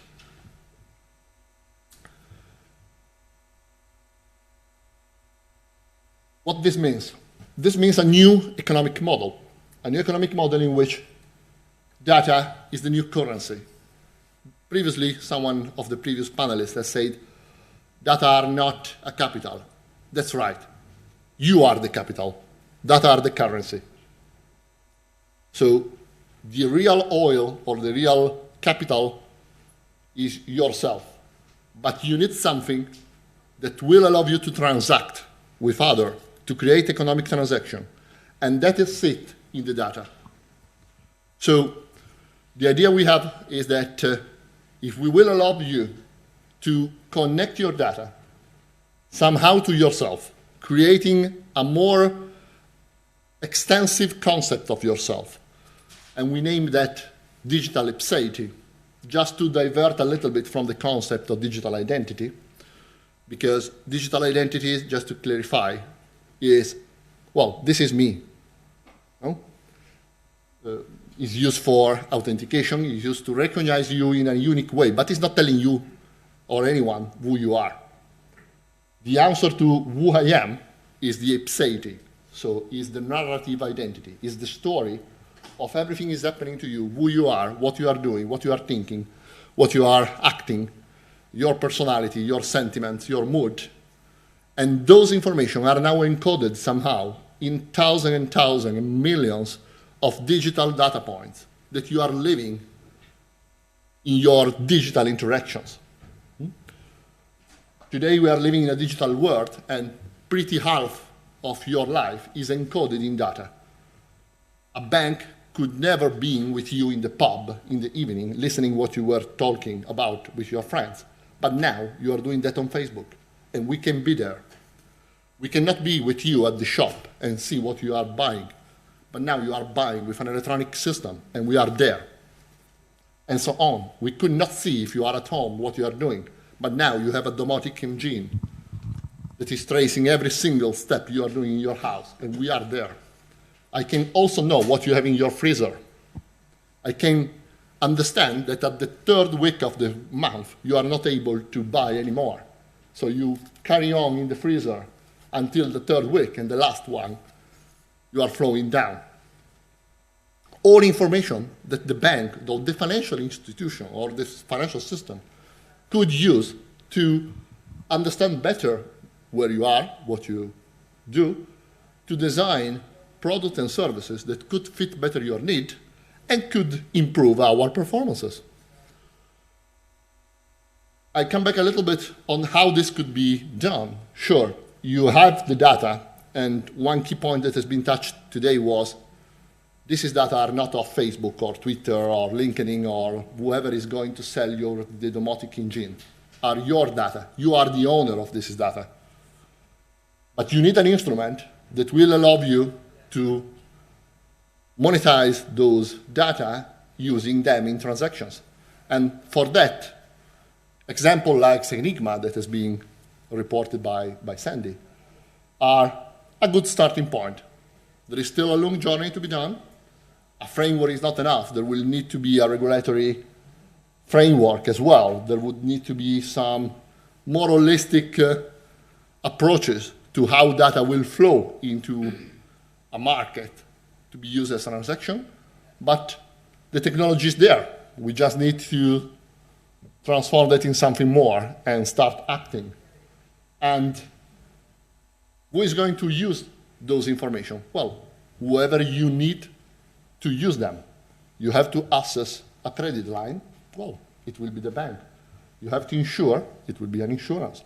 You have to buy, it would be a retailer, and so on. You have to use electricity, water, and gas. Well, you will have utilities. And think about the opportunity. Would you like to give your bank more data about you if the bank will give you access to a better process, a better product, or a better service? Probably yes. Do you like to share utilities information with your utility if they will reduce your bill? Sure, why not? It's just a problem to understand how this will flow in the economic system and decide which is the counterparty of the transaction.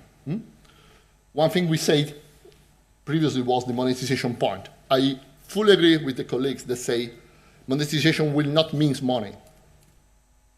The value, the economic value in money of your data is not so high. But it's not that the real value. The real value is that with those data, you will be able, for example, to access a service that you are not accessing, that will have a huge value for you, higher than just money.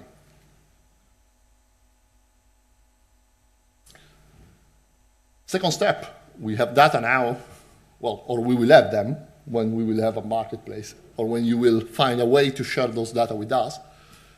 And the technology has evolved a lot. And now we have algorithms, and we have a new list of technologies, until now considered in an early stage, but now pretty well consolidated and moving quickly out from the pure scientific perimeter that could enable our algorithm and our machine with artificial intelligence to hack human domains. So if you look at what a company was doing until now, we were more or less playing with your data already. A bank has a lot of data on you. But we are playing with data that are in our domain. And the business domains are a very minimum part of the reality of your life. You have human domains that are a lot more completed as insight than the pure domains one. Psychology, sociology, anthropology, biology, emotion, behaviors. Okay? So whoever is working in a bank as a risk manager, I did. Well, when I was a risk manager, my desire was, well, I want to know the psychology of my customer, because it's not because he's not paying one credit card payment that is a bad customer. It could be in a complex moment. It could be a situation of his life. But the overall picture is absolutely bigger. But it was impossible. I could not ask all my customers to perform a psychology test. I cannot continue to push on my customer surveys or inquiring them about their emotions. It was something impossible for two reasons. A commercial reason, clearly, but also the effort was so heavy that the cost was not justified. But now, I don't have to do it. You are doing that for me. You are leaving your data in the cloud, in the net, and I just need to ask you to access them and process them with new techniques that allow me to unlock new domains that are the humans one. So what we are building at the moment is an advanced system that will mean a paradigm shift that will use the digital footprints that you are leaving, the cloud of data points that are all around you, analyzing them through new technological frameworks that allow us to establish a link with recognized human science, psychology, emotional, and so on, through artificial intelligence algorithms. And that will allow us to score and create information about you that are a lot more insightful than the previous ones. I give you a very easy example on a case that is key for a bank. The credit score. Every bank is lending. When we give a loan to a person, we evaluate the person and say, good, bad. Give him the money, no. How we do it? Well, more or less, we are using very few information, 4 main areas of information: the products they are asking for, the payment history, the overall outstanding position, and some other demographic information we have for the customer. And the models that the core credit bureau are using are those as well. This is, like I was saying, just a very low part of the book. This is not the real story. You are not that set of data. You are a lot more. The problem was that we were not able to look at the rest. We were not there with you, living with you every day. And you cannot share with us those data in any way. But now we can. If you look the reason for arrears, well, the 1% is fraudulent behaviors. The 60% is unemployment. The 17% is injury or illness. The 14% is separation or divorce. And 8% other. Look at the ratios. The 3 central ones are more than the 90%. Are 3 events with no links to the financial system. Are 3 events of your life. So you can have a probability to fall with injury or illness, well, on the basis of your lifestyle, on the basis of biological parameter, on the basis of what you are doing. You are drinking a lot, you are smoking a lot. You are at risk of separation. Yeah, you have a bad reputation, you have some psychological traits that are saying that you are aggressive and not conciliant with your wife, and so on. Unemployment, well, do you know how companies are hiring you? Every company that is hiring a person is doing a psychological test on the person. Why we are not doing a psychological test on people to give them a loan? I'm hiring my manager with them. Why I cannot hire my customers? And this is what we have done. We have used digital footprints, matching them through human science and an algorithm done in artificial intelligence to read the full book. So we have kept a subset of our customers. We have asked them, okay, share with us your story. Give us your digital ipseity, the full picture of yourself, your self on the digital universe. And let us improve our algorithms to define if you are a good or bad customer. In a very easy exercise to try to acquire more customers. And the result is there. We have acquired the 15% of customer more. Very easy. With this scoring process, we are able to score people that has no financial history. If you are a student, just exiting from the university, and you come to a bank, you don't have a financial history. The bank will never give you a mortgage. We'll ask you, okay, come with your father. Your father will guarantee and I will give you the mortgage. But with this method, you don't need an historical series of financial metrics. You have the rest of the story, the personal one, the human one. Delinquency, 10% less. That means on those we are acquiring, we have selected better the customer base, and we have identified better who is going to repay or not.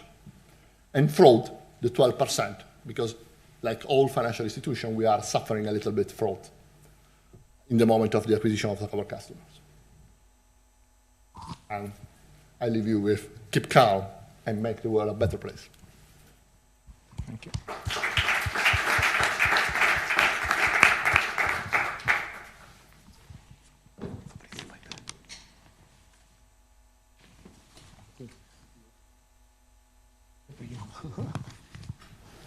So the next speaker is Fabrizio Lillo from Scuola Normale Superiore di Pisa.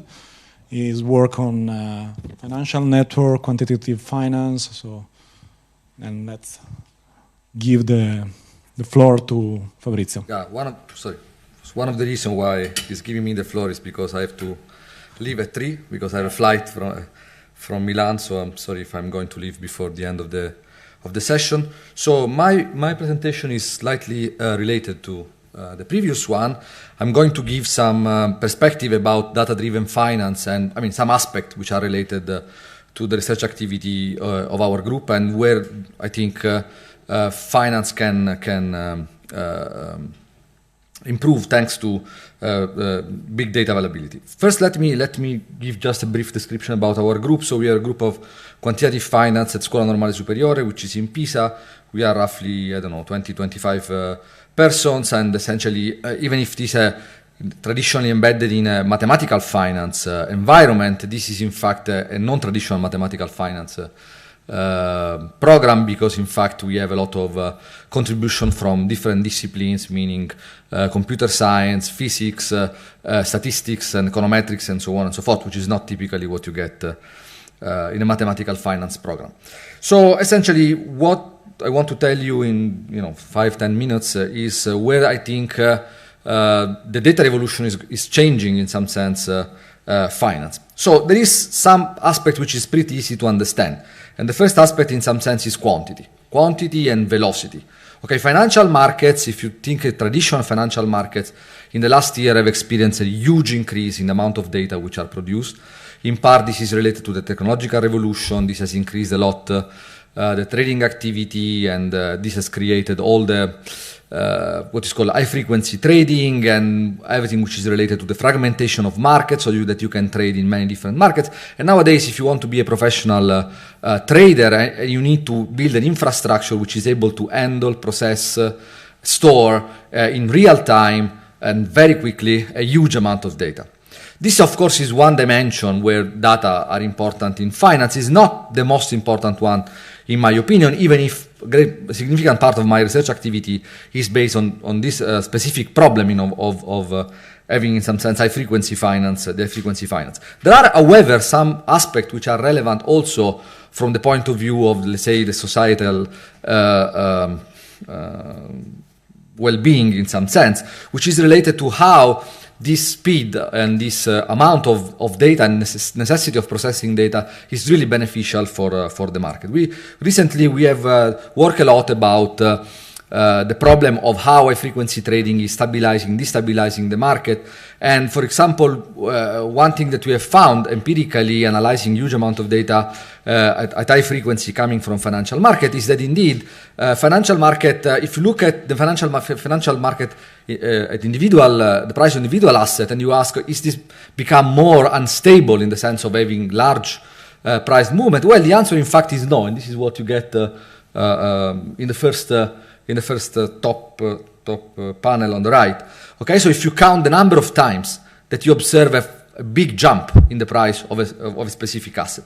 However, if you consider the integration of a portfolio of many stocks, and you ask how frequently it happens that in 1 minute a significant amount of stocks simultaneously jump and create, of course, a large market crash, then clearly you see that this has been a huge increase. M is the number of stocks which are really increasing, which means that all this velocity, all this high frequency, indeed is not creating destabilizing the market at individual level, but is creating a strong synchronization across the markets and makes this, let's say, become unstable on very, very short time scale, as we have seen, for example, in the flash crash. But I was saying this is not, I think, the main issue. The main issue is that there are other dimensions, which is not only size, but is also different type of dimension. I mean, my favorite example is the idea of combining different data sets, and this is a nice paper that I like from other authors, so it's not related to me, where indeed you really try to combine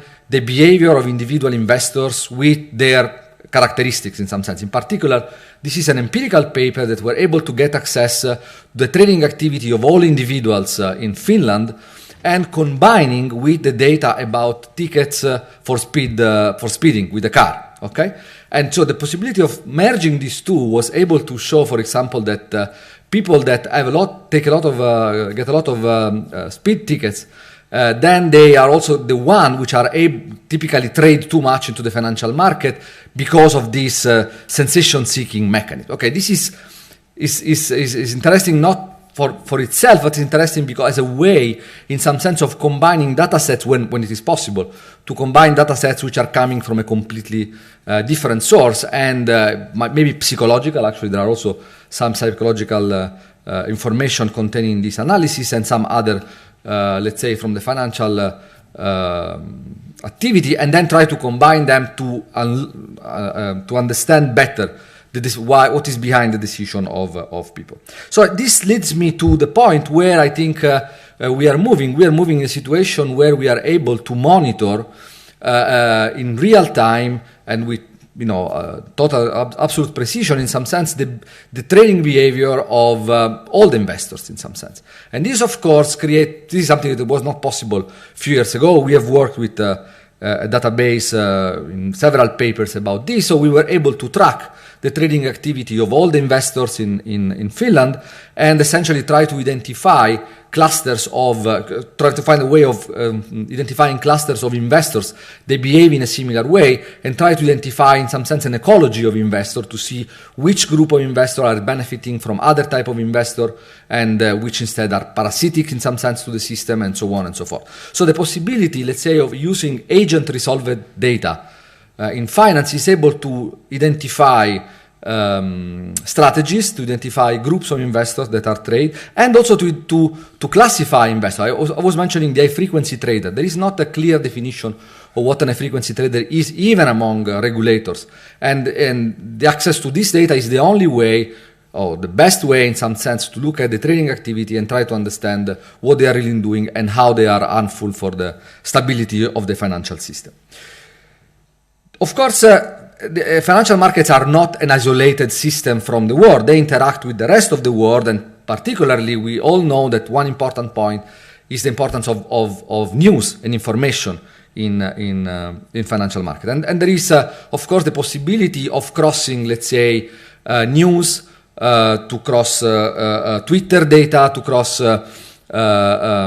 information from blogs, and doing natural language processing research on the text to identify in an algorithmic way the meaning of the news or the sentiment of the news, and to see how this impact price, of course, has exploded in the recent year, to understand how much people react to news, how much price react to news. And this is important, of course, for many reasons, both for regulators in some sense, to understand what is the right way of releasing information, and to identify, of course, let's say, insider trading behavior, but also for the industry itself, try to find a better way of incorporating all the information about a given asset into the price, and so to have a better pricing of the asset. Again, crossing the agent data with the news data allows you to show how different type of investor respond in a different way to different types of news. And for example, we found with this data set that, for example, household and companies are much more sensitive to endogenous signals, let's say price and volatility, while, for example, government and non-profit are more sensitive to exogenous signal, which means news and sentiment analysis. So you have this very clear-cut division between what is mostly driving the trading activity of different types of investors. However, we are flooded by this amount of news, by all the news. I mean, you can imagine to have your better system to scan the internet and looking information, but there is a lot of irrelevant information in the which is released. Irrelevant either because it's not really relevant, or because it's a news which is not bringing any new information into the system.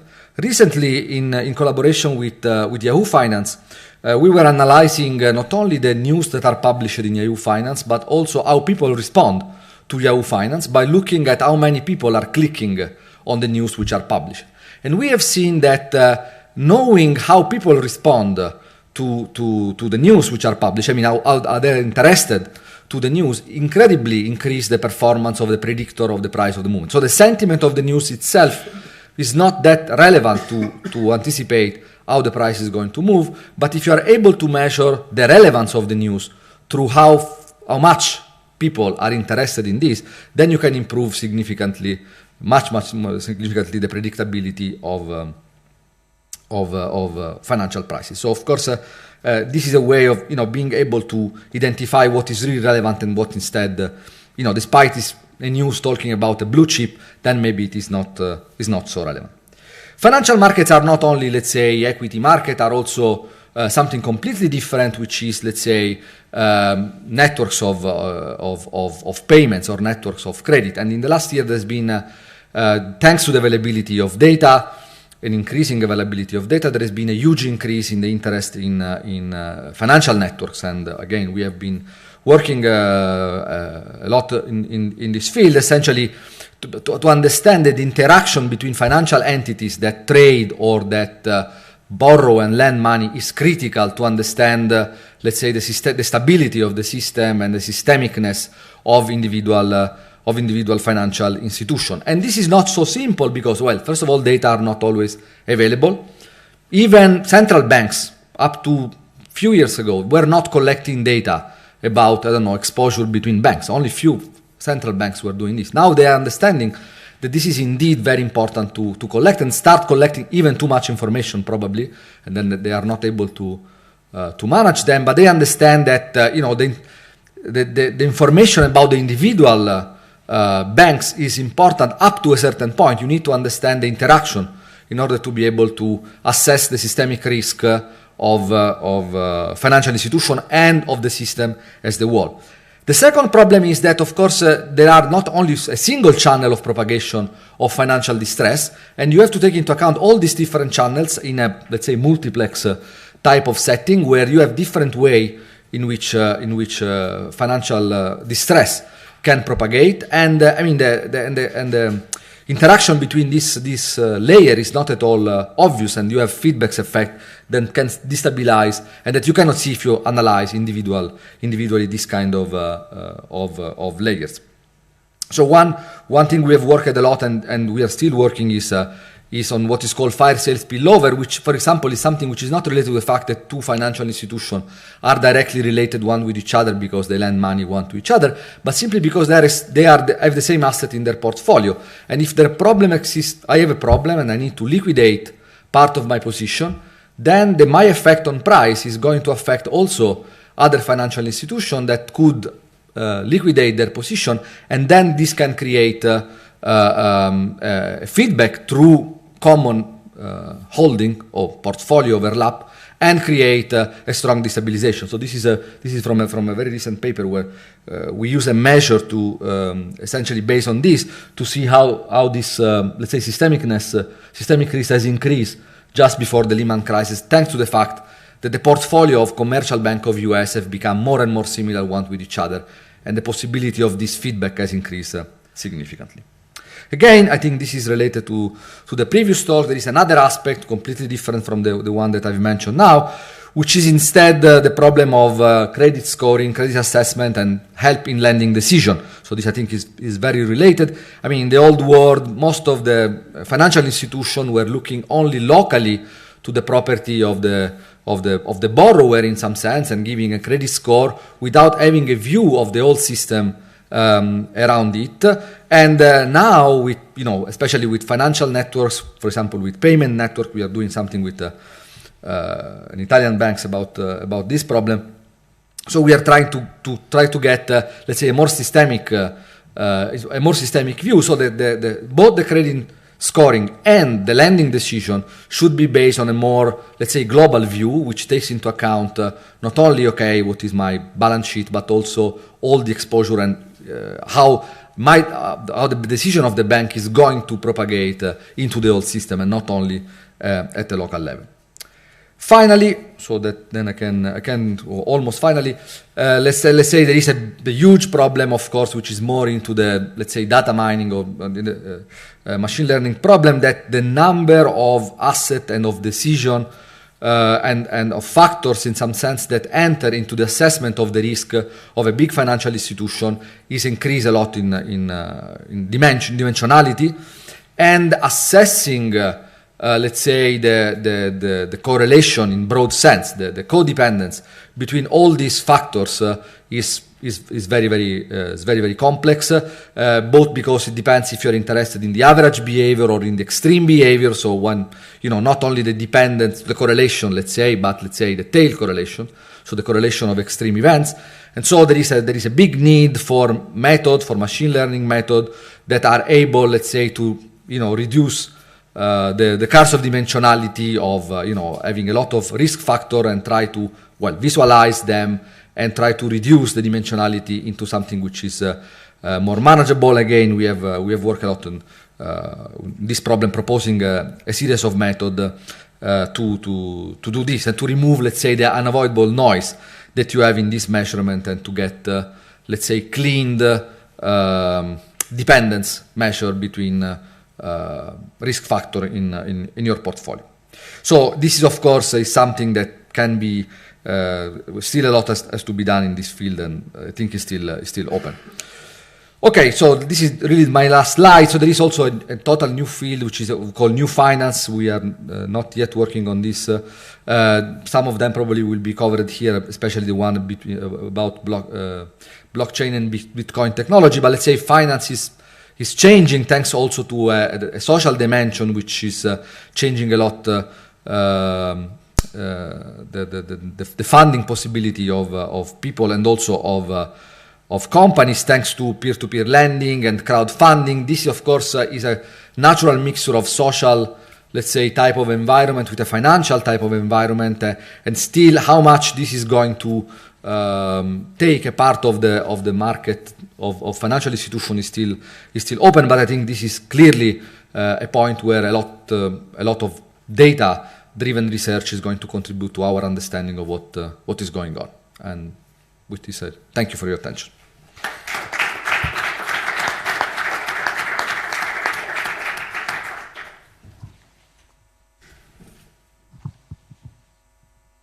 The next speaker will be Dino Pedreschi from University of Pisa.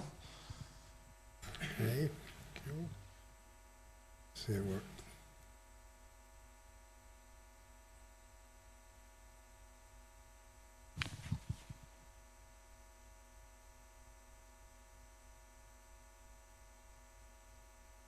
Okay, here we go. So good afternoon. I'd like, very briefly to bring to this interesting discussion perspective of research that we are carrying in our data mining laboratory in Pisa, across the University of Pisa and National Research Council, but also more broadly in this so big data European research infrastructure that is focusing on yes, I would say big data once again. Please don't shoot me. I've seen this very terrible slide in the morning. To see somehow how new sources of data can be interesting proxies for understanding complex aspects of our society. And to make a better world, certainly one thing we might try to do is somehow improve, understand, measure, and try to boost well-being of people, both at individual and collective level. And that's precisely what I would like to talk in the few next minutes. Starting from the point that well-being is something very complex to somehow reason about, because it's inherently very much multidimensional. It's not just being rich or not poor. It's not only our material standard, but it's many other dimensions, concerned with health, with education, with the social ties around us, the environment around us. And actually they are being worked by many people from different disciplines, somehow trying to map and understand better the many dimensions and phases of well-being, including a subjective dimension of well-being, right? Our perception of our happiness or our satisfaction in life, which is also something that goes hand in hand or sometimes diverge from objective measurements instead. So we're talking about something extremely difficult to just understand and measure, no? Not to mention somehow to change and to improve. Well, big data could of course help us understand better some of these aspects. I don't need to spend time in how many aspects of our life are in the digital traces that we leave around, right? From our mobility at, regional level, at global level, but the maps that are ties, social ties, create over the global or local spaces and the circles of society surrounding us, not to mention the things we shop and what we express over the social media and so on and so forth. So this, of course, contains a lot about our lifestyles and our life experience. But why should we also be concerned in trying to adopt better these possible proxies to understand well-being? Well, the very first aspect is that, the current statistical technology is actually wrecking up. It's really not working much more, let's say, efficiently to help us understand these. So statistical surveys are showing their limitation more and more. They are not really able to scale to the real fine granularity of both a spatial, geographic, and temporal scale that we would need to understand actually better the dynamics of our societies. Only one aspect here, when dealing with social aspects, social variables like income or wealth or many other, actually, we know that traditional statistics don't work. We see very, very much the rise of, long tail distribution, power laws, and, a lot of incredibly large hubs. And, sample this distribution with surveys is simply unfeasible. Just to mention, if we know that 50 individuals in this moment essentially own the same wealth of half of the population of this planet, 50 persons have the same wealth of 3.5 billion people. You can imagine that, if you create a sample where you just get one of those 50 guys, how many 100 millions you need to, ordinary people you need to get into the sample to be representative. And not to mention that young people is not longer responding to surveys. And we don't even really have good technology for creating samples anyhow. And of course, we live in a very diverse situation where we have young people using only digital media and aged people not using digital media. So we really are in a complicated situation for that. And therefore, we can have in this proxies a lot of new opportunities that somehow big data, of course, are very raw, full of dirt, full of noise, but they have the potential of somehow allowing us to measure the outcome of complex systems in their entirety, potentially mapping the networks that are behind the complexity, and potentially also begin to let us understand very elusive properties that you can really very difficultly look in with surveys like inequality or resilience or diversity, which is what I would like to tell you now. And of course, we need to avoid a lot of traps in doing this, right? Let me just mention this as an example.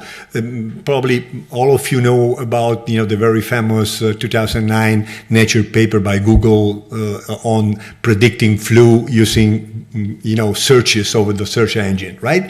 Very interesting, apparently proxy for monitoring the flu activity in a society. Everything's fine until more or less that time. And then eventually in 2013, the service completely screw up. And actually the guesses are very substantially wrong. What's the point here? What didn't work?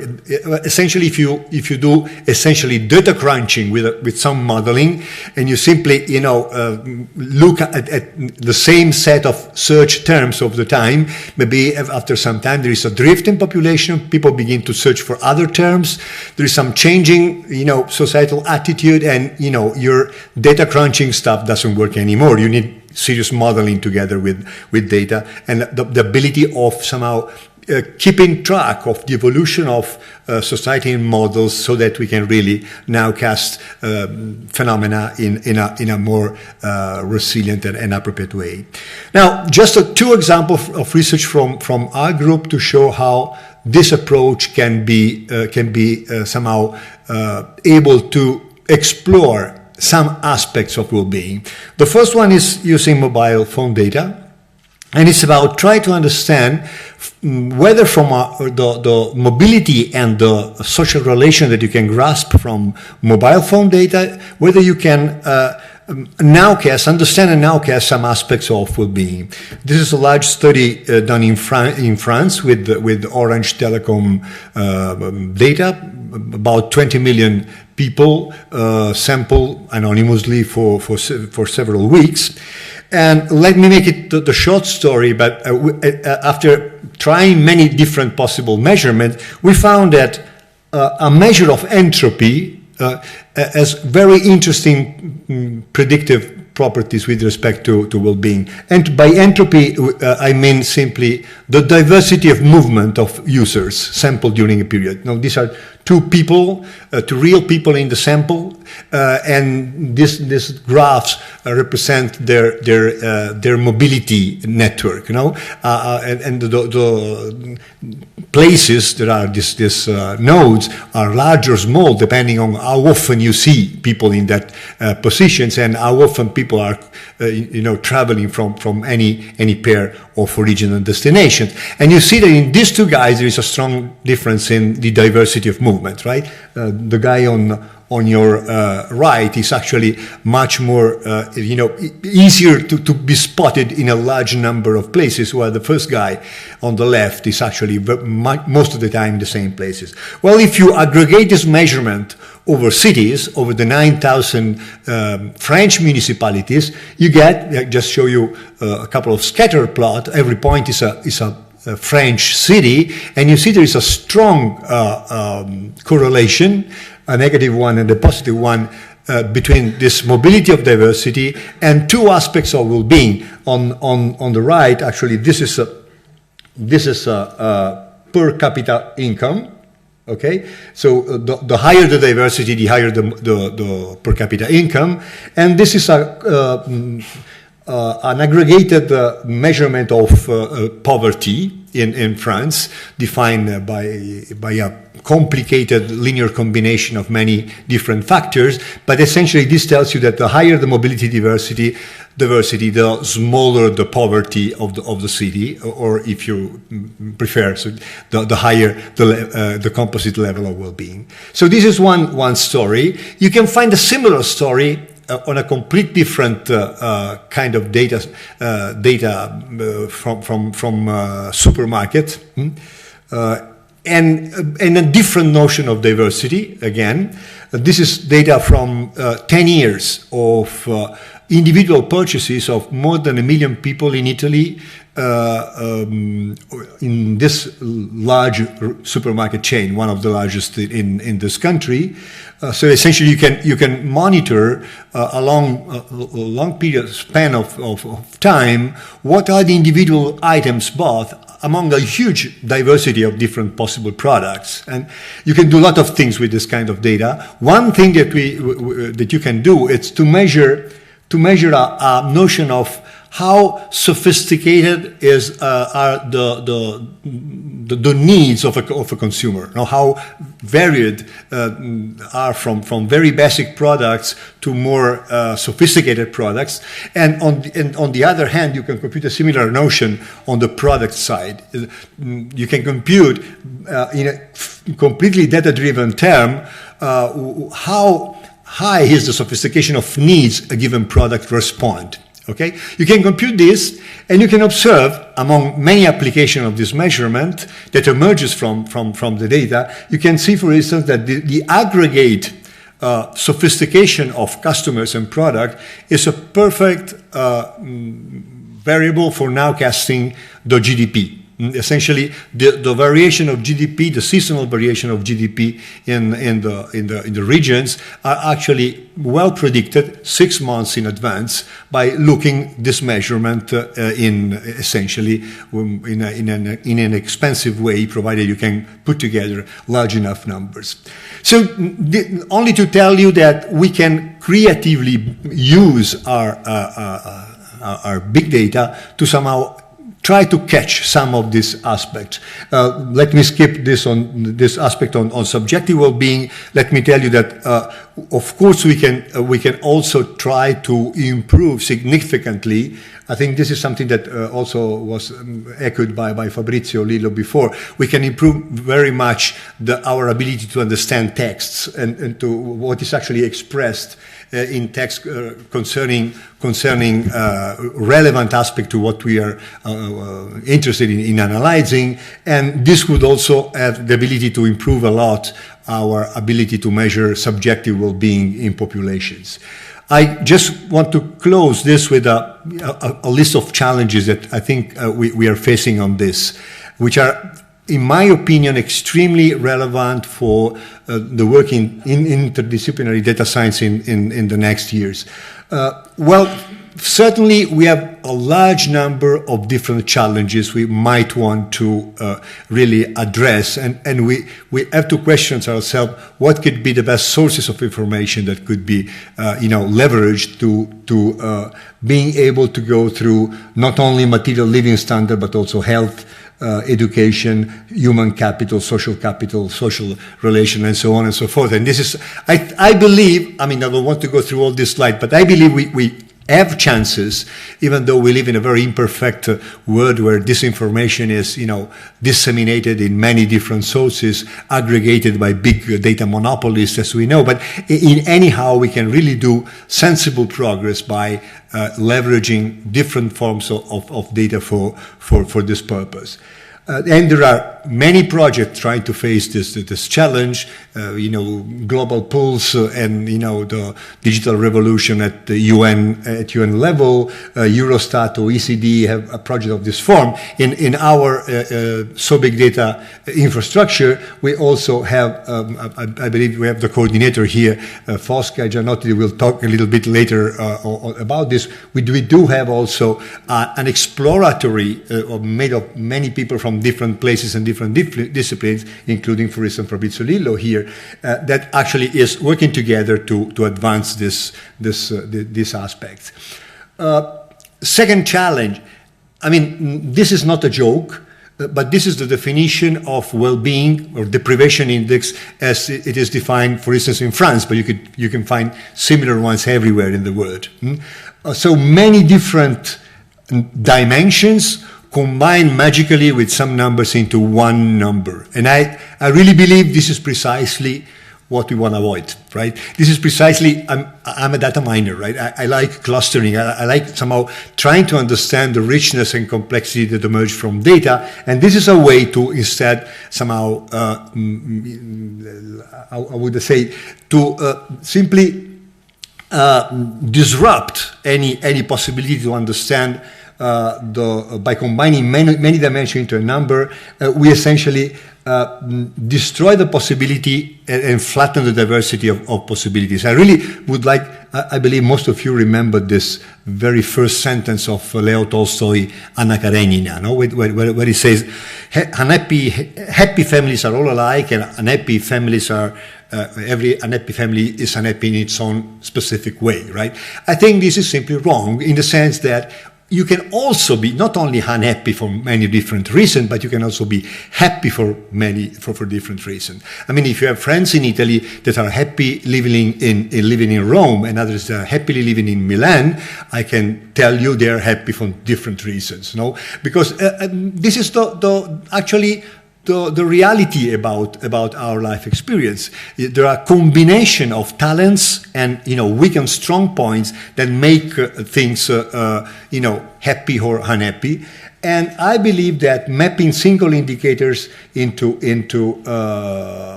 would completely flatten this diversity and this possible specialization. We should instead somehow try to find out clusters and patterns of similar well-being performances of cities, of places, and let this emerges from data and somehow map the real distribution of well-being in the human experience.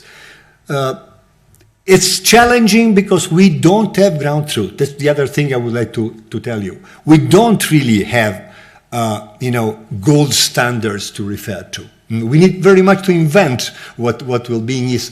And we need, as data scientists, as interdisciplinary data scientists, help define the new concept of well-being and the new indicators of well-being. And we need to learn methodologies to use surveys to continuously somehow update, validate, and possibly manage the drift of our models and observation.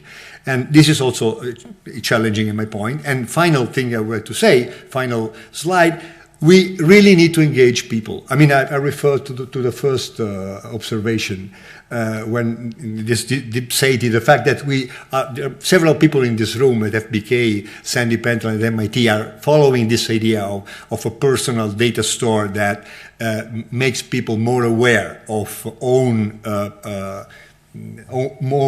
traits and the relation between people and society. And the point is that we really need to move from passive proxies, big data proxies, to engaging people in this loop, to somehow providing a way, a game where people actually find very interesting and very, strong incentive to participate because they can better understand themselves. Well-being begins at the level of individual people, right? If we let people understand better individual well-being, probably they will also be able to contribute to a better vision of collective and global well-being. So we need tools, we need technologies that help people to do that. And we haven't really yet developed it right. I believe that as a species, humans are not very good at perceiving, ourselves as part of a large community. We don't have eyes for that. We don't really have a perception for feeling really part of a whole. Ants or bees are probably better than us in this kind of approach. We need, some help, some technology can help us with that, and particularly data analytics can help us to have better eyes somehow, to understand how to better align one's goals, one's interest with the interest of the surrounding context, because well-being can only be improved by hand in hand at individual level and at collective level. So I think this is the next stage we need to creatively focus. This will not only give us the possibility to better measure and understand well-being, but also to boost, also to create people the more possibility to change and adapt to better and more sustainable and more happy lifestyles. Okay, thank you very much.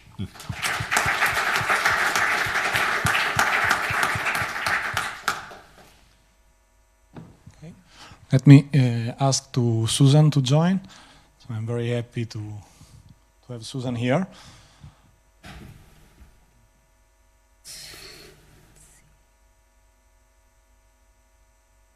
Susan is a professor at Stanford University, and so she's doing very nice work on auction theory, also on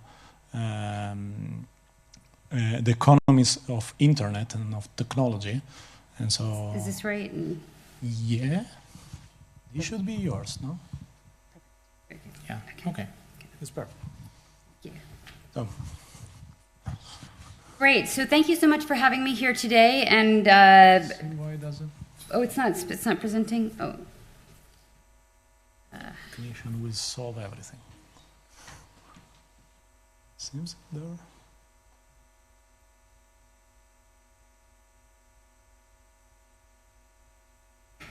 Perfect.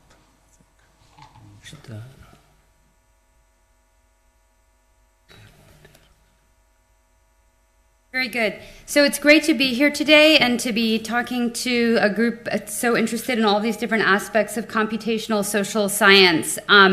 This morning I gave a big overview of using big data to answer questions about causal inference. So this afternoon I'm going to be a little more specific and talk about one research project that I'm working on that brings together some of the tools of causal inference and big data. Just before I jump in, let me talk about some of the connections between machine learning, computational social science, and economics that I think are particularly interesting. So one is just modeling user choices online. And so economics for decades has built models of user choice. So starting from Dan McFadden, who won a Nobel Prize, he had models in the 70s for trying to model the effect of building public transportation in Berkeley. And so he built models of user choice and linked those models, they were versions of logit models, to user utility, to try to understand how users would change their choices about transportation if public transportation was built, and what the impact on welfare would be. And so that's a long-standing literature. And so one of the things I'm working on now that I won't show you today is I'm putting together those discrete choice models from economics with large-scale latent variable models from computer science. And so I'm working with David Bly and a series of co-authors on that work. And so some of the things that are kind of unique perspectives coming from economics is that we think a lot about causal inference.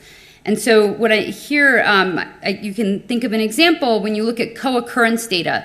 You might see hot dogs and buns purchased together, and you might see fancy red wine and organic lettuce purchased together.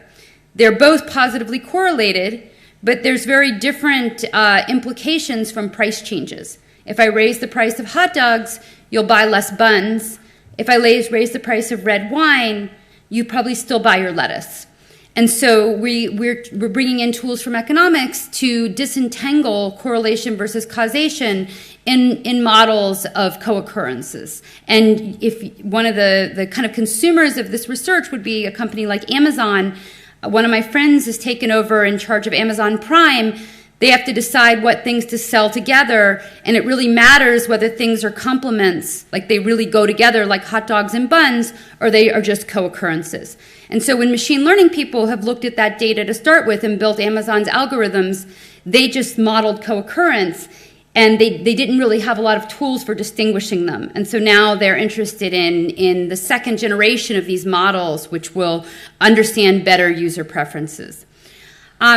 The other area of user choice that I've been studying a lot is user consumption of news, and that's what I'll talk about today. Behind the scenes in this paper, I won't show you the details today, is that I've looked at all the news that people in Spain read and put them into topics, and so that's kind of happening behind the scenes, actually using bipart graph types of techniques, graph cutting, rather than, that actually worked better than latent variable models for news. So my co-author David was disappointed, but there it goes.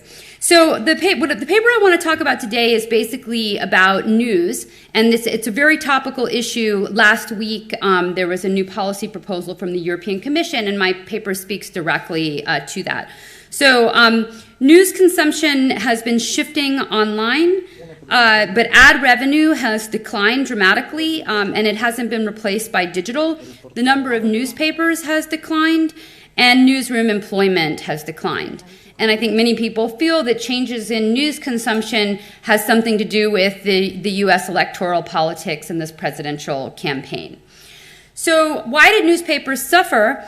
Well, one thing that's particularly contentious about today's ways of accessing news is that you don't reach news through a news homepage anymore. It used to be that you would go to your favorite newspaper and they would tell you what to read. No, è perché alle 6 poi da Riva la portano in macchina con un transfer privato a Milano Malpensa. Ok. Scusa, ma non può andare diretto da qua a Milano? Ma io dobbiamo pagare noi. Invece così io pago l'università che c'è qua. Are we getting interference from another room?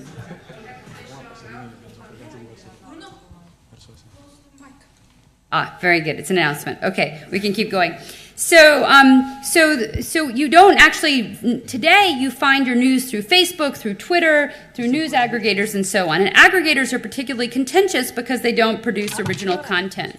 And so the economic question is whether news aggregators are substitutes or complements for the news media. So substitutes, well, they're substitutes because aggregator landing pages look similar to the news outlets producing original content. They both have headlines, they have snippets of stories, and they're ways to find news articles.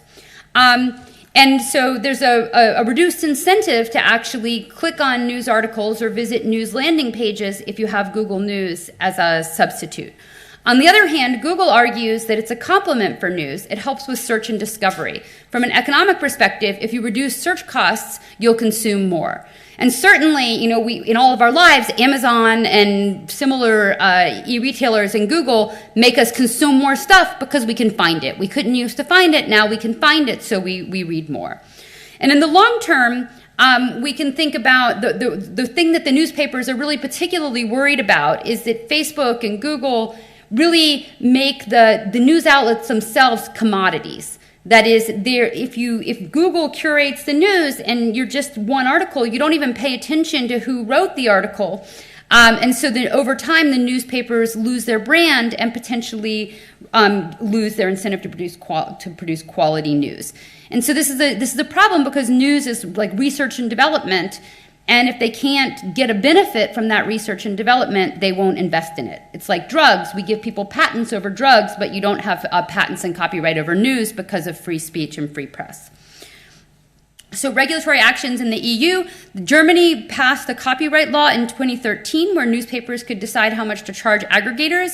But basically, they could make those decisions individually, and there's basically like a prisoner's dilemma problem where individual news outlets don't have the incentive to pull the, if they charge Google, Google won't link to them, Google can say no, and if an individual news outlet pulls out, their traffic just gets redistributed to another news outlet. Spain tried to improve on this, and they said, well, we're not going to allow the newspapers to negotiate individually, we'll force them to negotiate collectively. In response to that, Google News just shut down entirely. And so did several other large aggregators. Now there's a new EU directive which is going to, proposing to look a little bit like Spain's law. So what we did is we looked at the shutdown of Google News in Spain as what we call a natural experiment. And we're going to use that to try to measure the causal effect of Google News. Now this is going to be a very hard thing to do. In general, if we didn't have any kind of experiment, how would we know what the causal effect of Google News is? But what we're going to use is the fact that it's shut down to look at the effect. Just to give some highlights of our results, we find that removing Google News reduced traffic to news publishers by about 11%. But most of that effect was concentrated on small publishers. Large publishers had largely neutral in terms of page views, but bad for revenue because Google News sends people to articles and causes them to skip the front pages where they make all their money. And it also then diminishes their role in curating news. And we also show why Google News impacts traffic. And we basically find that Google News creates a product that is hard to replace for users. It tends to have breaking news. It has news as soon as it comes out. As soon as the story is anywhere, it's on Google News. And it helps users get a wide range of content because it indexes everything. And so if you don't have Google News, users just go to a couple of web pages and then they don't read about stuff that's not covered on their web pages. So Google is broader and faster. And of course the newspapers, that's bad news for the newspapers because they can't copy that very, very well. So just to take a look at how this works, what we do is we actually take, there's this date, December 14th, where Google News shuts down, and we take a period, a month in January and then a month in February, and we take people who used to read Google News, and we call those the treatment users. And then we create a synthetic control group of users who during January and February read almost exactly the same news as the people who used to read Google News. So we match in multiple dimensions how much news, breaking news, different outlets, and so on, until we find people who are identical to the Google News users. Then we kind of look back in time and we see that in the pre-period, the Google News readers were reading a lot more news before Google News shut down. And so that gap between the red and the blue, we call the causal effect. Now that's relying some assumptions. Essentially, what we're trying to do with the blue line is predict counterfactually how much news would those Google News readers have read in the pre-period if Google News didn't exist. And the reason we need those is to control for seasonality. Now you can actually see there's not that much seasonality. So if we just did before after, we would get very similar results. But the blue line helps us understand whether maybe there was just some problem with Christmas or something else that caused the Google News users to read less. And so the blue line helps us understand what would have happened if Google News hadn't shut down. But again, that's going to require assumptions, and generally drawing causal inference from observational data requires assumptions. And that's every paper like this, you spend a lot of time arguing about your assumptions. So using this methodology, we can compare control users and treatment users before and after the shutdown. And what we see is that when Google News goes away, the treatment users substitute to directly navigating to major news sites, and they also substitute to search. The green bar is Google News. So when Google News goes away, there's a lot more direct navigation to news websites.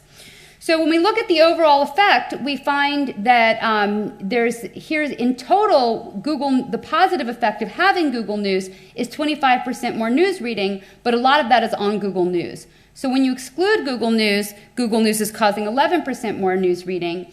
But you can see that Google News causes less landing page views and more article views.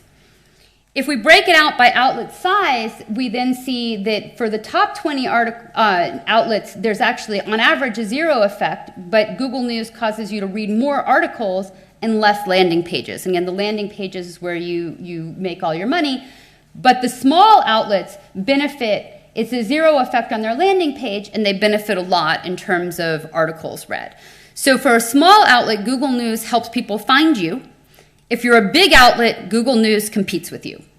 Now, if you think the big outlets are sending all the reporters to Syria and doing all of the investment in research and development, then you might think Google News is bad. If you think the small outlets provide diverse viewpoint and more diversity of opinion, then maybe this is good. And so it really depends on how you weight these things, how you think about their welfare. Then just to give a final result, if you decompose the volume decline into different factors, we can break out how does Google News affect your reading. The things that Google News helps with are relatively scarce topics, and this is where we use our topic definition. We identify topics like Catalan, Ebola crisis, and so on. And if an individual's favorite newspapers don't cover the Ebola crisis, then without Google News, individuals don't read it. But if they do have Google News, they will read these topics that aren't well covered on their own favorite news sites. Hard news, things other than celebrity and sports, are also promoted by Google News. So Google News tends to focus on real news, and it tends to steer people there, and breaking news. So just to summarize the results, Google News in general it's a search engine, and it helps people find news. And when Google says it, that's true. We have evidence of that. What it particularly helps you do is find articles. It doesn't help you find front pages of newspapers with lots of ads. It helps you find articles that don't have as many ads. And it helps you find small publishers that you haven't bookmarked. And so the costs and benefits of the regulation can be evaluated within this context. And I guess more broadly, one of the reasons I thought this was important to study, I used to work for Bing, the search engine, for a number of years. And I really believe that these data, one of the huge uses of big data is it helps people find stuff. And if you rank things a little better, you're going to help people find a lot more stuff. And that creates a really valuable service. But it also picks winners and losers. And so generally the regulation of Google has a big impact on that. And just to mention another more recent policy debate, Apple on its iPhone will not let banks and credit card companies access the NFC antenna on the iPhone. So you don't have access, a bank cannot offer its own mobile payments app. They have to use the Apple Wallet, and Apple charges a tax. And this is sort of another example where an intermediary, somebody that gets between you and your stuff, I mean, Apple's awesome. It helps you find stuff, but it also can steer you away from some things and towards other things, include things that might, and in the case of Apple, they're going to put a tax on every credit card transaction that occurs with Apple Wallet. So we need to think about the role of these intermediaries. They can affect U.S. elections. Hopefully everything will be fine in the United States this year, but maybe not. They can put a tax on the global economy. They can cause a European shopping site to go bankrupt when Google decides to put something up. And because of the economies of scale in big data and the economies of scale in using machine learning, we expect these intermediaries to be concentrated. There's going to be a small number of them, and so they're going to have a lot of power over our lives, power over society. And so we're going to keep seeing these issues over and over and over again over the next 20 years. So thanks very much. Thank you.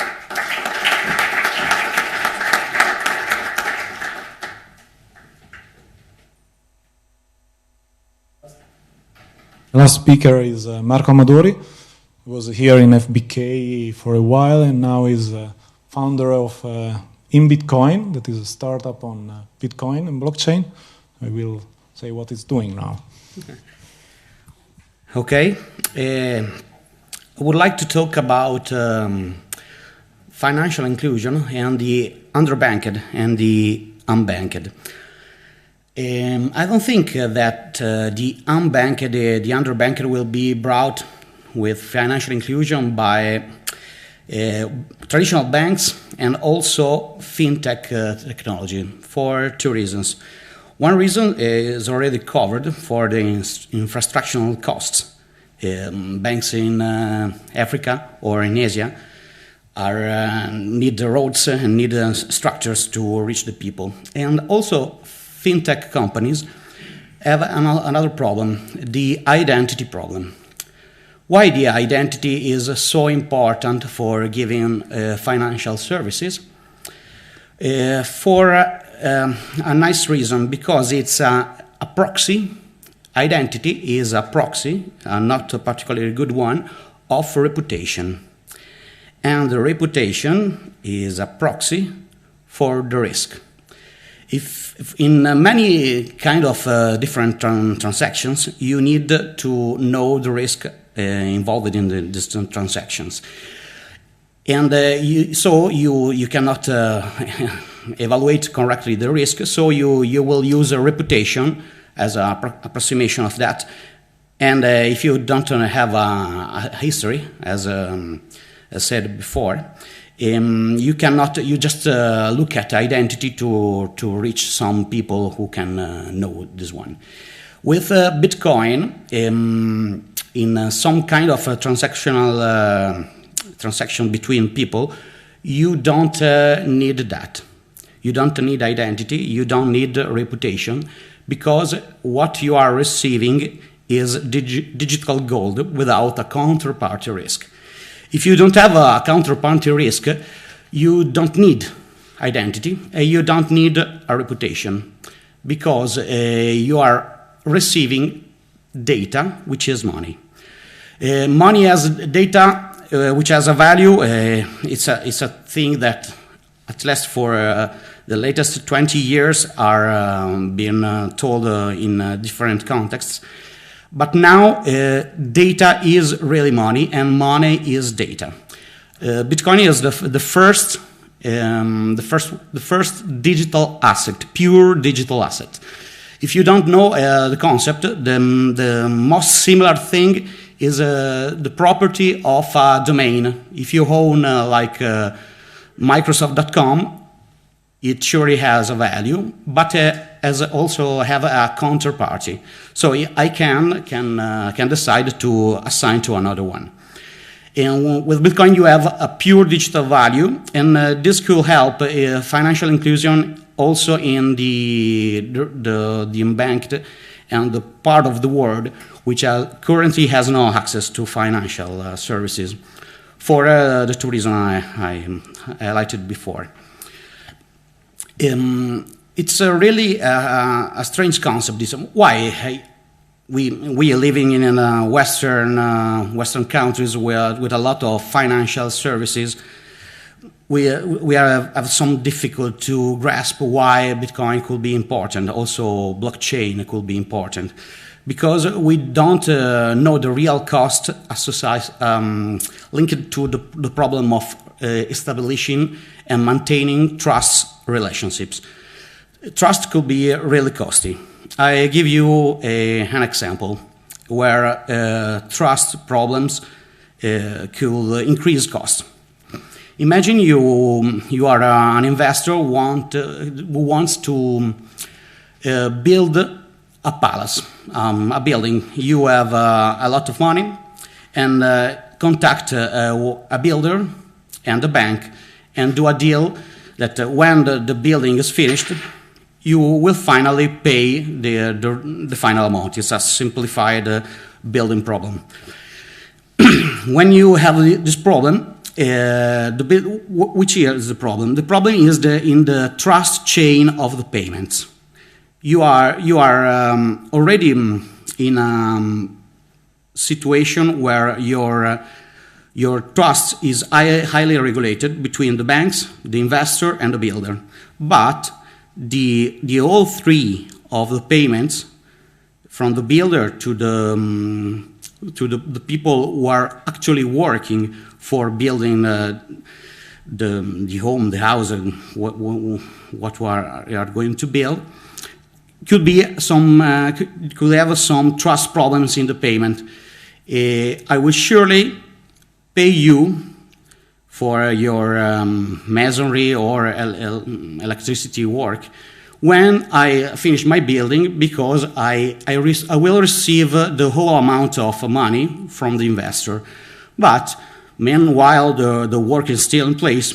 Maybe some people are not paying after that, because each payment promise is a different trust relationship between the two parties. With blockchain technologies, you could concentrate the trust in the first level with the first contract, and when the first one is paid, all the network is paid simultaneously. This could obviously reduce costs. So my point is that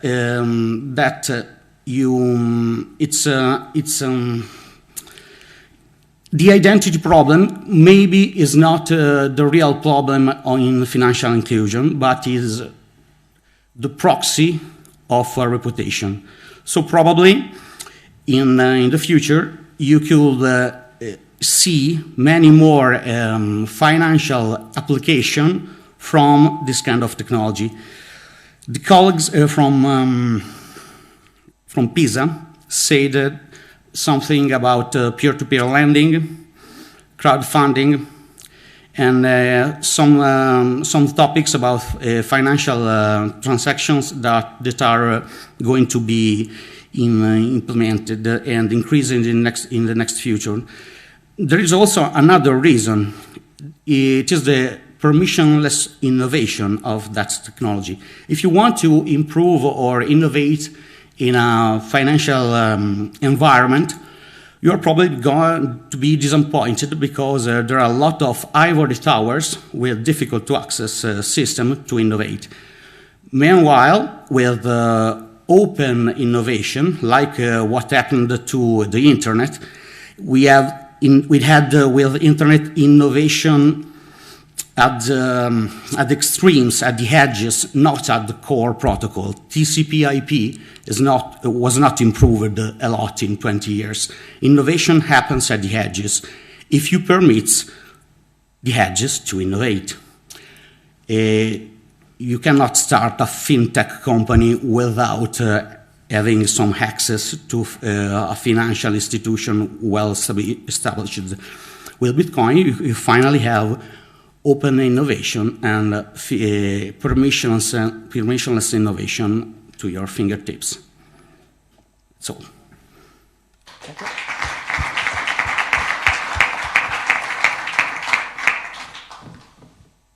So I will ask to the audience if there are some questions. Well, I think we can start with question from the audience. Or okay.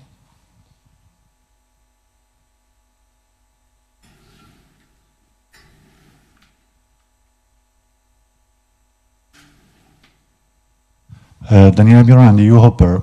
Just one quick question, maybe not really so, let me say, forward-looking, but what do you believe are the, let me say, best business opportunities for the use of online data, in particular social media data, in the retail banking sector? And is the timing right, or is it too early? Thanks.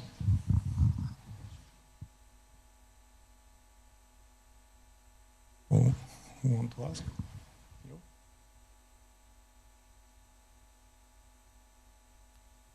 Well, I try to answer if it was not for me, but for anyone else, you can. I will share the microphone.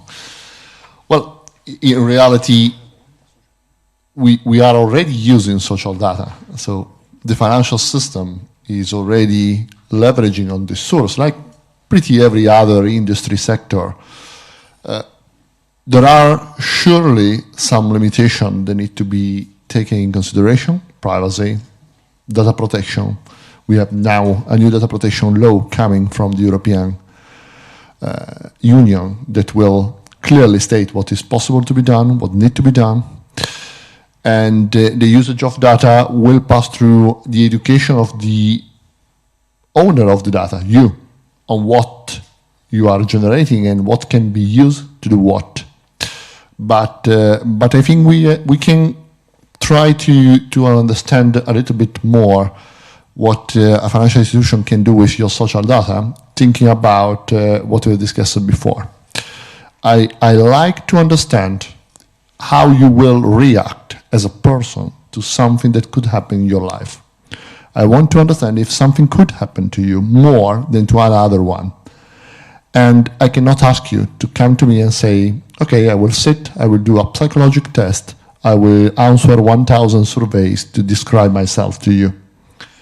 But I can come to your socials. I can use natural language processing, computer vision, speech recognition to transform your digital footprints into signals that I can then convert into variables or features that are tracing your profile. There is a beautiful exercise that has been done by IBM on Twitter. It's a partnership between Twitter and IBM to experiment the power of Watson, that is their artificial intelligence platform. And they are using natural language processing on the Twitter tweets to define the personality traits of a person. And they have done a training of the engine and then a test. And the test has said that in the 90% of the cases, the answer of the machine was better than the answer of your friends. And that was pretty good. The machine is able to understand your personality better than your friends. And if you will allow that, and I will have been able to use those data to profile you and to design a better process, a better product, and a better service, well, we have both achieved what we want. If I can only briefly comment on that, I agree on the general things that you say, but we should also take into consideration that delegating too much to algorithms we don't know how they work, it's also something we should worry about very much. There are many aspects of profiling, especially in socially sensitive tasks like scoring the personality of an individual for credit purposes, that somehow should respond to transparency. It's not enough for me that algorithm is better than an expert to score the credit.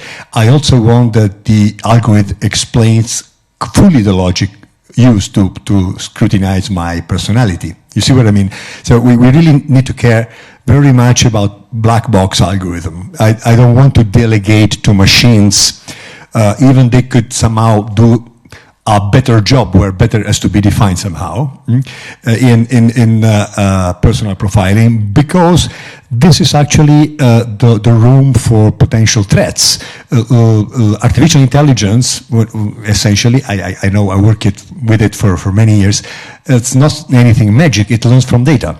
And data are, traces of experience of people, basically, that can contain bias, prejudices, or, artifacts that are inherited by an algorithm and may be brought to a higher level of objectivity. So I believe that this new cognitive technology must go very much hand in hand with the explanatory, possibility for people to understand, people and companies and industries to understand the logic of decision. Let me just give you one example. I'm just, back from the machine learning and data mining conference in San Francisco a couple of weeks ago. It was a beautiful example of an extremely clever machine learning, deep learning model, able to tell perfectly solve the difficult task of discriminating wolves with respect to dogs, only learning from a set of examples, for pictures. And eventually, it was, perfectly perfect on training set and test set. But when eventually people managed to explain, because this is a real example of a black box, but the main rule eventually discovered with a very clever technique to someone explain the logic of such a wonderful accuracy, then the main rule was the best way to discriminate a husky dog from a wolf is the snow in the background. Okay? Because that was an artifact of the training set. So when we are faced with extremely intelligent artifacts that are based on intelligence, we should very much somehow worry about explaining the logic. Maybe just to answer the question more directly, I do work with a lot of banks, and I think that my impression is that most banks are not using social data very extensively, maybe for marketing, digital marketing, things like that, but maybe some offers, but my impression is that it's not that common for credit scoring. And one reason is that the banks need to understand the performance of credit scoring algorithms over a long period of time. And so one challenge with the algorithms is it would be very hard to make them stable over time. Because in some sense, like what's appropriate to share on Facebook 5 years ago is different than what's appropriate to share today.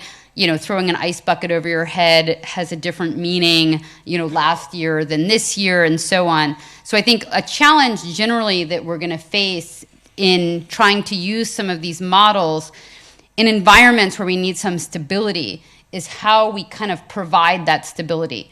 So I've been asked to help out with government statistics and the IMF, both the US government and separately with the IMF, to try to help them figure out how to use big data. And in both cases, on the one hand, their statistics are terrible. National governments lie about statistics. The US government statistics are 3 months late. Visa knows the state of the economy, a week after people buy stuff, and it takes the government 3 months to catch up. But yet the relationship between the credit card data and GDP is not something that's stable over time. So I would just put out there as actually a research question for our community is, I don't think that's going to be solvable, even with sort of a causal model. It's just the world is changing. The people's use of credit cards versus cash is changing. Apple Wallet and Google Wallet will change things again. That'll change your decisions about cash. So I think that a lot of these predictive models will just never have stability. And so rather than try to make them stable, we need to figure out how they can be used in a consistent way over time in an unstable world. And I don't think there's going to be an easy answer to that, but I think as a community we may find some methods. And I think the credit scoring application it will be a driver of that, because essentially we're going to need to be able to say, how did the model perform in a downturn? But if the model's a different model, what the hell does it mean? Other question?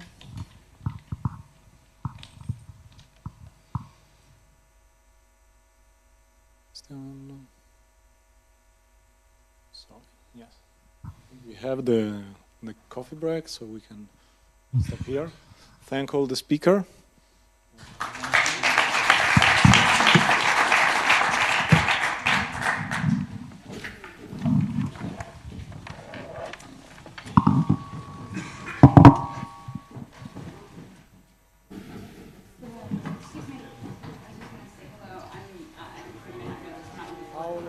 Great.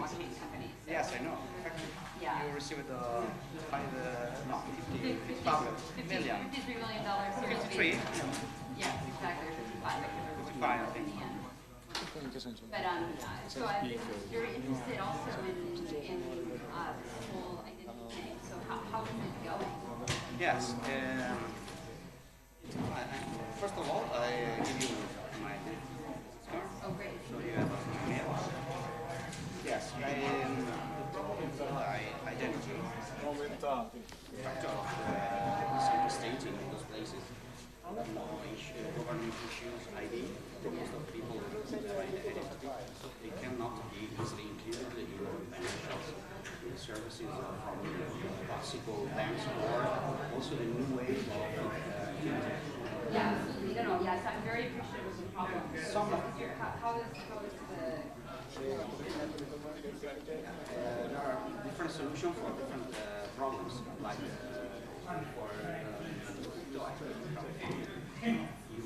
you skip the identity and focus on reputation. So with like I don't know if you read about Open Bazaar. Yeah. Open Bazaar. You will put escrow. Yeah. Escrow. I don't know how to pronounce it. Yeah. Escrow. Yeah. You put in the escrow just in case of problems. Right. Yes. So in some financial transaction, maybe you cannot accept from a foreign country credit card. Yes, respirator by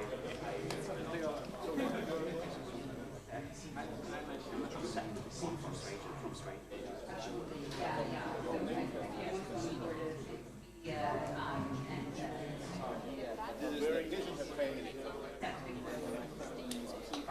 Yes. No, I'm just.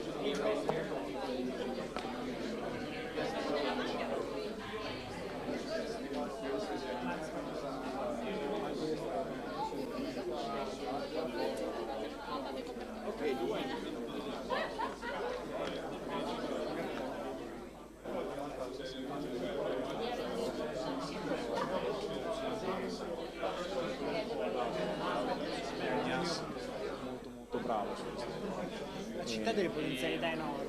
Lì io in realtà sto facendo un progetto che in realtà non è ancora partito. Sto facendo l'advisor scientifico di un corso di MIT di Federico Casalegno, non so se conosci. Praticamente loro hanno un corso con la Cina dove vogliono trovare degli indicatori big data.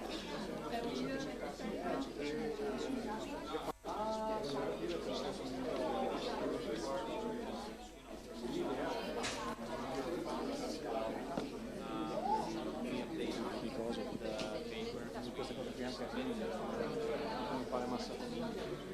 Poi anche solo lui è l'esperto di digitale.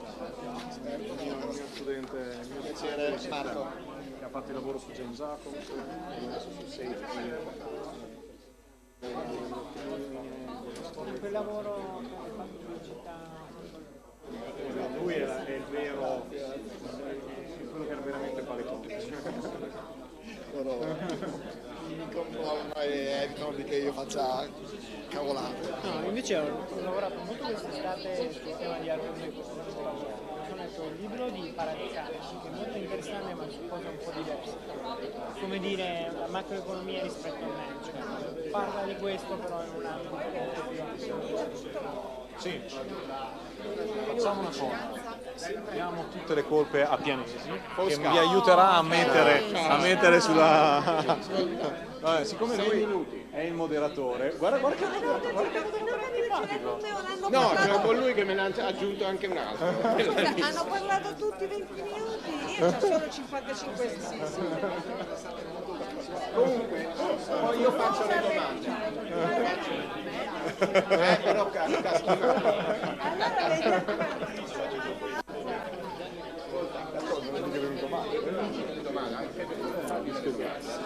Allora è l'unica cosa che fai perché mi ha incuriosito, siccome faccio le domande è difficile. È un classico questo. A me sta roba un pochino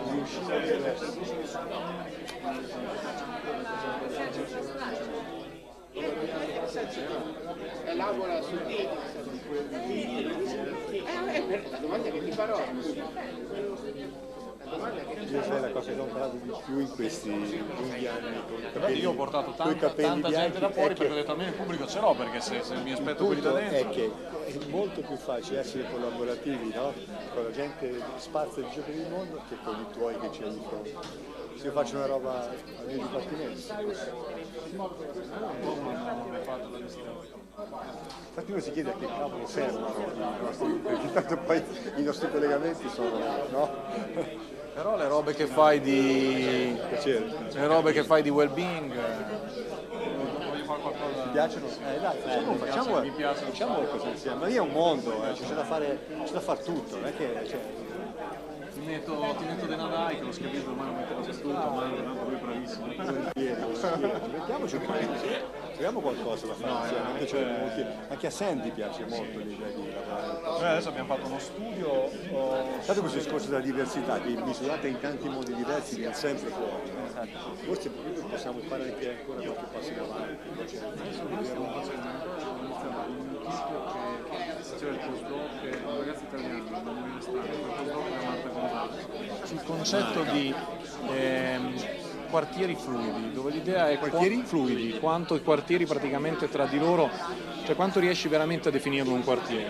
Allora lui lo vuole vedere da un punto di vista architettonico, cioè da urbanista, ma il mio interesse invece è capire se tu non lo riesci, c'ho la pennina, cioè te la vado a prendere. vado con la mia. Se no puoi andare con... C'è il computer lì attaccato dove tu puoi attaccare... Non c'è nessuno che gestiva questa cosa. È Fabio che dovrebbe gestire. È Fabio. È inutile che fa finta... Non so se è andato a fumare, ma è Fabio. Sì. Perché lui lo guarda dal punto di vista dell'urbanista, però dal punto di vista di quelle cose che diceva anche Sen, cioè mobilità intergenerazionale, come realmente tu passi da un quartiere fluido, in un certo senso, che si mischia con gli altri. Dal punto di vista del capitale sociale, della crescita economica, è diverso da una cosa isolata e chiusa.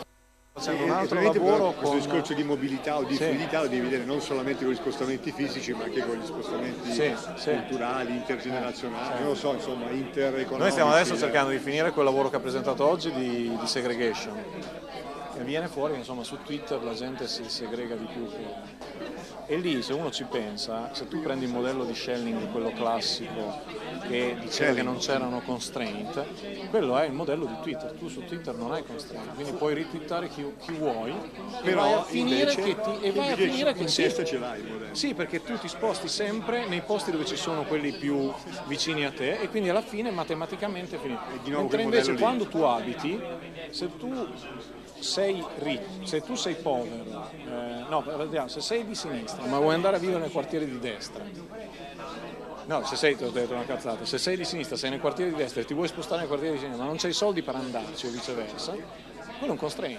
O se tu vuoi acquistare in un posto dove non puoi andare, è un constraint. Mentre invece su Twitter tu non hai constraint.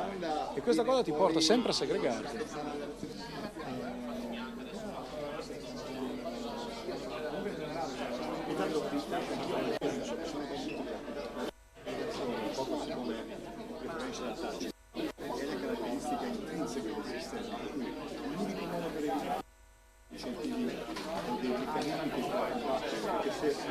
Non è che basta, l'assenza di vincoli non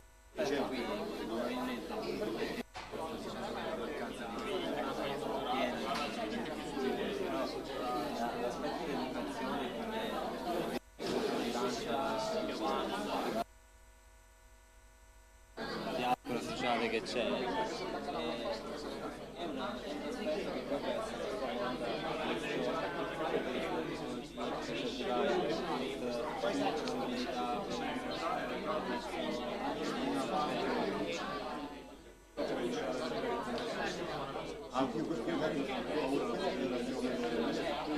se fai educare la coscienza dei dati, se c'è il diritto di right, se c'è una schema di fatto dalla condizione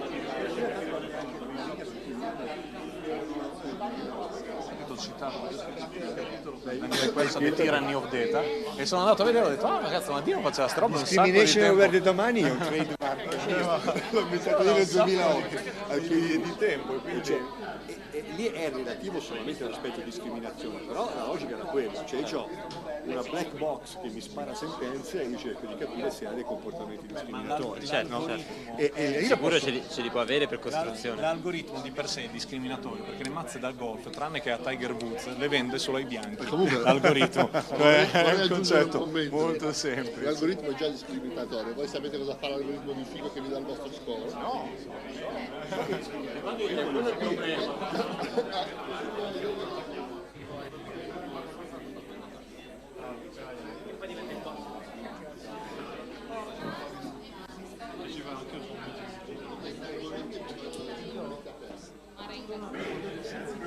Susan che parte alle 5 nel suo transfer qua per Viva. I think your mic is still on. I can hear. Really? No, it's nice. So I don't have anything to why?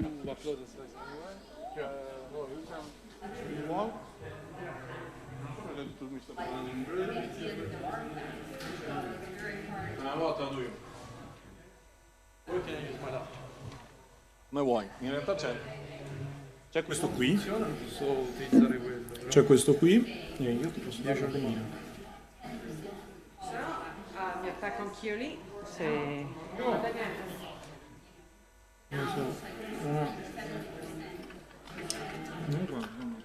si può fare neanche. Ma buono. E lì va, fa finta di niente. Fa il vago. Cosa devo fare? Cosa devo fare? Ti do la pennina. La pennina Lo puoi per- mettere qui, perché- se vuoi. Sì, Se l'importante è le preferisci. funzioni. Ce n'è una con l'altra. Una serie di... Dipende. No. Grazie. Se no puoi anche bloccarti. Vediamo, devo copiare entrambe. Vediamo per sicurezza.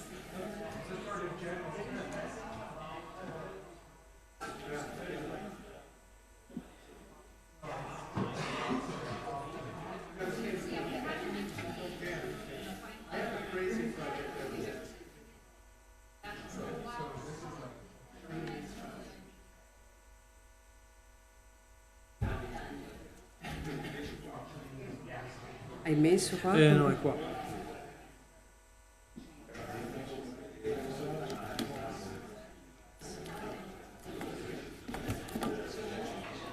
Che lo vedi dov'è? No. Vedi.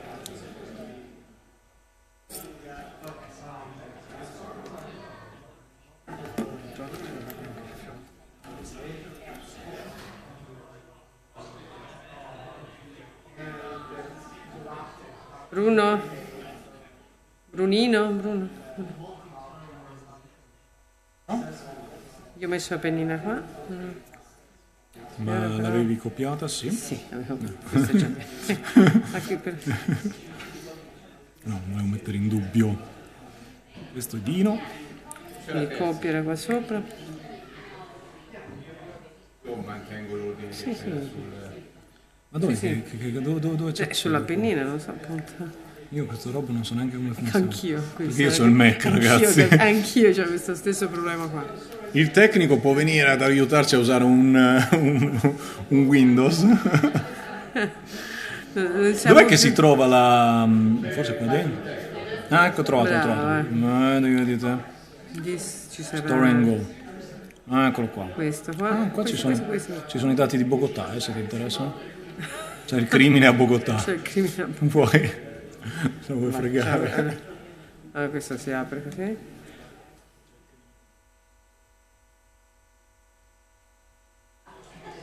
E qui come... Su YouTube? Ma questo chi è? Questo io, ma come parte ora? Come dopo? No, ci saranno i video su YouTube. Devi tornare su? Dall'inizio. Sì, no, ma a parte quello, ma ora c'è qualcun altro, no? Sì, ma... Okay. Quindi basta faccio escape? Sì. Escape? Sì, io qui semplicemente l'unica cosa che farei... Cosa faresti? Li chiuderesti così? Metterei così che te lo ritrovi lì. Già anche lì sul desktop. Tu lo... Se facessimo tutto sul suo meraviglioso... Ormai è finita. Mi aveva preso Mac. Ci provare, magari dopo succede che l'adattatore non funziona con i Mac, e questa è la allora, chiavetta. La togliamo. Io credo che l'abbia trasferita, no? Sì. Qua. No, Dino. Sì, una è questa. Okay. Ups. Non li rompiamo. I dati, ci sono i dati di bocca. Allora, 60 slide.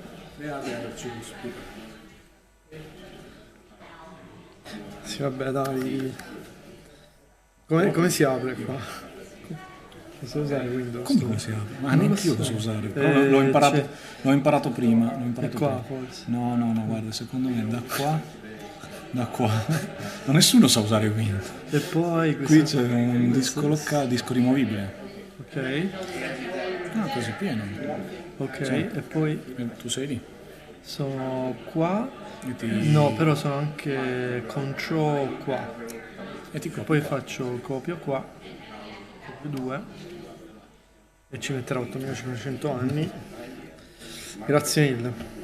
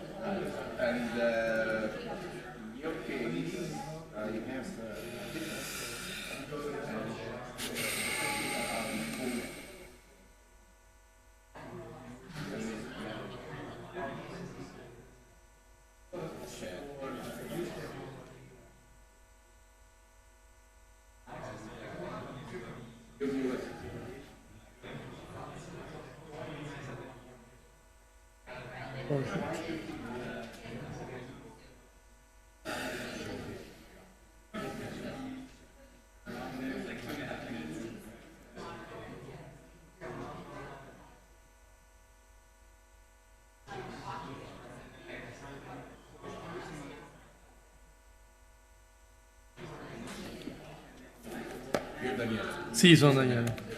Ciao Daniele. Ascolta, 6 minuti più o meno. Sì, me l'ho detto. Ho una...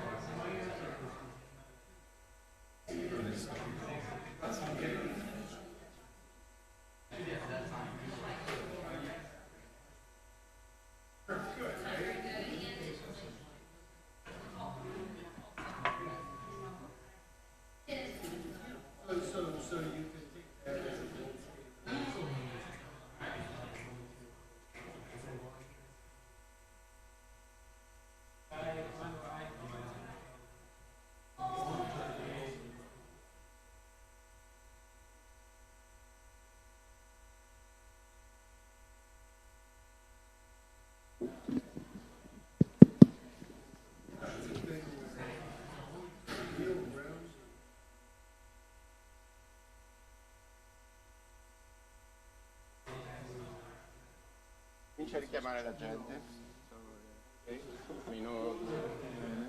Sei serissimo, sì. Non sei come me che sono proprio all'acqua di rose.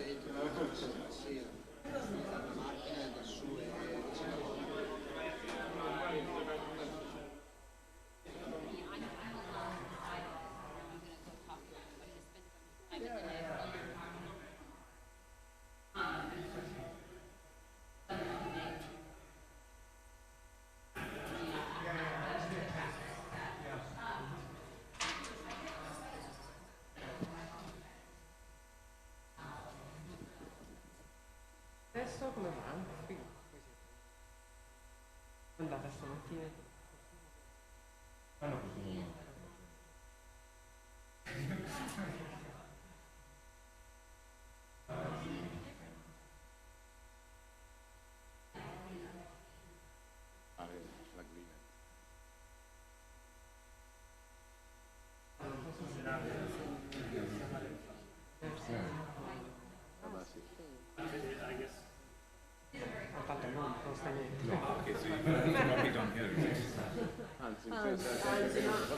No, nel mio caso ci deve essere di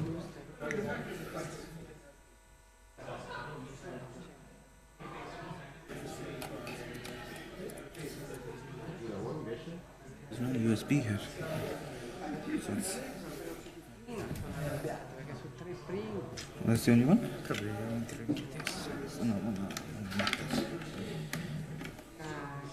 140.000 euro per 3 anni con 10 partecipanti. Should I just remove this or break something? H2020, noi di solito siamo soddisfatti il fatto che è modificato questo. Do you see some change with the new director? Sì, il 3%. Don't tell me.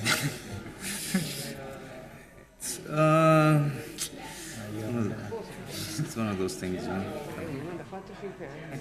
Non fare tutto questo, cioè la quantità di tempo che perdiamo, investiamo. Don't see it though. Fare proposte, cioè sono paperi o... This is in Italian, man. Veramente... Noi che abbiamo voglia vicino alla pensione andiamo. Oh, sorry. Faccio per IT Digital, seguo tutti i progetti europei. Sì, noi ci hanno buttato fuori anche da Kika. Get off this, right? Yeah. I just checked with him, so... Ci hanno chiamato nella ora e poi hanno provato le azioni e... Sorry, just a logistical thing, the USB, all that. Can I remove it? Yeah, you can remove it.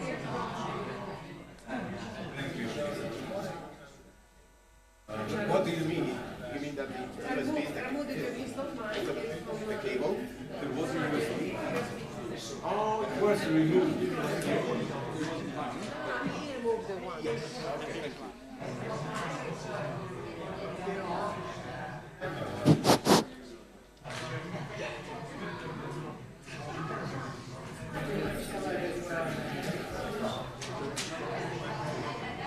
Okay, guys, take place.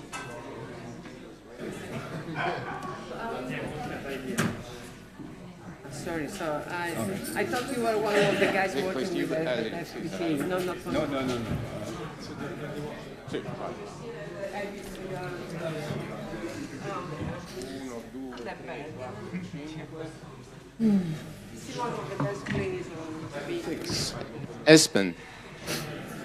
Espen. Oh, you're there. Okay. Okay, please take place. So, guys, welcome to the final and concluding session. This is a panel session, yet another panel session about the big data and the cities. I am Fabio Pianesi. I will be the chair of this session. I have already asked our panelists to be short so that there will be time for questions. And we start with Daniele Quercia, so please. Thank you. So I'll be as short as 6 minutes and 40 seconds. And how do I know that? Because I just changed the presentation today, because I've been told that I do always the same presentation. So I changed all slides. And I said the only way to keep track of time is to do a Pecha Kucha, which a Pecha Kucha is a presentation that has 20 slides, and every single slide transitions automatically every 20 seconds. So it's a sort of karaoke presentation. So it's going to be great, because I haven't tried it either. So, but some of the things they're the usual stuff, and some things are new. But let's surprise ourselves. So yes, I belong to Nokia Bell Labs. Bell Labs, we are opening a new lab in Cambridge, UK, and the team is called Social Dynamics. We have other teams, and we do a lot of work in the context of urban, especially. And you know companies, right? So the smart city agenda of companies, it's all about efficiency and security. You're gonna always go to work, and you're gonna be always on time in a smart city. And when you go shopping, there is no queue in a smart city. And you're gonna feel really, really safe in a smart city, because there are CCTV cameras around you. Now, we know that this is convenient, security is important, but these things don't make a city great. They make just it acceptable. But we don't choose a city for those characteristics. There are other characteristics that are difficult to quantify, but they might be actually the reason why we choose a city, right? And exactly because of that, we opened, it's going well, we opened a new initiative that is called goodcitylife.org, where you can see different projects. And the idea here is we are putting together a global network of people, and at the moment there are 700 people subscribed to that, where they are passionate about doing research that is sort of totally orthogonal to the smart city agenda of companies. So we're empowering these people to do crazy stuff. One of the crazy stuff we did is, as you know, the perception of beauty. How would you know what people consider beautiful? We have done some experiments, pairwise comparison. If I were to ask you which one is more beautiful between A or B, which one would you say? A or B? Maybe A. And we did that in a crowdsourcing way for thousands of people. And the result was that we could attach to street views, to urban scenes, measures of beauty, of happiness, of the concepts that are difficult to quantify. And of course, what do you do when you have points on a map and you have values for it?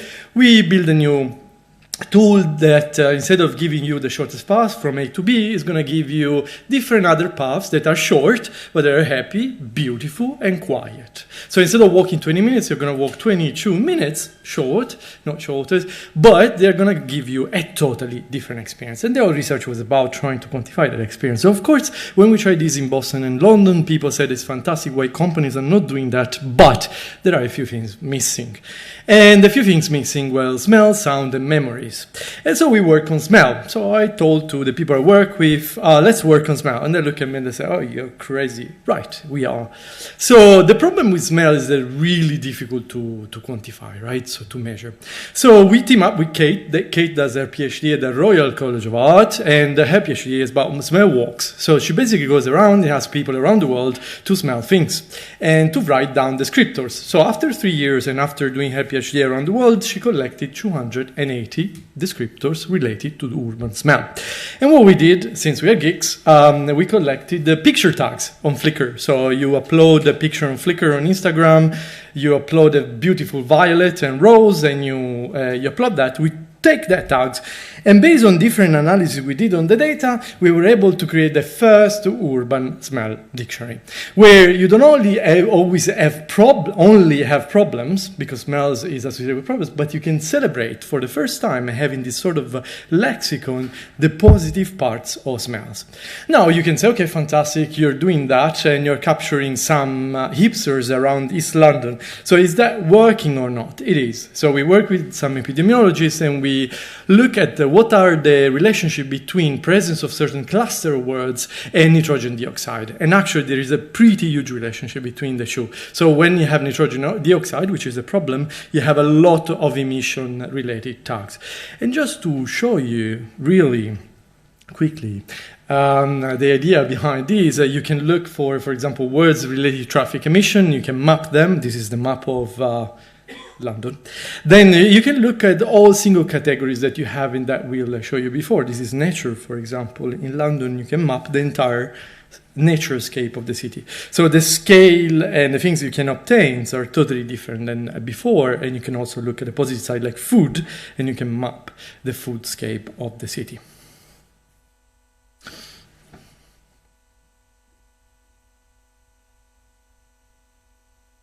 We call the project Smelly Maps. And you can go on goodcitylife.org, and there are projects and smelly maps. You can click on each single, we have for 11 cities now, on each street segments, and you can look at the smell profile on the bottom right-hand corner. And then you can look for streets, and you can see Euston Roads, there's a lot of red, which is a lot of traffic, and then you might change either job or home if you live around there or work. I mean, the idea here is pretty simple. So what we are trying to do is to do layering in the city, right? For many, many cities around the world where you have different, what is visually beautiful, how does it smell? Now we did a project on chatty maps. How does it sound?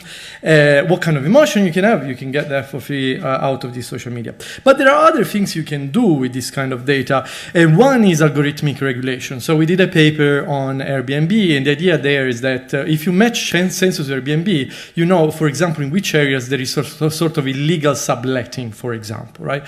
So the main idea is that you can use this kind of data created from the platform to do sort of regulation and adjust eventually in the future regulations. Of course, you can sort of do also innovation in capital in cities. Innovation scales superlinear with city size, as some people say. Well, we actually show in this work, and we will show soon, that actually social fabric, not city size, is far more important for innovation in city. And you can look even just from picture tags, you can retest theories that have been around there. For example, you take Bourdieu, the theory of social capital and economic capital, and you can rephrase it in a totally different ways, understanding even gentrification.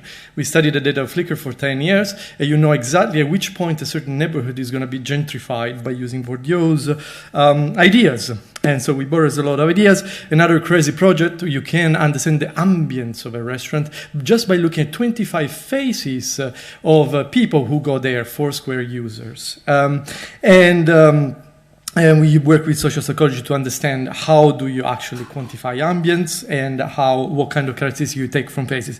And the last thing we did with some people here, with Marco, especially who did the really hard work, was about retesting some of the theories by Jane Jacobs, right? And this is the first study of doing that in an operational way and using telco data, but not only, also open data from OpenStreetMap and Foursquare. I show you all these kind of projects at the end just to make one single point, which is we are offering sort of generalizability. So we are going back to studies of the 70s, and we are reproposing, retesting them with totally new data, right? And that allows us to sort of generalize and try to understand a bit more about the cities. And if you're excited about it, then please do have a look at Good City Life, do talk to me, and do whatever you like. Thank you very much.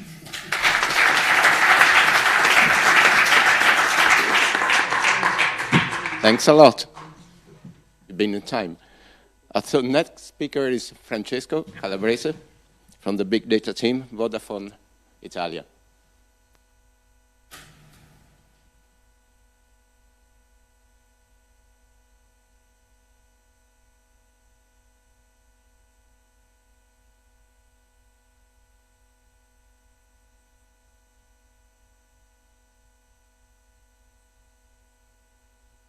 Okay. Good afternoon, everyone. I am Francesco Calabrese. I work at Vodafone here in Italy, leading a team focusing on big data. And in today's talk, I'm going to discuss about work that I've done, started doing at Vodafone, but also before while at IBM, focusing on how to extract insight from data collected through telecommunication network to improve city operations.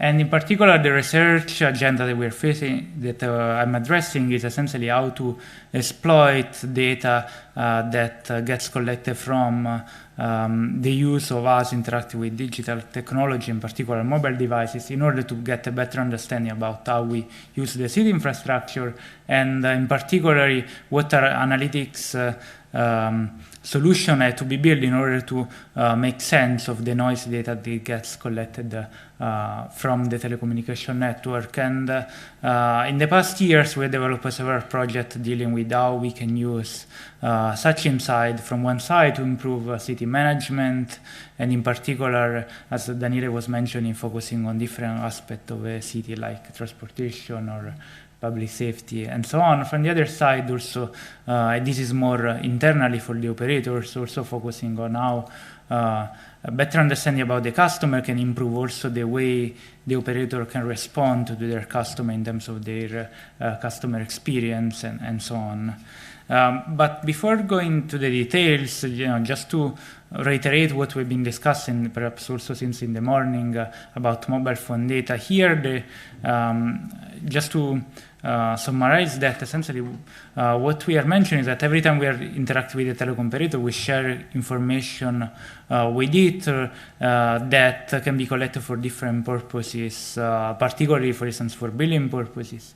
And in particular, in the project that we're focusing on smart cities, we are looking at the location information that gets collected through the interaction of the mobile device with the telecommunication network. Such a location can be collected for different point of view because of an event happening to connect us to the network, like a phone call, or potentially periodically in order to locate ourselves into space, in order to allow us to, for instance, receive phone calls.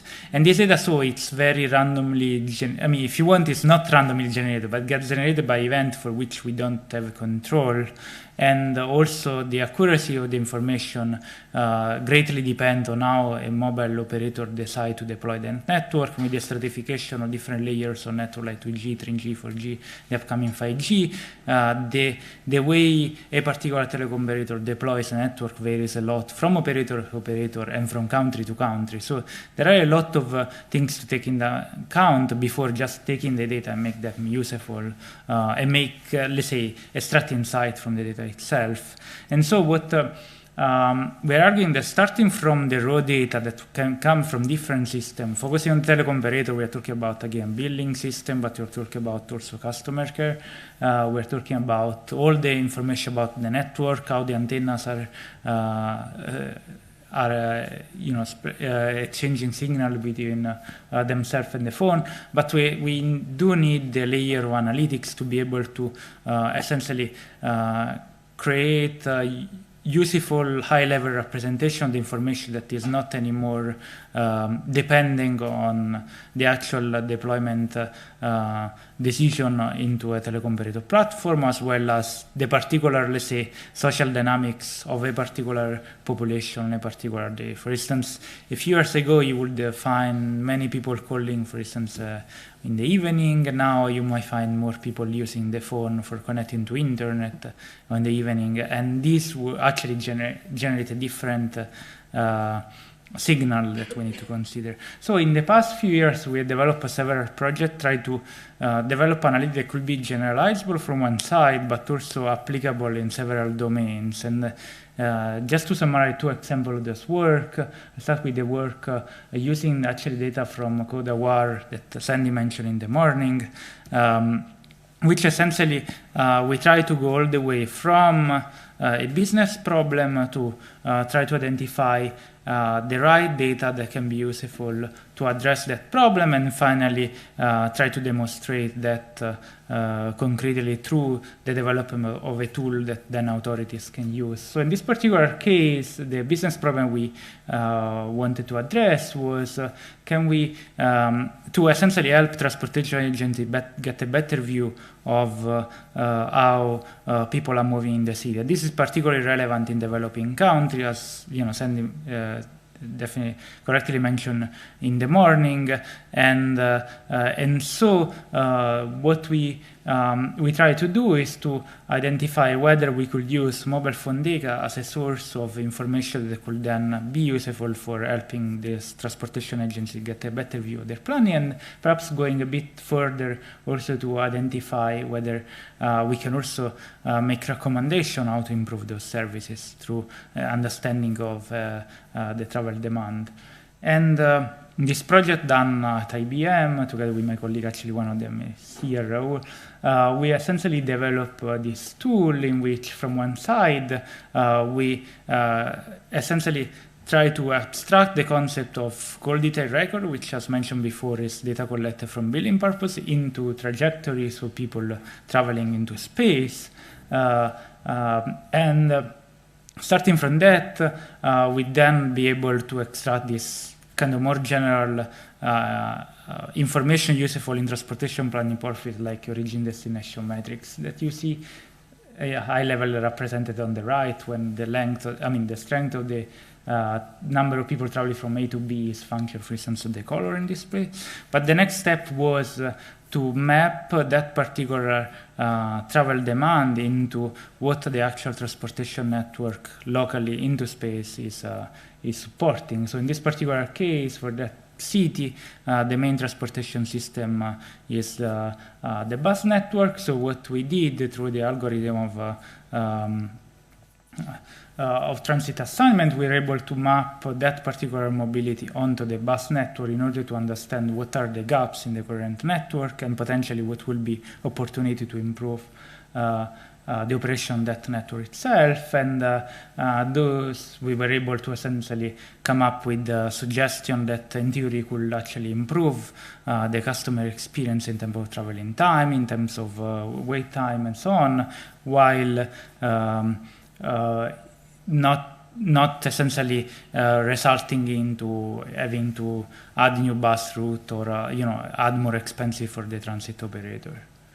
So this was one example of work. Another example that we did last year was instead focusing on another set of application in the city scenario, in which we focus on the need that many cities have nowadays when they organize big events to better manage those events as they occur.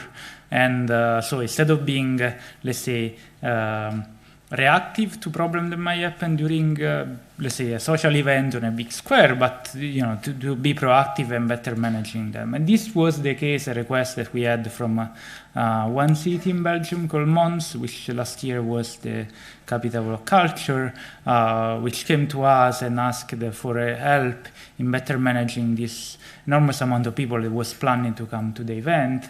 And at the same time, we got a partnership with a telecom operator over there, local, that was able to giving us signal information that would allow us to anonymously understand the density of customers in different parts of the city on a real-time fashion. And so we did manage essentially to build a tool that would allow both the event managers, but also the cities to get an understanding about how people are coming to the event, how long they spend to the event, and so on. And for instance, if you see the drawing on the map here, you see essentially the dots represent the key areas where the event were taking place. And one of the key challenges from the city is, since you might find essentially walls essentially confining the city center, the key challenge from the police was, can we understand how many people try to enter this central part of the city, so that potentially we could better control the access if we see that there is an enormous number of people coming to the event at a particular point in time. And this is what the tool will build helped them manage. So this is just some to the application. The one on the left was showing the density of people in the city at different point of time, also trying to characterize customers, in this particular attendee of the event, also based on the nationality they were coming from. And on the right, instead, what we did was essentially to try to infer the traffic volume on the different access road to the city center, so that we could also in real time provide an opportunity for the police to better control how the number of people actually were coming to the city as well. And in order to address the limitation in this particular case faced by the resolution of the mobile phone data and the accuracy from a spatial standpoint, we also managed to get volunteers to actually collect fine-grained location data to GPS devices we could use to better map then the customers to particular squares in the city.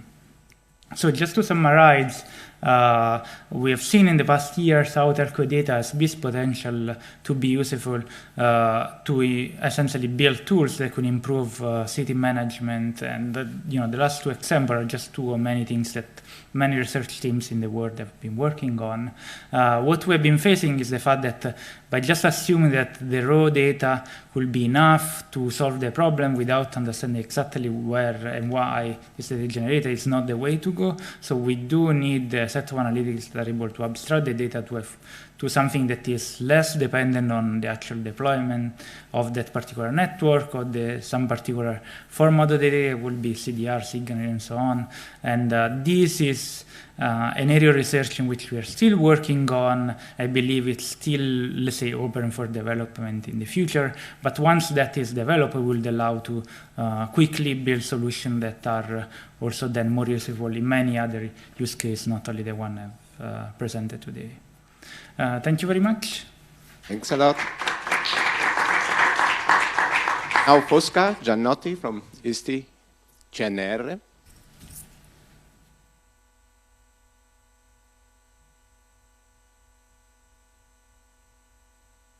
This one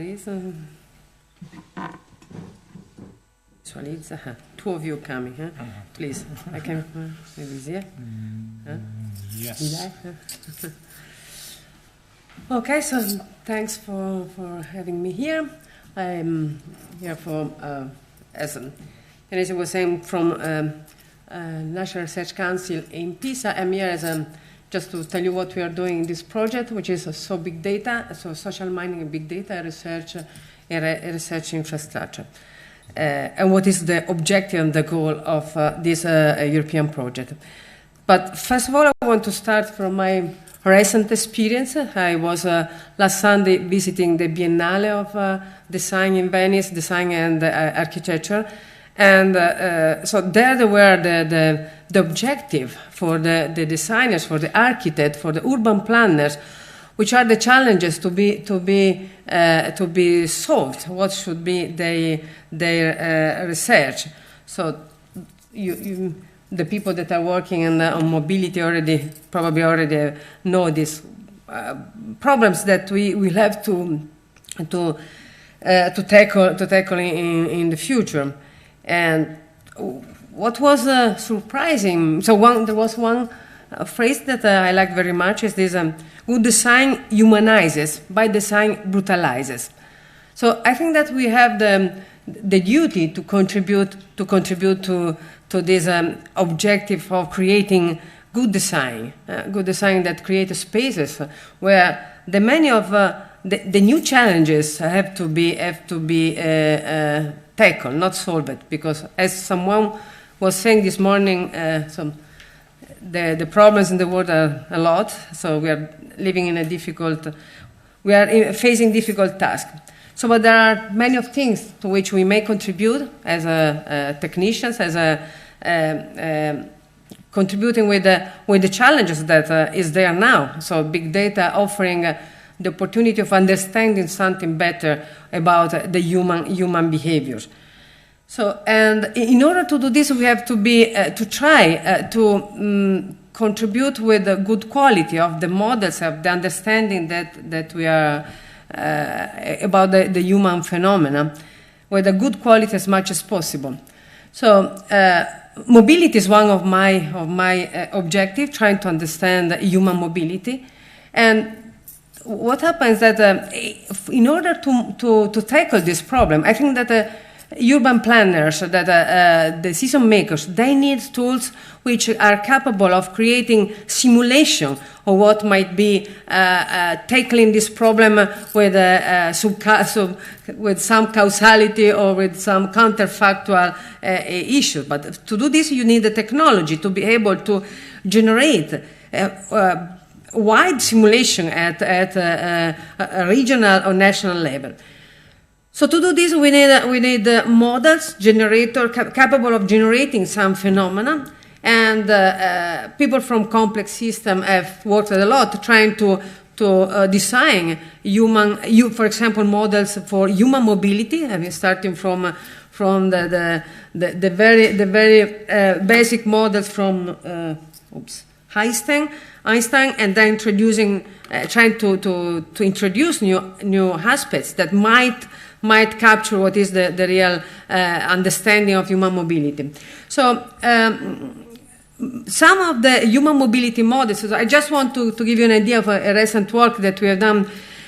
Some of these human mobility models, they have this objective of being generators of behaviors. I think that the opportunity of big data is to try to anchorate such models to reality. So, in this work, for example, we asked ourselves the question: so, what is the impact of systematic mobility of any individual with respect to the overall mobility? So, first question is that what is the impact in any person mobility of what is the routinary behavior? So we used the two sources of big data. One was an entire country, the mobile phone of an entire country, and European countries, and we used 40,000 vehicles in Tuscany, which is a region from Italy that you might know very well, some new. And so the data were, in one case, a mobile phone operator contributing to the research. The other case was this data collected by the cars because they are using a particular insurance contract, though they were a black box in the house so that they leave these traces. So what happens that how to compare this total mobility of a person, of an individual, with respect their routinary mobility? So we concentrated on specific measures, which is the radius of gyration. So our capacity, so something which measures how much, what is the area, the wide area that we travel in our. What is the characteristic distance of our overall mobility? So we try to see the ratio between these measures with respect only the mobility which emerges just visiting of any individual the most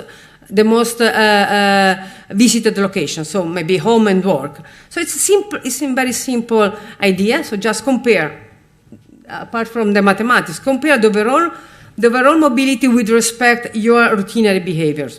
So, and what emerges, what was surprising, was the fact that two different and very distinguished patterns emerge from the data. And so the people are not, so you see this is simply the plot of this ratio between the total mobility and the routinary mobility. So what happened that there are group of people which for which this ratio it's close to 1, so there is no distinction between the overall mobility and the routinary mobility, and there are for other people that those which are close to 0, for which their routinary behavior is completely influenced with respect to the total space that they visit. So we call those two patterns which emerge from the data the returners, those which are very predictable. That's very important. So those guys there, they frequently visit the same place, they are very routinary, and they are very predictable. The others, the explorer, they visit a lot of different places. It's not the volume of mobility, it's just the quantity of diverse places that they visit. So we made plenty of experiments at different spatial grain, and it emerges, this pattern emerges always, 10 kilometers, 50 kilometers, 100 kilometers. At any kind of observation that you take on this mobility patterns, those two different patterns emerge. The surprising thing is that there is nothing in between. You see how those things is completely, there is no gray inside, or they are on the diagonal or on the x-axis. So what is important for this is that, so we made several experiments. We used both the two sources of data, two different nations at a national level or at a regional level. It's the same picture that Dino spoiled before. Essentially, what emerges that people are divided in those two different mobility behavior, very, very routinary people or very unpredictable. And this has an impact in many other aspects. It has impact, for example, also on the social life. We continued in the experiment observing the social graph in the case of mobile phone data, and what happens is that the routinary people tends to stay with mostly with the routinary people, as well as the explorer ones. And this has an impact also on the diffusion patterns that they may have. Now think in terms of using this generative model, which contains those two different patterns, and you are studying diffusion of epidemics. I mean, the different percentage of these two kind of profiles definitely affect the kind of spreading that you may have. Coming again, just to give you another contribute that we may give in generating simulation of to the decision makers. At the end, the final end is to give them some tool to reason what may happen. We started in Tuscany using the GPS data, the vehicular traffic. In this case, they are 70,000 cars observed for several months. So the question is that, Tuscany is a big region. There are several towns. So is this town? It's a polycentric town. Can we observe some important part of the town? So is there a unique town? So there are all separate towns. So there was we used those are the data that we used that you can see. They are like painting the territory. Here there is no geography. Those are just the cars behind this. So so what we made using a sort of community discovery algorithm, where the idea essentially is that so if I observe the mobility within a local area. So can I merge this local area with another area, maybe adjacent or maybe not, but with simply the objective that I want to optimize the fact that the internal mobility, the cohesion of the internal mobility. So it's like asking to the people to vote themselves. So you move because you are doing something. So you describe what is the territory where it is more useful for you to work, to stay, to live. So with this objective of maximizing the cohesion, the internal cohesion, so we run the algorithm, and we have been capable of finding that there are two huge poles in Tuscany that correspond to not to towns, to something wider area surrounding the towns, which is Pisa and Florence. And the result of this, that if I ask the algorithm to merge again, it comes a unique area, and I'm at the optimal solution of my algorithm. And this unique area means that if you need to plan something, to plan an infrastructure, you have to consider that this is the unique area that is where people want to live, needs to live because they are working. So and then of course then you can give numbers to the decision makers to sustain this area. For example, it is a 50% of the population in Tuscany, and that's the 60% of mobility in Tuscany. So those numbers can really be convincing. So those are the kind of activities that we do in this research infrastructure that is organized with we call them exploratory. So there is an exploratory on the big data for city of citizen, where plenty of researchers in the 10 nodes that this research infrastructure has are trying to put their research together. So there are a variety of topics on analytics, competence on analytics, and the objective of the research infrastructure is to create an ecosystem for open science, where data and experiments can be shared, as well as the methods, in order to help to provide to the researchers, which are not computer scientists, which are not complex system mathematicians. They can start the social experiment, the economic experiment, simply participating asking to the researching, just asking to use the resources of the research infrastructure.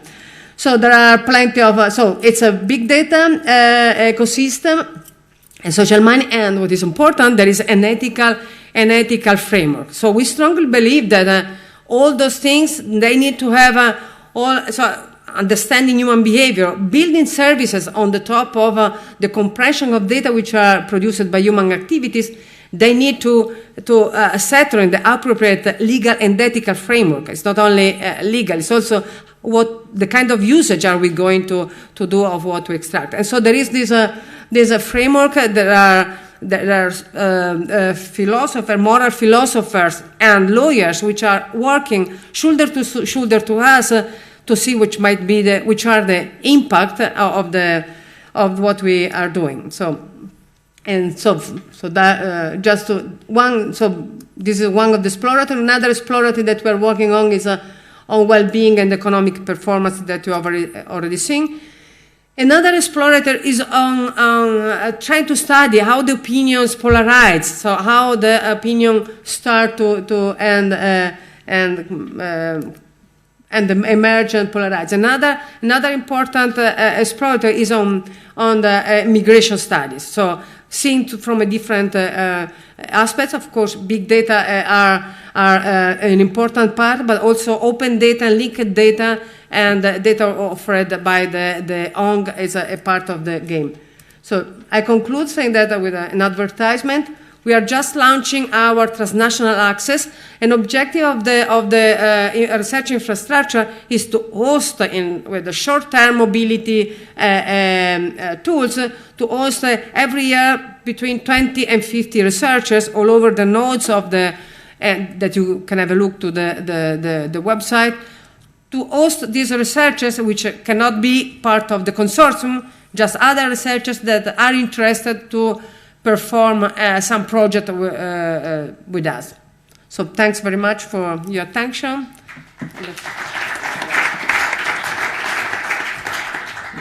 Manuel Letouze, Data Pop Alliance. So I think it will probably need some. So it's not this. Have you uploaded it? So we can remove this one. Okay.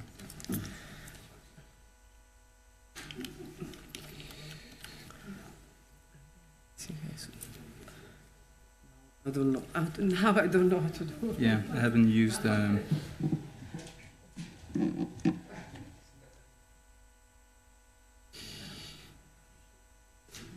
but I haven't used a PC in about 20 years, so.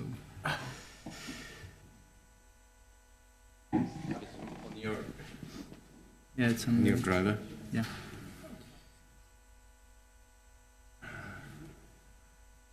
Yes, I see that.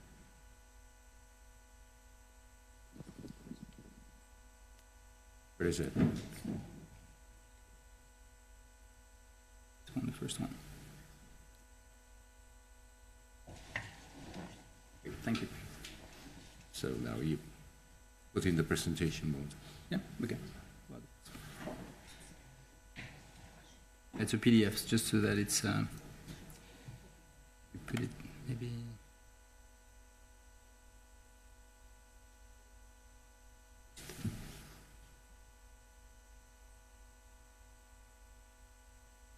Okay. All right. So hello everybody. So I'll stick to 5 minutes. Also because Espen has to go soon. So so in 5-6 minutes, I will just give you a brief overview of the work we've been doing in Colombia, in Bogota in particular. So with the core members of the Data Pop Alliance in partnership with MIT Connection Science. So I'm going to talk about some results and some projects. So it's more like a institutional or let's say like political economy presentations about the kinds of things that you can do and like how you partner and how we've partnered with institutions in Bogota. So I won't spend too much time telling you who Data Pop and what we are, what we do. You can just find this online. Basically, it's a partnership between it's 3 founding institutions, including the MIT Media Lab with Sandy and the Flowminder Foundation. We do research, capacity building, and engagement, community work. And our tagline is promoting a people-centered big data revolution. So this is quickly our current leadership or executive committee. This is also online. This is our team in Cambridge, in New York, and in Bogota. So in Bogota, we have 2 full-time team members, and we are adding 3 to 5 people for a pretty big project I will talk about at the end. So we have a network of research affiliates, so you will see some familiar faces on this slide, some of them who are in the room. And this is also all online. So this is sort of like the vision, let's say like the 2 to 5 year vision, the sort of global strategy. So it is building this sort of like data spaces, which are regional ecosystems of projects and partners around nodes that are big cities. So Bogota is one of them, and Bogota is the one where we have invested the most time, energy, efforts, resources over the past 2-3 years. This is a short timeline of our involvement in Bogota since 2013, when I was first invited to talk at the National Statistical Office in Colombia, and since then this is what's happened. So this is also on our website. So the one thing I will talk about is Ciudad Laboratorio here at the top, and also the Colombia's Big Data National Big Data Strategy. So in terms of political institutions, so we have several partners. I think in the question and answer in the discussion, we'll talk more about the politics of it. So these different partners. Some of them are the Global Partnership for Sustainable Development Data that Sandy mentioned this morning. So this is one of the highlights of our work in Bogota. So it is it's a partnership for creating a city lab or urban lab with the city government of Bogota and the Chamber of Commerce. So which we signed in May in Bogota with Sandy. So it's sort of like a PPPP, if you will. So where the additional P is people. So it's public-private people partnership in the sense that it's not just between an official institution and the private sector. There's also like an NGO, which is here Data Pop Alliance. So the goal of this Ciudad Laboratorio is to do collaborative research on urban themes. And also do some trainings, capacity building, some engagement with local communities, official institutions, and to connect those. So one of the themes that they are very interested in Bogota, as in many other large cities in the so-called global south, but also in the so-called global north. So some of those themes are mobility, traffic congestion, and safety, vitality. So with so Bruno in particular and some PhD students from FBK, we've been working on a paper that is basically trying to replicate some of the work that Bruno and others have been doing for a number of years. So like testing James-Jacobs theory about this, like the source or the features of diversity. And this is in partnership with so the World Bank and funding from the World Bank, Telefonica, DANE, which is the local ESTAT or ISTAT, and other partners, Transmilenio, who provide like mobility data, which we haven't used in this paper, but we'll use in the following paper. So I mean, essentially, I'm not, and we're still working actually on finalizing the results. What we found so far is that in a nutshell is that Bogota seems to look more like Naples than other Italian cities with respect to the relationship between structural features, mobility patterns, and crime. And this builds on this other previous paper that was mentioned this morning in London, where so this is like the second iteration of the paper, where we had tried to predict crime hotspots in London. So just like moving forward and ending in the next 2 minutes. So in terms of like next steps, next projects, priorities, options. So as you may know, there is so peace agreement was found in Colombia that puts an end or may put an end to 50 years of civil conflict, so the longest in the Americas. It is actually subject to a referendum that will take place on October 2nd. So it's a very high stakes for Colombia. The results of this referendum will definitely have a profound effect on the Colombian society for the next decades and generations. So one of the projects we're developing, we are in the very early stages, but we really want to focus on basically, especially if the referendum yields a yes, so in favor of the peace process, of the peace agreement, what effect is it going to have on the Colombian society in terms of networks, in terms of population movement, in terms of economic dynamism, so through the lens of big data and other kinds of data. So these are 5 priority areas for our work in Colombia and in Bogota. I'm not going to go in detail, of course. This is also on our website. I would just mention 2 of them, one without a slide and one with a slide. So the one without a slide is we're going to work on Colombia's national big data strategy with Sandy and others. And this is, to my knowledge, one of the first, if not the first time that a non-OECD country developed it's like a national big data strategy. So it's pretty exciting for us. And then secondly, OPAL, so which was also mentioned a number of times this morning. So Colombia is one of the 2 pilot countries where we aim to roll out OPAL, the other being Senegal. And this is in part, the core partners are the ones at the bottom. And this is essentially, as also Sandy explained this morning, about so sending the code or sending algorithms to the data as opposed to the other way around. And in the case of Colombia and Bogota, so there will be different so like users, partners. The National Statistical Agency will be the first one, but then we're hoping that the Department of National Planning will also be interested in participating, and equally the city of Bogota and other cities possibly. And then this is the long-term vision for our work in these urban environments. And I won't spend time on this. And this is just where you can find additional information on these projects and our work. Thank you. Thanks a lot. Rahul, up to you. Rahul Nahir from IBM. Sorry, can I go first because I have to catch a train? So, of course. Yeah. Sorry, didn't know that. I'm sorry. This is Espen Fritz. I hope I pronounced correctly your name, from World Bank. That's correct. Let's see, I have some notes here. Maybe I don't have slides, so maybe I should just sit at my, or can I just, thank you.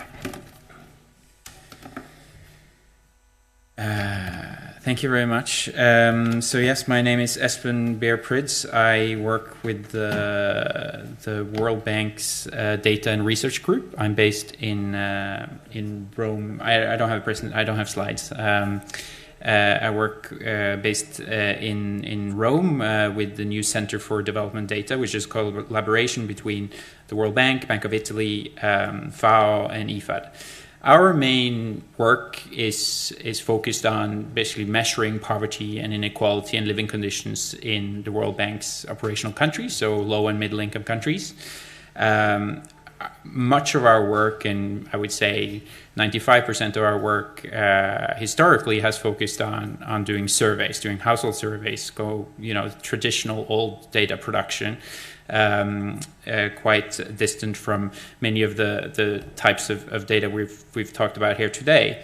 And I must say it's been really refreshing to sort of see how so many different disciplines and areas of study have kind of grappled and with the data revolution that's upon us and found sort of opportunities and solutions to leverage, and also a lot of questions that remain, I think, unanswered, especially in terms of model stability, representativeness, biases, and so on. But it's fantastic to see all the work going on, and we in our work, which is very much focused on traditional measurement, traditional data collection, are increasingly also exploring how we can use this new data landscape and integrate with our data production and our analysis systems. So I'll just give a personal, quick kind of assessment in 5 minutes of where I feel we stand in this, what we are doing, and tell you a little bit of how we are integrating our survey data with new data sources, and what I think we can do better, and where kind of work remains. I think it's very clear that especially the set of data that we worked, new data sources that we're working with most proactively is geospatial data. I think satellite imagery and sort of geospatial data is becoming available extremely rapidly. The costs are plummeting fast, and the data crunching abilities are increasing very fast, and that lets us use our survey data, which is limited in both spatial and time resolution, and use it in more granular ways. So using our survey data and our survey estimates and complementing that with geospatial data to get more granular and granularly spatially and also time-wise assessments of particularly of poverty and living conditions. So to try to get very sort of find and identify much more granularly where those pockets of poverty is. We have been doing work with that, using several new sort of big data sources, using the power of Google Earth Engine to extract geovariables. We have worked with Facebook's new population maps to get a more granular kind of assessment of where poverty is. And we are also exploring and using CDRs and other estimates of population density to integrate in how we are sampling for household surveys and how we're conducting household surveys. So these are really areas where we are enriching our survey data and making that more useful in the combination of geospatial data. And I like to also think we make geospatial data more useful for looking at those questions by linking it to survey data and having really ground-truthted and verifiable data. So we can't only say like it looks like there's something to poverty that's based on a model, and we can also do an out-of-sample prediction, and sort of do an assessment how well our model fits. Now, I think what we need to do more of in this is georeference our data better, using more of that and finding ways to use georeference data better without compromising privacy and respondent anonymity in our surveys. And I think integrating a tool like Opal, which I think is very exciting, with our survey data, kind of our georeference survey data, making sure that our georeference data is anonymized, but that you can require certain variables from a protocol like Opal based on a survey cluster ID, which doesn't, or a household ID, which doesn't necessarily give you the location of the household, because we need to keep that private. But system knows that that household you're asking you have survey data for is located in a certain area, and it gives you all these kind of complementary variables. I think that would be very, very useful, and is an area we're exploring. I think where we are not doing enough is exploiting big data and new data in areas where we know, and where I think we know, it measures things better than survey. Household survey is too often seen as the gold standard. Like, that's what, this is what people tell you, and this is what, you have a representative sample and so on. But very often there's a lot of measurement error in household survey data, and we ask very long questionnaire asking people about their mobility patterns, their migration patterns, their spending patterns, and so on. And in many cases, I think we could get much better data, much more precise data, by rather pulling those things from big data sources. So examples of what we could do is making sure that people give us, when we do surveys, or give us their phone number and give them a release so we can access their CDR, and we can estimate their kilometers traveled based on antennas visited, rather than asking them, where have you traveled in the last month, which towns, and so on. Same with banking information. In my experience, I've had access to bank ledgers in micro-saving projects, and at the same time asked household how much they're saving. These don't match up at all. What people tell you and what they actually did in the bank don't match up. And so I think we need to be better and more humble in realizing that many of these big data sources are better at giving us this granular picture. And I think we need to just make variables more easily available from big data available and more usable for economists, and provide more pre-processed data attached to our data sets. So provide data of mobility estimated from cell phone networks, or add night lights data to surveys and so on, to really be able to, for analysts who don't necessarily have this data scientist experience and knowledge, to use variables from this sphere and this space more effectively, especially we work a lot with national statistical offices and national ministries of planning to help them use this rich information.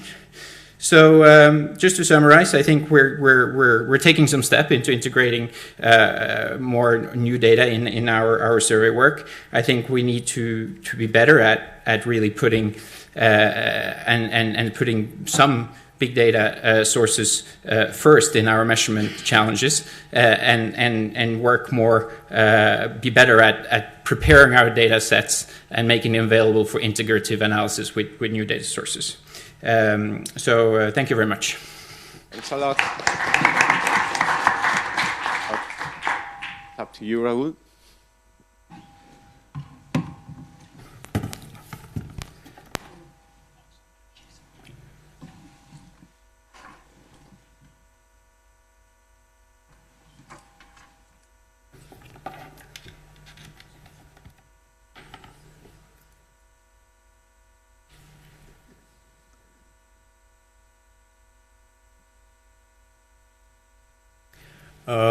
My name is Rahul Nair. I'm with IBM Research in the Smarter Cities Technology Center in Dublin. And if it shows up, yes, all right. I thought I'd spend the next 5 minutes talking to you about some recent work we're doing with the humanitarian sector. In the past, we've been called the Smarter Cities Technology Lab, where our mandate was primarily to develop technologies that enable smarter cities. So these are the traditional sectors, energy, transport, water, utilities, and so on. The main challenge there has been primarily from a technology standpoint for what sort of technologies enable the kinds of models that people in this room build. How can they be deployed in practice? What are sort of the key dimensions of, when it comes to city and citizens, what are the key dimensions of sort of performance? So are these models actually doing what they're supposed to? Are they equitable? Are they, are these designs transparent, and so on? But since the time is short, and I think I'm the only one standing between the end of the session and this thing, I'll walk you through quickly the problem in the humanitarian sector. 65 million people today are forcibly displaced. So this is a large number of people. A further 232 million people are estimated to be living outside their countries of birth. And this is a huge problem when it comes to the response to this, especially for the people that are forcibly displaced, because you have a patchwork of agencies, NGOs, and governments trying to address, getting need to these people. So you have the UNHCR, for example, that has a mandate over the refugees worldwide, and they do quite a lot of, sort of firefighting type work to get aid to these people in need. And we've seen crisis after crisis over the past year, especially in the Mediterranean and the Middle Eastern migration crises. The question is, what can we do? And where can sort of data science help in these instances? And so this is something we've been looking at for the past 6 months or so. The main questions we've set ourselves are, what are the main information signals that are available? What sort of information can help us, model these processes, and what sort of scenarios are likely? So we understand that this is inherently an uncertain process, and we don't know the underlying motivation of people to go from point A to point B, but hopefully there are some indicators that we can gather. So in looking at the modeling framework for this, we've really looked at various sources of information. So UNHCR does maintain, registration counts and so on of especially for the Mediterranean crisis, which was somewhat unique in their situation. But there's lots of development indicators from World Bank, for example. There are the weather information that's available, and news reports. So you have a large number of news reports talking about migrations from point A to point B. What sort of information do these articles contain? How can we leverage that? So the idea in this sort of flow diagram was to come up with analytics and models that basically help us forecast migration based on what we see. Of course, we also want to be able to be flexibly manage scenarios such that we can forecast under some different situations of how flows would be impacted. So the key question we are trying to address is mass migration. What are the volumes of people that are going to be impacted or generated due to exogenous factors such as conflict, but also what are the paths of flight, and how do these change over a period of time? I don't want to spend too much time on the modeling framework, but the effective idea is try to mirror the humanitarian sector's sort of model, where they define a crisis region, and at the boundary nodes, you would try and estimate, let's say, some arrival probabilities from various countries, and estimate some exit nodes.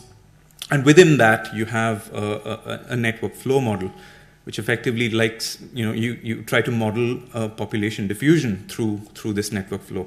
The nodes in this instance are sites or countries, and edges are sort of potential paths through these geographies. At a global aggregate level, one of the key questions is, if there is a conflict in an arbitrary geography in the world, where are they likely to go? What are their preference models?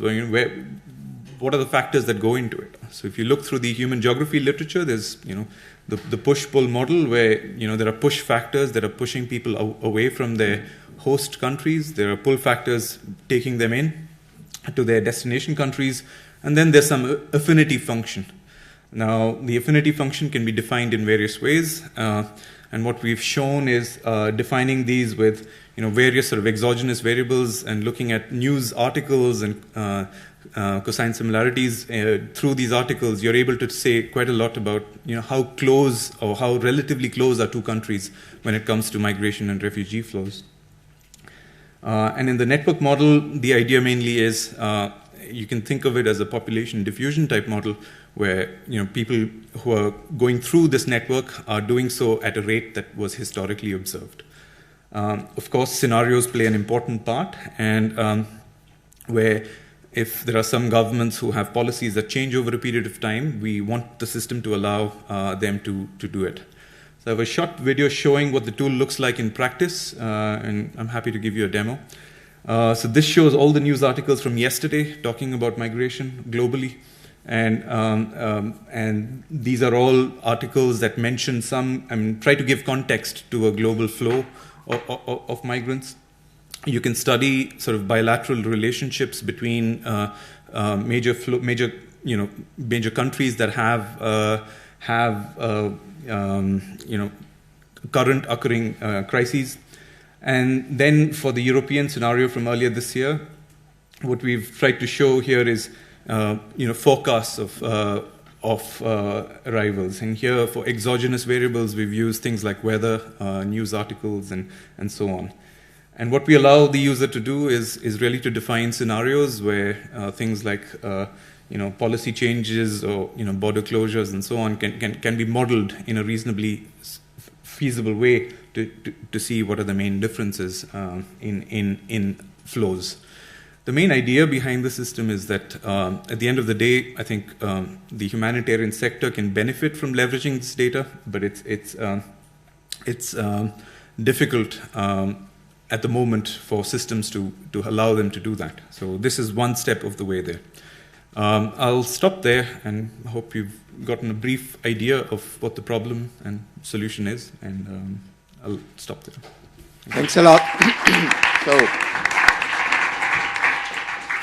it's late. I had a set of questions that I prepared according to what Bruno asked me for, but I don't think that I'm going through those questions, but rather ask the audience, the people sitting here, if there's anybody willing to ask anything to speakers. Kessler.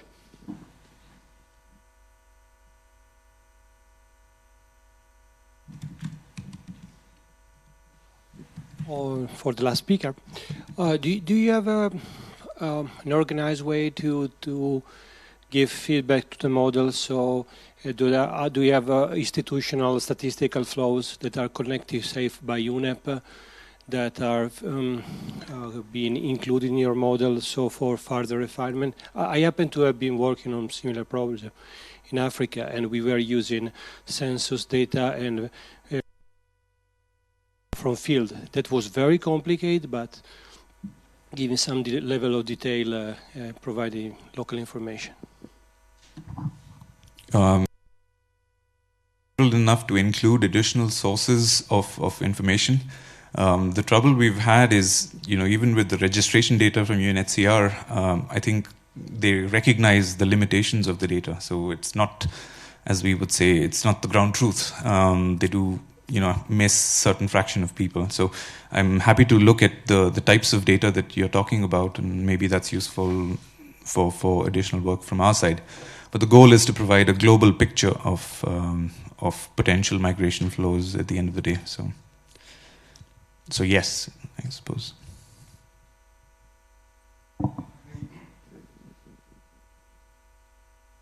A short comment again on this point. I would like somehow to stress that if you talk to experts of migration data, they're all somehow completely unhappy. This is actually no ground truth for what actually happened in the recent past. So it's difficult somehow that is something that actually also want to forecast, something that we are not even able to measure now, would somehow create some level of, I would say, acceptance problem to some extent. I really do believe that if we already were able to nowcast reliable stock and flow migration data globally, that would be already an extremely valuable contribution to better understand the phenomena, because we don't have that right now. Other questions, comments? Sandy? Yes. Some exercise. I was wondering if you or any of the other people have access to roaming data or international call data, because there is a centralized database that shows people moving who happen to have cell phones And we know that call patterns very accurately mirror migration patterns, not for the most poor, but for all the other sort of populations. I just wondered if anyone's ever gotten at that. I tried, I never got it.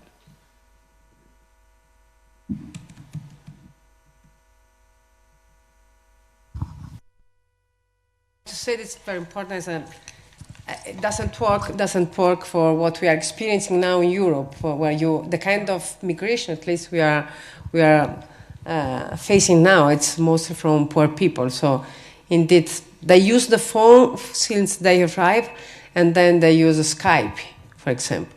But that would be, I think that it would be very important that such data would be forced to be make available to those which are studying, I mean, officially, that are not available. 97% of global population has a mobile phone, or can access also to mobile phones. And when they migrate, cellular phone. They take with them a cellular phone, but when they arrive first of all, you cannot access. Secondly, when they arrive, they change the SIM. You don't follow because of the mobile phone. You follow because of the SIM. But you need to have the SIM. Okay. Yeah, it's. Yeah. Maybe we can continue offline this discussion. Is there any other questions for the other panelists? Okay, if not, let us thank them again and here today. Bye-bye.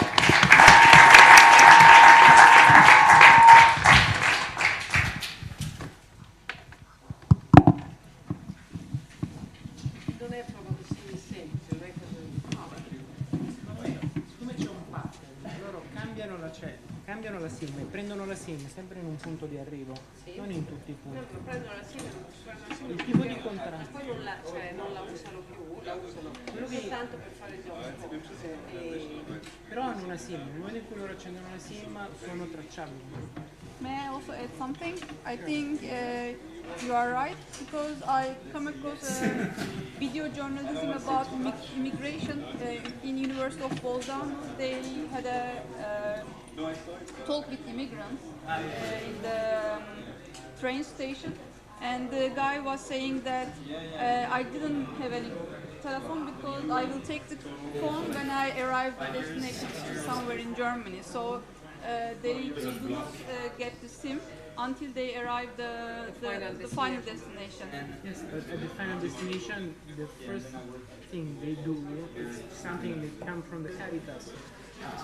The association that assists in Milan, for example, the poorest people in the city, they told me that the most important thing for an immigrant. I think IBM is bureaucratic. I mean, it's sort of the thing the first thing they ask is to have a SIM, to have a phone, also just for make a phone. The first contact, the first contact they have. Sure, they don't migrate with their SIM and with their phone, but there's a pattern. They also use other, someone else. That's very impressive. It's not personal. They are using other ones. They give money instead of using it. So there's only one SIM that is used for this purpose, to reach their country. So they don't buy SIM. Sure, again, it's a pattern. Yeah. So if you can recognize there's a SIM that is used for this, you can count the number of people using the phone by the different destinations. For example, the important thing is if you have a pattern, the pattern is power, can it's not this count. It's a pattern. Are there the kind of experience that we had with trying with a mobile phone and with some association? We have sessions. Next session, for example,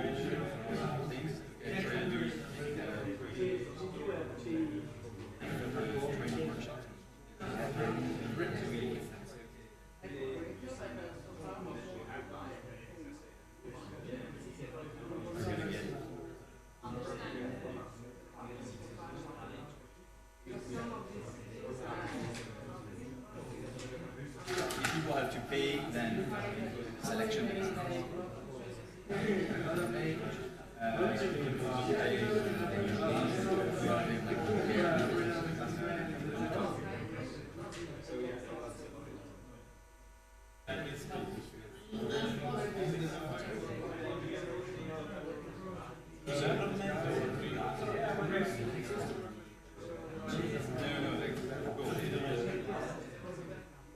So they are so we do the way we work.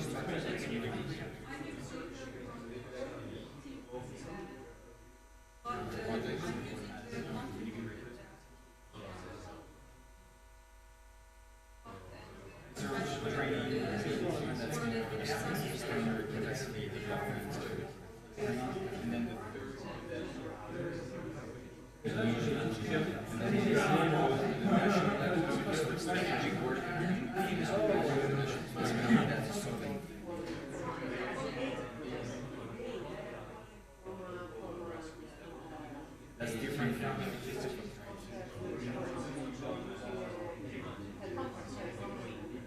like series of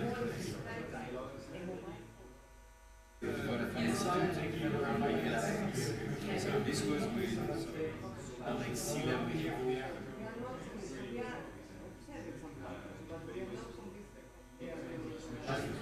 There you go. So I like the same kinds of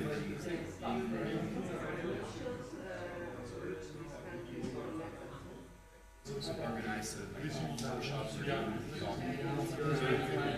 and then there's like a connecting concept, it's like data literacy, because it's not just about writing skills, it's and then so then it's also like implementing and saying, okay, how do you create sort of like self-sustaining